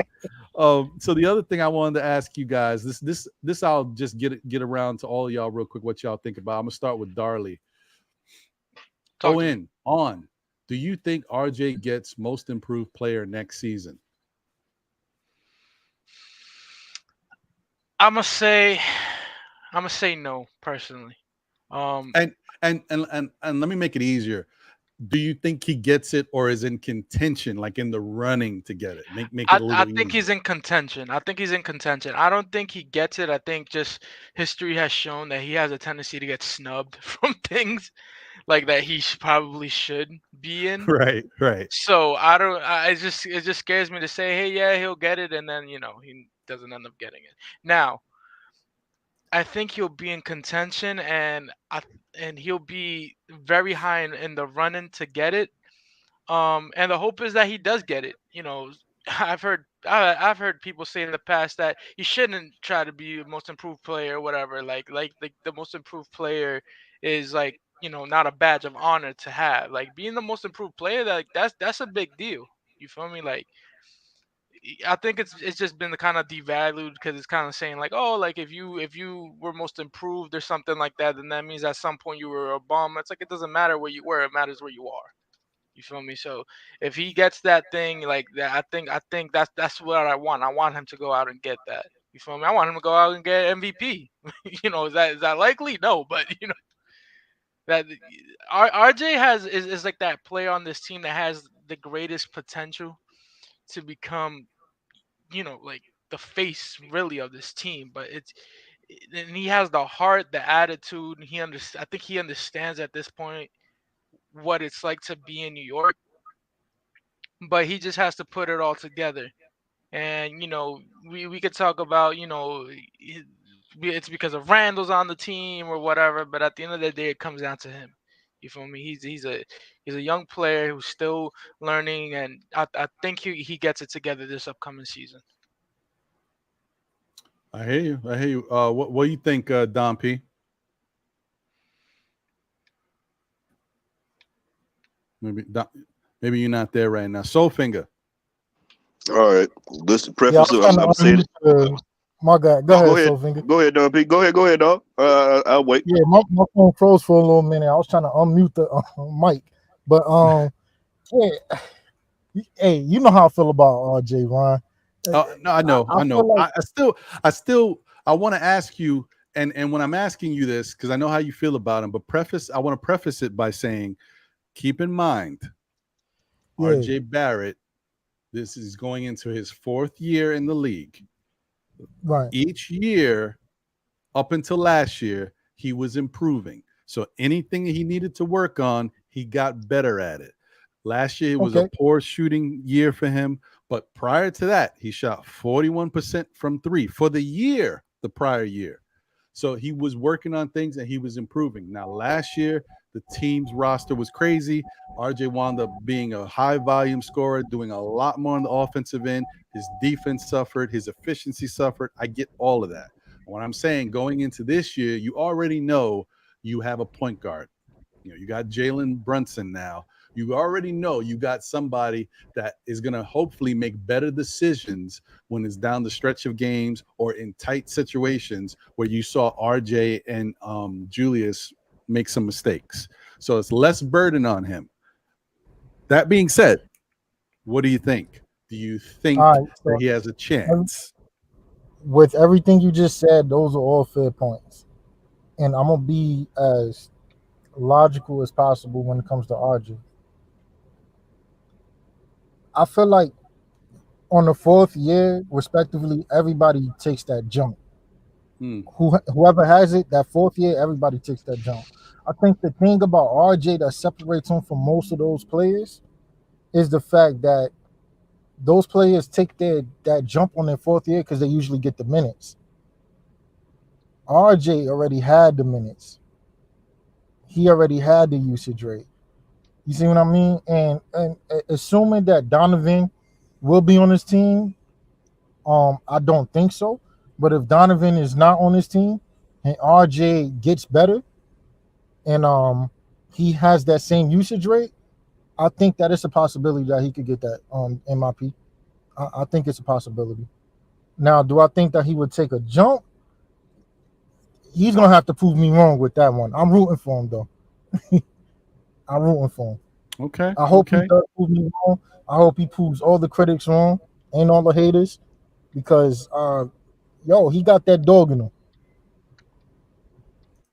Yeah, no, he does. He does. And I think someone had said it a little while ago. It might have been Almighty Finesse. Almighty Finesse is saying a lot right now, but I'm going to point to what he did say that I would probably do. And I love RJ. RJ is my favorite player on the New York Knicks. But if you're able to trade RJ straight up for Scotty Barnes, I'm doing it. I'm not even thinking about it. I'm just going to do it. I'm Make it happen. Don't say nothing about it. I'm not even talking about it. Yo, what happened? Yo, RJ was here. Now he's on. Hey, I don't know. Listen. Not even talking about it. Just doing it. I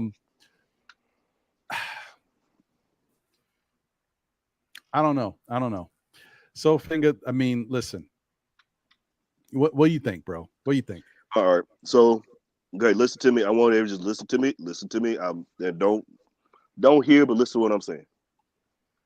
You saying, will RJ? The question is, I'm repeating the question. Do I see RJ winning most improved player next year? Yep. I'm gonna tell you this: he stood a better chance of running through hell and gasoline draws. He stood a better chance ice skating uphill. He stands a better chance of jumping in a vat full of piranha with a stake on his backside, getting to the other side unscathed. Reason being, and there's no hate on RJ. I'm not saying that in hate because I like RJ. I'm saying this because Darley said that in the beginning. He's been snubbed so many times. So many times. If you look at the best player, the young players under the age of 25, he wasn't on there, but they had a couple of cats that ain't even in the league, right? Or something like that. It was crazy. He had some players that don't even do anything. They sitting on the bench, not doing anything. But he got snubbed. That's my main thing. I think he's going to be better. I think he's definitely going to improve with Brunson. But I just don't see him getting it. And I like RJ too. I like RJ. So I'm not saying it as in hate. I'm just saying that because of the way the media and how the talking heads look at RJ. That's my whole thing. I think he may get some honorable mention for a hot second, and then they're gonna cool off on him and chill. That's what I think. But I think he's gonna be better next year with the addition of Brunson. But was two things. Because if you can get rid of Fournier, put him back to the 2, then that improves his chances. But if you keep him at the 3, he's going to improve. But I think that playing the 3 is going to hurt him more than playing at the 2. It's just me. I hear you. I mean, listen, that's fair, and you are right, RJ.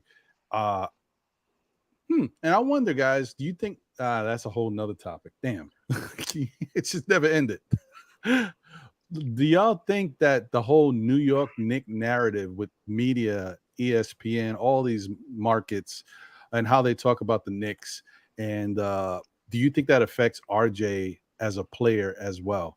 Because yes, it's really blasphemous to mention 25 players under 25 in the NBA that you should look out for and not even have RJ's on the list.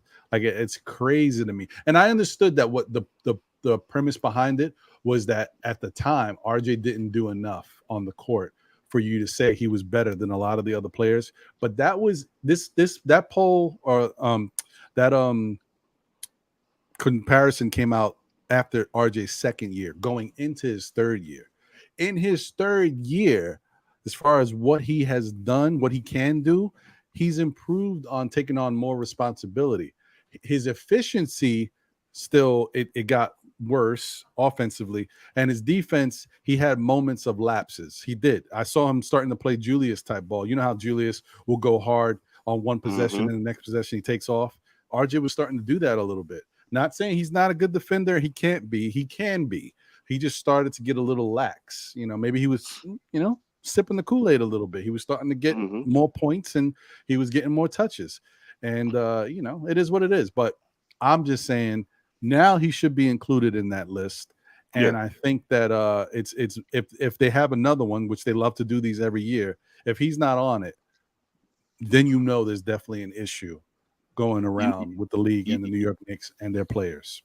You know what, Ron? You touched on something, and I was just kind of looking in the chat, and I want to give this cat here his props. Shout out to some dude. He even put in it. Remember when RJ dropped 30 and a half, and Stephen A.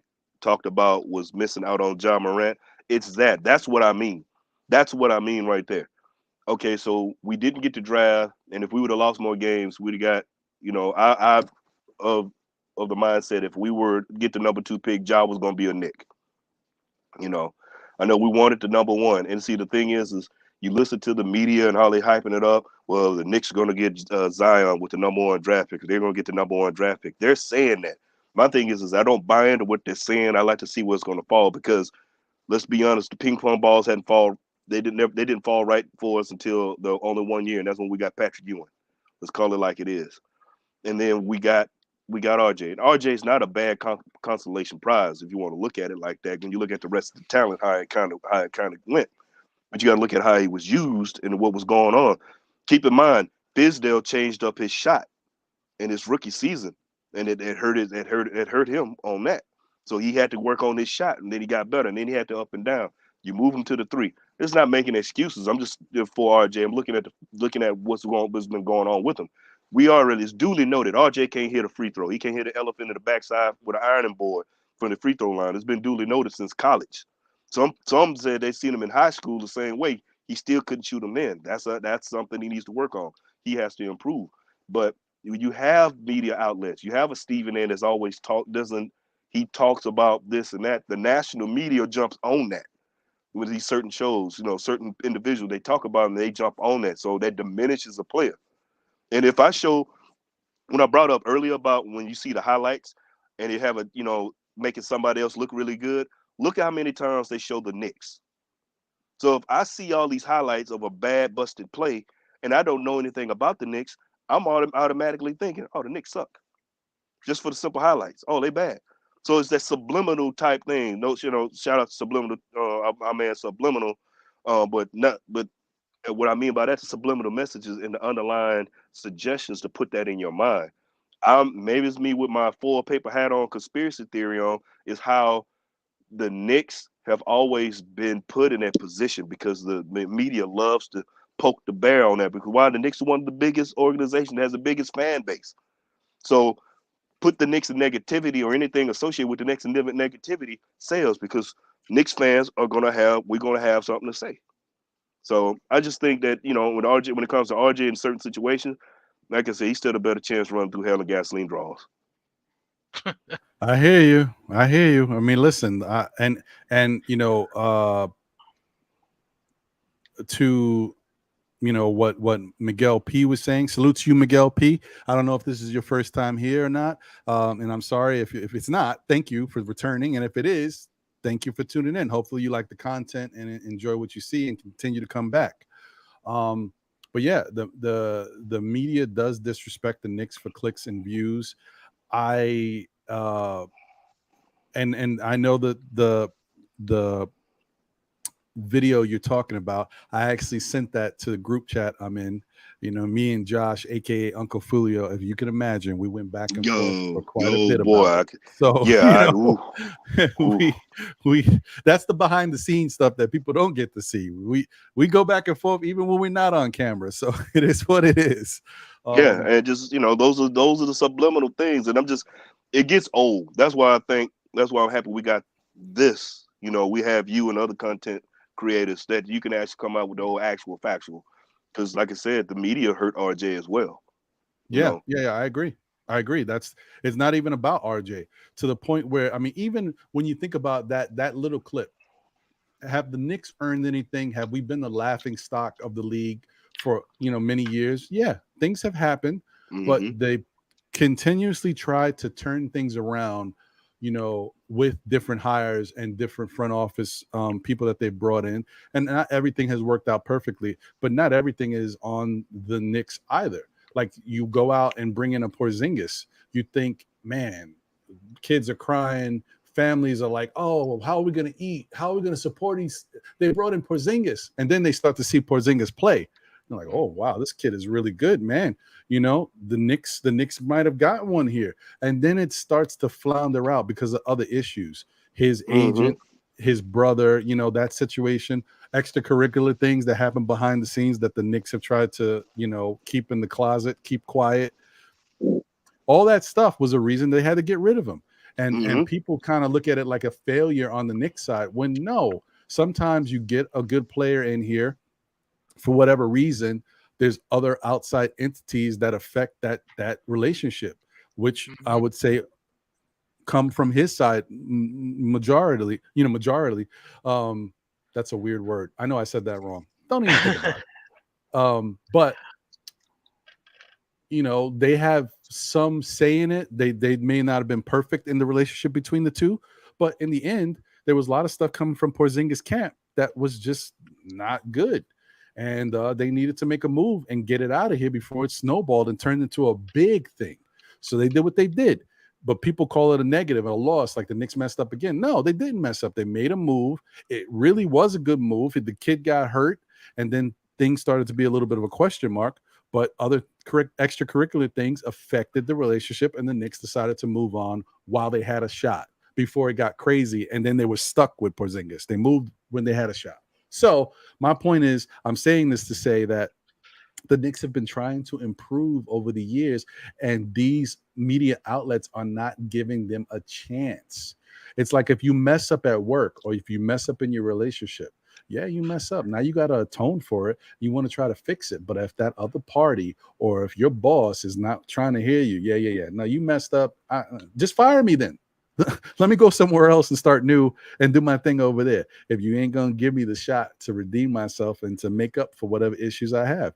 And then that's what the Knick media is doing. New York media and all media outlets are not giving the Knicks a chance to atone for the issues of the past. They just keep seeing us a certain way and not let it's a media thing. It's all about Knicks for clicks. I like it. I love it saying it. It's true. It's what it is. And to the point of that video, yeah, RJ wound up having 30 in the first half. And he was 6 of 9 from 3. He was hot. He was on fire. And the Knicks were losing, yes, but could they have still won the game? Yeah, there was a whole half to be played.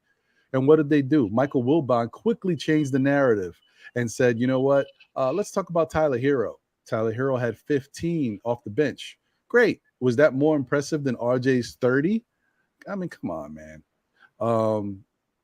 I just think it's just crazy, man. It's just something that we're always going to have to continue to watch. And then watch if the Knicks are able to turn it around. Say the Knicks bring in Donovan. Knicks look good. They go off on a nice little run next season, and then they make it into the playoffs. Watch how all of the media outlets start talking great things about the Knicks, but then take the little jabs. Oh, the Knicks are much improved, but they don't have enough to get past this. But that's what's going to happen because that's how it is. But I don't want you got to remember that. I'm sorry to cut you off. I don't want to get too hot and heavy on it. But no, it's all good. You got to remember a lot of those people that work in the media, that work for these companies, right? Like ESPN and whatnot. They're not from New York. They're from the West Coast.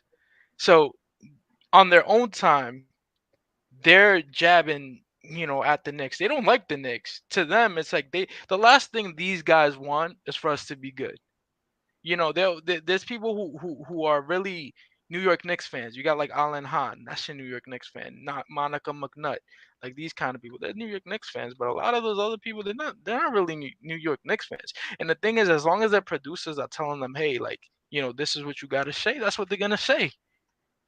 You know what I mean? Like if their producer is like, okay, this is gonna be the next narrative that we're gonna put up, that's what they're gonna say after. You know what I mean? Yeah, listen, you're not wrong. I agree with you. That is what it is. That's what you have to deal with, and that's why, like, as a Knick fan, I try to tune that stuff out. I don't like the way the Knick narrative is being made and how they cover us, so I don't watch. I don't rock with ESPN. I don't care. You know what I got? I got the Knicks community. I got all these great YouTube channels that I can go to for my information. And if I want to talk about something, I can either talk on those channels or I can just do my own thing. I don't need to worry about what ESPN got to say. I don't want to hear from them anymore anyway. I've moved on, but that's me. Yeah, no, and I feel you on that, run. My thing is, and I'm so, when it comes to it, Max Kellerman was trying to pull Stephen A. And what I mean by that, you see what Stephen A does with the Cowboys and trolls them. Max was trying to do that with the Knicks to build his little brand and have his little rivalry with a franchise. That's what he was trying to do, but it backfired because nobody paid him any attention. It was about his doing that was about is about as loud as a mouse fart. So it made no mind. And the sad thing about it, for him to be considered, he's a native New Yorker. I used to be a Knicks fan and blah, blah, blah, and trash this and that. Look, man, either you is or you ain't. That's the way I look at it. Again, I'm not a native New Yorker, but I love the Knicks, and for you to say you from New York, you used to be a Knicks fan. I'm like, I never heard that before until I used to be a Knicks fan. That's blasphemous, man. I used to be a Knicks fan. What are you talking about, man? That's like cameo. You talking out the side of your neck. So to paint Knicks fans in the way they paint Knicks fans is crazy. Now, it's always been clicks. You doing all this clickbait and all like that, man.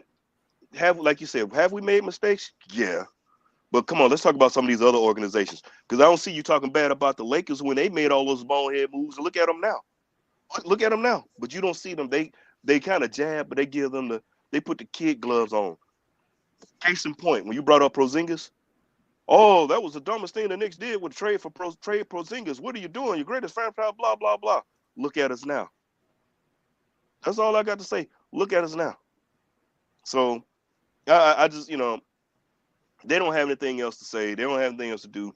That's why I thank God for the content creators such as you, D, Sims, Freeze. Shout out to Run, man. Even though he's not on, but he's, for his content. Devon and Shad and all the other Knicks content out there, because they are the ones. They're the pulse. They're the voice. They're the ones who put this stuff out for us rabid Knicks fans. That's what we need. Because any fan base is gonna have your fanatics. I don't care what it is, but don't paint the Knicks fans the way they are. Call it, if you're gonna be right, keep it 100. And again, shout out to my man, some dude. Hey, look at the Kings. Look at the Kings. They've been a train wreck from jump. Orlando, look, man. Orlando hadn't been right since they since Penny Hardaway and Shaq. Truth be told, yeah, you hear about Dwight Howard, but they ain't really been doing anything else after that. Well, we can keep on and on and on. We can keep going on and on and on. Right. There's definitely other teams that have done far worse and have a history and sustained it. But it doesn't matter because they're not New York. They're not the New York market. Nothing says business and media driven sales like talking bad about the Knicks. Remember when Miami? Remember when Miami couldn't win their way out of a wet paper bag with a tank grenade and a chainsaw? I'm just saying. Now everybody's all. You remember when the Grizzlies was a joke, but we all on the Grizzlies now. When they first started out, same with Toronto. I can keep going on and on and on. But I know. I hear you. It's true. But whatever. It is what it is. The Knicks just have to continue to build the right way, build a winning culture here, and try to sustain it for as long as they can. And only think about the players and their fan base. Don't worry about the media. Don't worry about the rest of the NBA. It's all about I like that Big 15 that happened when the Knicks were the 4th seed. It's us against the world type thing. The Knicks just have to move that way. Leon Rose and the organization has to say, look, we're going to go get pieces. If you want to work with us, fine. You don't want to work with us, we're going to get our pieces somewhere else. Oh, you don't want to be a free agent and come to the Knicks? Okay, we'll build through the draft. Or we'll go trade for somebody because we got the assets that people can't deny. That's how you got to move. This is what it is. Yeah, and like I said, in all, I'm going to tell you, their greatest fear is to see us win it. I'm going to tell you now, it's their greatest fear to see us win it. And as I said before, they're going to all be rolling around the floor, holding their stomach, looking like a constipated monkey. That's how they're going to be looking, man, when it's all said and done. It's their greatest fear. And then watch, a lot of those talking heads have been talking trash about us. They're going to be pulling I ain't going to even say that track. It's from from the Lynch Mob. They got a track on there, all on mine, and I'll leave it at that. And that's what they're going to be on. They're going to be on that right there. So, and the main people that talk so bad about us are going to be jocking us hard. And then you going to have those Max Kellermans want to come back and talk about and everything. So, I mean, same for Richard Jefferson. He uses that same thing to get his little whatever here. I give it. He's been trying to give us some props on some moves. I was like, all right, whatever. But, you know, with him, it's always backhanded. But all in all, our time is going to come. And, boy, when it comes, it's going to be a beautiful thing. Yeah, I'm with you. Let me just say once again, thank you guys for being here and rocking with me. I appreciate the love you guys have shown, and you know, the returning people. Thank you guys for always rocking with Still Knick fans, no matter what we've been doing. To the new people, thank you for being here, and hopefully you enjoy. Some of you, I know, you know, there might be a couple new people that just recently jumped in, and so it's I'm about to wrap up, but you're welcome to watch the replay of the show. It's 4 hours long, so there's plenty. If you got to do laundry or do something else, you take a car ride, definitely check it out and listen to what went on. Hopefully you enjoy the content. We covered a whole bunch of different things with some really good takes. We had more people on the panel earlier. D is Ballin was here, aka D Poetic, but you might know him as D's World of Hoops. Darley obviously is here. Soulfinger is here. Don P was here. And Anthony A was here chopping it up with us, aka the Sarge. So we definitely had really good conversations going back and forth. Let me do this one last shout out to the people that I saw coming earlier. Big Mike, appreciate you, bro.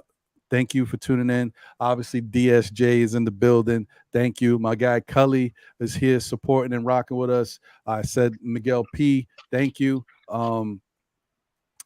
Gene Sherrill, is it Gene Sherrill? If this is your first time tuning in, thank you for your support, and hopefully you like the content and want to come on back. We keep trying to put out more and more fresh content as we can to keep everybody entertained. Appreciate Alex Scalavino in the building. Thank you. First time. Thank you. Appreciate it. Thank you for tuning in and being a subscriber. And hopefully you like the content. We do our best to try to give everyone a platform to talk and hopefully some interesting stuff to talk about. Shout out to my guy Josh, aka Uncle Fulio, as you like to say. Appreciate you, brother. Yeah, man, I know, and this topic is one of your topics. I know you would love to jump on and talk about this, but I got to get out of here. It's been like 4 hours, so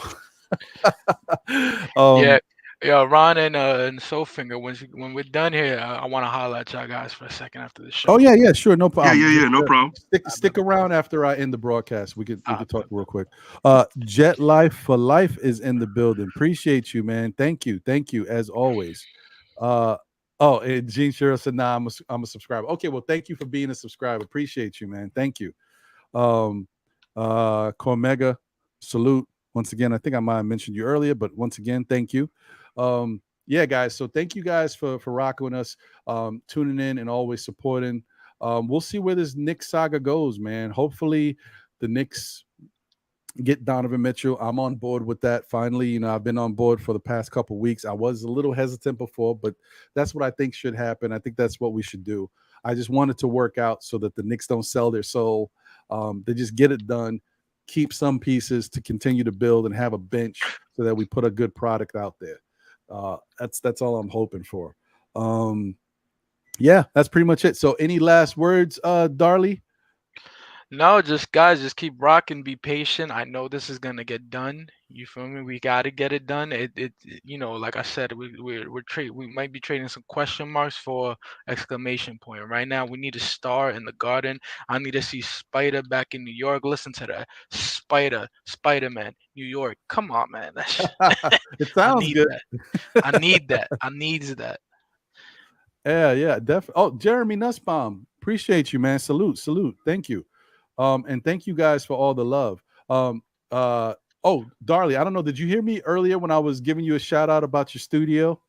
Oh yeah. I heard it. Oh, I okay, just cool. had my I just mic wanted to muted. make sure you knew that I was. Thank you once again for that opportunity. I know it was through Sim and MBK, but it was just a special moment for me that I'll never forget. So thank you for being Yeah, no that problem, man. conduit for us for that. Yeah, I'm actually closing it this month. Oh Just I got no. I got a new job, a better opportunity. So it just made sense. So you know what I'm saying? Okay. Yeah. All right. Okay. Good. Mhm, Okay. Well, mhm. bigger and better things, hopefully. Um, Yeah. Trusting in God, you um, feel me? Just let him yeah. take care of it. And Soulfinger, any last words, brother? No, just saying this. Just enjoy the ride. That's all I'm gonna say. Enjoy the ride. There's other things coming. If the Donovan Mitchell thing falls through, hey, it is. You know, there's gonna be some other opportunity. When one door closed, another one will open. All I know is I feel like we're in a good position to stare Ainge down. And if he don't like what don't like what we given, then hey, it is what it is. But just enjoy the ride. We're gonna be good. Just we're gonna be good. Yeah, I'm with you on that. I think it's all positive. Knicks is gonna figure out some way to make this thing right, especially after what we went through last season. And as an organization, they saw their missteps and things that they messed up on. So I think they're definitely trying to fix. And I want to give them a chance to right the ship. So we'll see. All right, guys. Well, thank you once again. Appreciate everybody tuning in. Like I said, if you came in late, definitely watch the replay. Check it out. I know it's a long show, so it is what it is. But thanks for being here and rocking with us. We'll catch you on the next one. Tune in to the Monday night, our Still Knick Fans Weekly. Then catch us again on Thursday for the NBA report on the Nothing But Knicks network. Thank you guys. As I always say, tell a friend who tells a friend who tells another friend. Still Knick fans. We'll be back again. Take care, guys. Appreciate y'all. And I'm out of here.